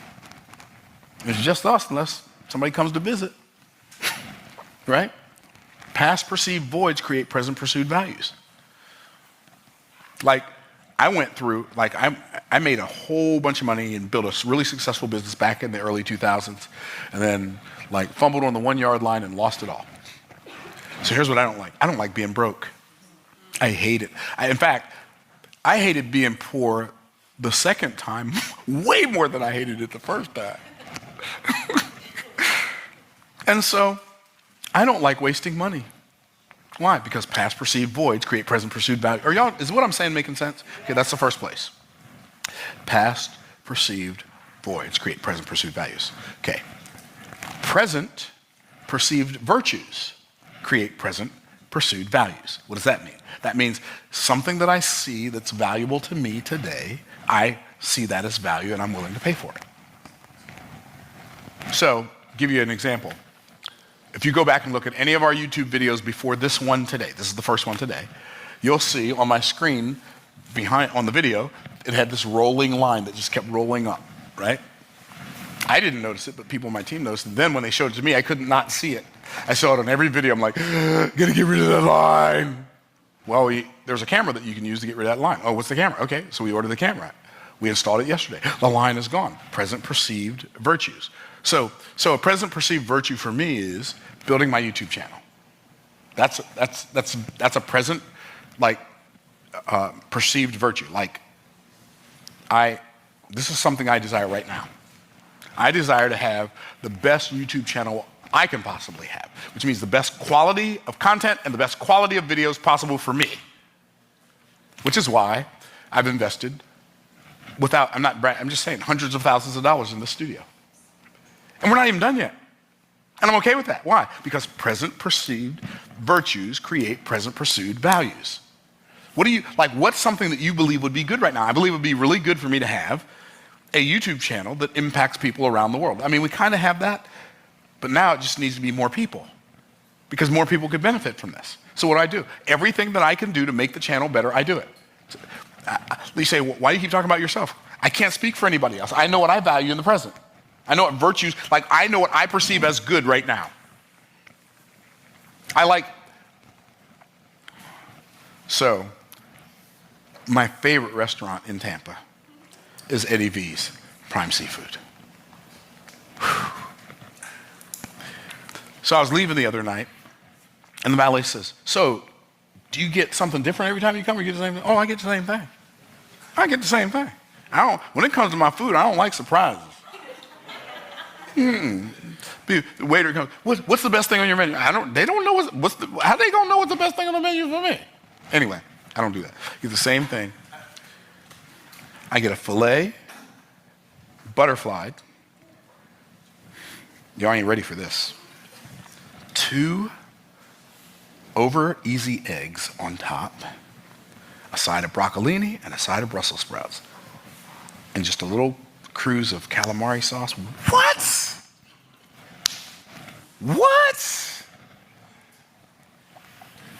I love it. I love the experience. I love the food. I love the service. I love the fact that even if they're overbooked and I call them, they'll make room for me.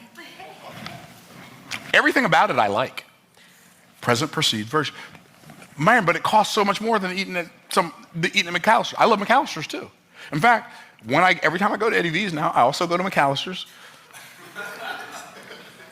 And what I do is I get the valet, I pay the valet, I give him a tip for going to McAllister's and getting me 2 Savannah chopped salads and putting them in my car so I can have them for the next day. So now I got leftover Eddie V's because I can't eat all that. I can't eat all that I get at Eddie V's. So I got leftover Eddie V's and I got 2 Savannah chopped salads. I'm in like food heaven.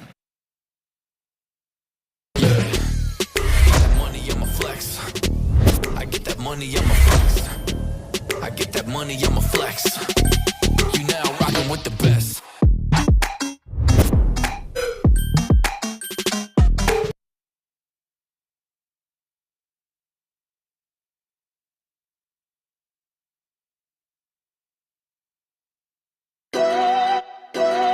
This is your city, your neighborhood, defined by your food, spirit, and culture. No matter where you live in Philadelphia, you have the choice to pick a new school experience. The Pennsylvania Cyber Charter School provides expert online K-12 education. Make PA Cyber your school. Learn more at pacyber.org or call 610-544-1720. You say, Myron, why are you talking? Because those are things that I value, so that's how I orchestrate my life. But then the last thing are future perceived visions create present pursued values. What happens when I combine all 3 of those? I'm unstoppable. If I can speak to a client's past perceived voids and I can show them how saying yes to this offer fills up all those empty spaces in the past, gives them all the good stuff in the future, and helps them get, in the present, and then helps them get to that future outcome they've been pressing for sooner, it's virtually impossible for them to say no to my offer. Why? Because my offer's not about me. My offer's about them. The problem you're having with your offer, and the reason you don't have the power to get wealth when you're dealing with people, is because you want them to think about you. And they don't like you that much. And so until you like them enough to only think about them, see, I love people enough to tell them, like, out of the gate, here's the deal. I'm going to have an offer for you. And I trust that you're smart, so I'm not going to try to trick you into buying it. I'm not going to try to talk you into buying it. You're smart enough to know if it's for you, and if it is, you'll buy it. And you're smart enough to know if it's not, and if it's not, you won't. And either way, I celebrate your genius. There's no trickery, there's no pressure, there's no tomfoolery, there's no anything. It's just like you're an intelligent adult, you know whether or not this is for you or not. We can be friends whether you say yes or no. I care about you whether you say yes or no, and I get it. My offer's not for everybody, neither is yours. See, some of you you're so dependent on needing other people to need you. You're like a needer of needers. I need needers. What do you like? I don't want to need needers. I'd rather lead leaders. So the power to get wealth is in the power to serve people. And guess what? Anybody can do that. It doesn't cost anything to serve people. Anybody can do that. We can all do that. We can just seek the good of everybody we come across. We can all do that. But we're so busy attempting to make them seek good for us that we miss the boat. How can I make your experience better? And when you're thinking about me, you should be it would benefit you to think, how can I make his experience better? Maybe there's a reason God made our eyeballs look outside of us instead of inside of us. Well, the power to get wealth is the power to serve people. But the power to get wealth, lastly, but not leastly, is the power to strengthen potential. What is potential? Have you ever thought of that? What is potential? Potential is the gap between who you are and who you could be. Potential is the gap between what you can do and what you can't do yet. Potential is the gap between what you have and what you could have. How do I strengthen my potential? How do I narrow the gap and get closer to who I could be? Well, by learning things I don't know. By being open to ideas that I disagree with. Do you realize that it's dangerous to be afraid of opposing ideologies? It's dangerous. It's like, let's pretend you don't like these words. Ready? The bridge is out. And it's triggering. That triggers you. The bridge is out. I love bridges. How dare you say the bridge is out? I know this is ridiculous. I get that. But it's an illustration. And you're driving down the road and it's foggy. And there's a sign that says the bridge is out. And there are people with flashlights, the bridge is out, the bridge is out. I can't believe they said that to me.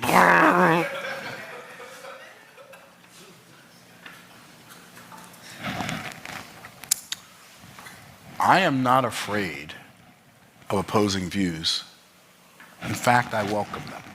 I welcome them when I'm having conversations with people individually. I welcome them in groups. I welcome them on my YouTube channel. I'm not opposed to people disagreeing with me.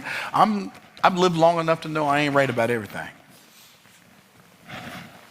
I ain't even right about the stuff I used to think I was right about all the time. Some of that stuff I was wrong about. I've lived long enough to know it. So guess what? If somebody disagrees with me, I'd like to know why. You know why? Because if I'm wrong, my desire is to change. But if they're wrong, my desire is to stand firm. And either way, I'm okay. Because I got nothing to prove, I got nothing to lose, I got nothing to hide, I got nothing to gain. I just desire to tap into the power that God has already given me. Here's what it says, and a lot of people like to say, that's Old Testament though, what about the New Testament? Okay, because people think that, and not only do they think it, they say it. You're always talking about business, the Bible doesn't say anything about business. The Bible has a lot to say about business. Like a lot. Not even a little a lot. Not even a little a lot. I don't even know what that means. But the Bible has a lot to say about business. God's designed way for his people not to live in lack. It's in the New Testament. It's in 1 Thessalonians, chapter number 4. The Apostle Paul is writing to the Thessalonians. Here's what he said. And that you study to be quiet and to do your own business. You know what that means? It literally means to do your own business. Because in the Bible, you may not realize this, but in the Bible, there are only 2 classifications of jobs that I've found. And if you find another one, please share it with me. I'm not saying there's only 2. These are only 2 I've been able to find in my 40-something years of reading the Bible. 2 classifications of jobs: slaves and soldiers. Everybody else owned businesses. That you study to be quiet and to do your own business, and to work with your hands as we commanded you. Why should we study to be quiet, to do our own business, to work with our hands as he commanded us? Here's why. That you may walk honestly toward them that are without. What does that mean? So that you can pay your bills on time. What's God's plan for you paying your bills on time? To study to be quiet and to do your own business. And work with your hands. Why? So that you can walk honestly toward them that are without, pay your bills on time. And that ye may have lack of nothing. What is the power to get wealth? The power to get wealth is the power to serve people, strengthen my potential, submit to principles, subject myself to my purpose while I build my business. And I'm going to keep on doing that. I'm going to do it today, I'm going to do it tomorrow, I'm going to do it the next day. I'm going to do it until I find something in the Bible that tells me, thou shalt not build thy business and leave generational wealth to thy family. What are you going to do? God's giving you the power to get wealth. So what are you going to do with it? Are you going to activate it, or are you going to ignore it? That is the question. Thanks for watching. God bless. We'll see you in the next video.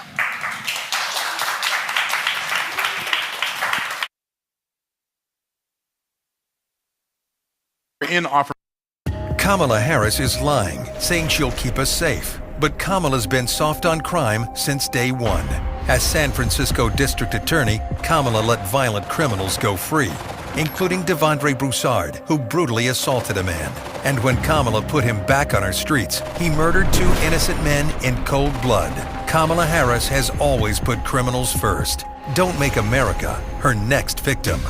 Make America Great Again, Inc. is responsible for the content of this advertising.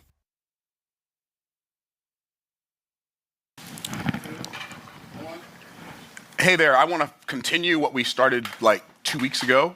I'm teaching you how to get rich starting from zero, and I've had a lot of comments, and I want to address this because I've had a lot of comments, people saying, when is this guy going to get to the how to get rich starting from zero?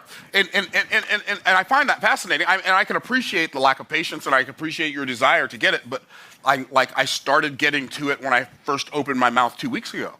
The idea that how to get rich starting from zero. I mean, think about it. You're an adult. Think about whatever age you are. Think about however long you've been working. I started working when I was 14. I'm 63. So I started working like 39 years ago. Got my first job, right? And so the idea that you can work for most of your life and barely eke out a meager existence, and then somebody's going to get on a 30-minute video and tell you how to get rich starting from zero in 30 minutes, I think that desire is delusional. There's more. There's so much to it. There's so many nuances. What I'm attempting to do in this video is I'm attempting to show you, like, how do you get rich starting from zero? If it were just step 1, step 2, step 3, step 4, if it were that simple and that easy, everybody would already be doing it. But there's so much more to it than that. And so I'm going to read you some numbers because I had my accountant give me some more numbers.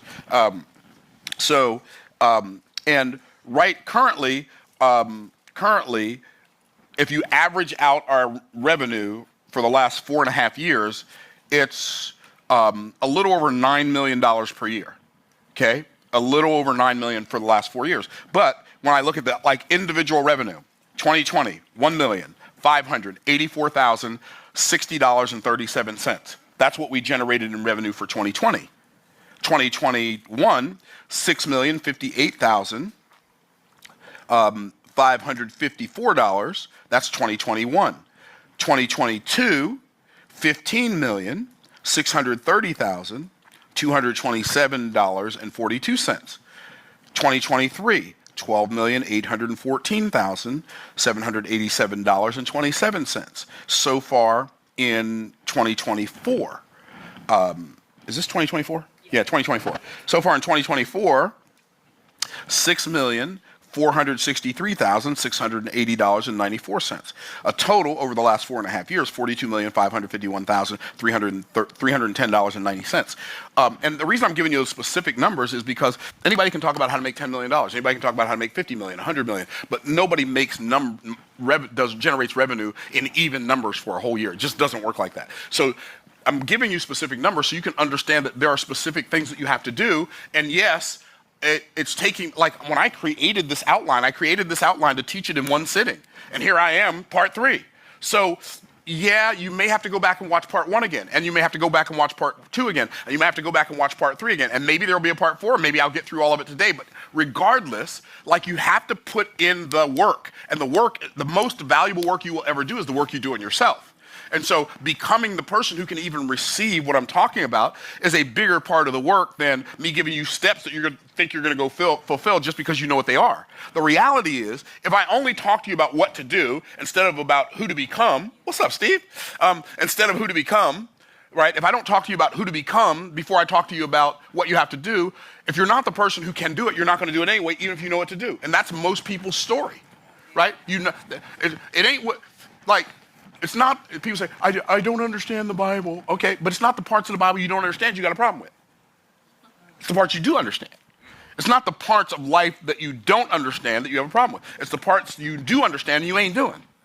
And so what we got to do is we got to get to the place where we understand that becoming the person who is able and willing to do the thing is as critical as the steps, in fact, more critical than the steps on how to do the thing.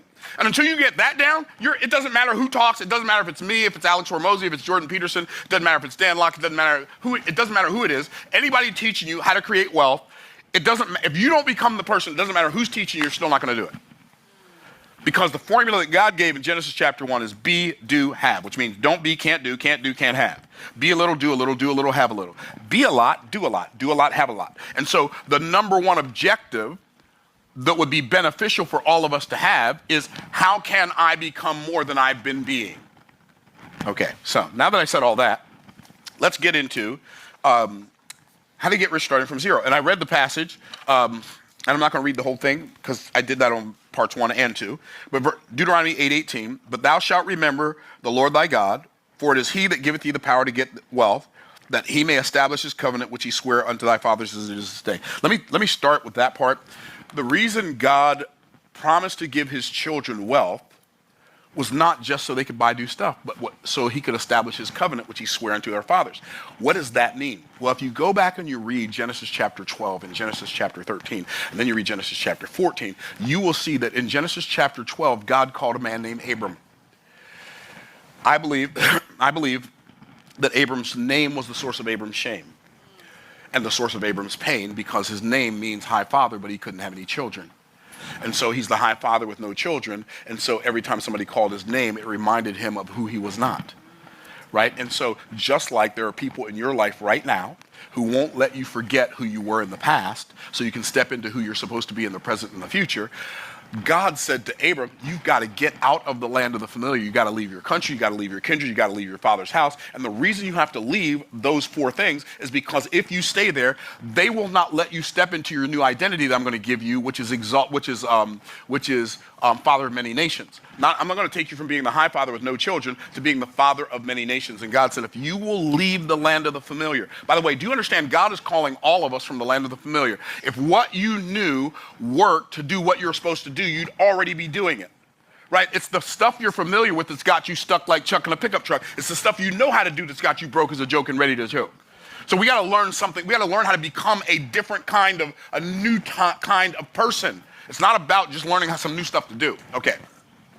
So God said, if you will leave, I'll bless you in ways you can't bless yourself. I'll give you things you can't get yourself. I'm going to take the source of your shame, make the source of your fame. He said, I'm going to bless those that bless you and curse those that curse you, and in you all the families of the earth will be blessed. That was God's call on Abram's life. The very next chapter says, in Genesis chapter 13, verse number 2, it says, and Abram was very rich in cattle and silver and gold. God gave Abram the power to create wealth, so much so that that was in Genesis chapter 13, that in Genesis chapter 14, when Abraham waged war against 5 nations with 318 servants that were born in his house, he waged war against 5 nations and won, and then wouldn't accept any reward from the kings of the kingdoms who he saved, because he didn't want them to say they made Abraham rich. Why? Because he wants the world to know that my blessing comes from above. It doesn't come from around me. It comes from above me. Okay.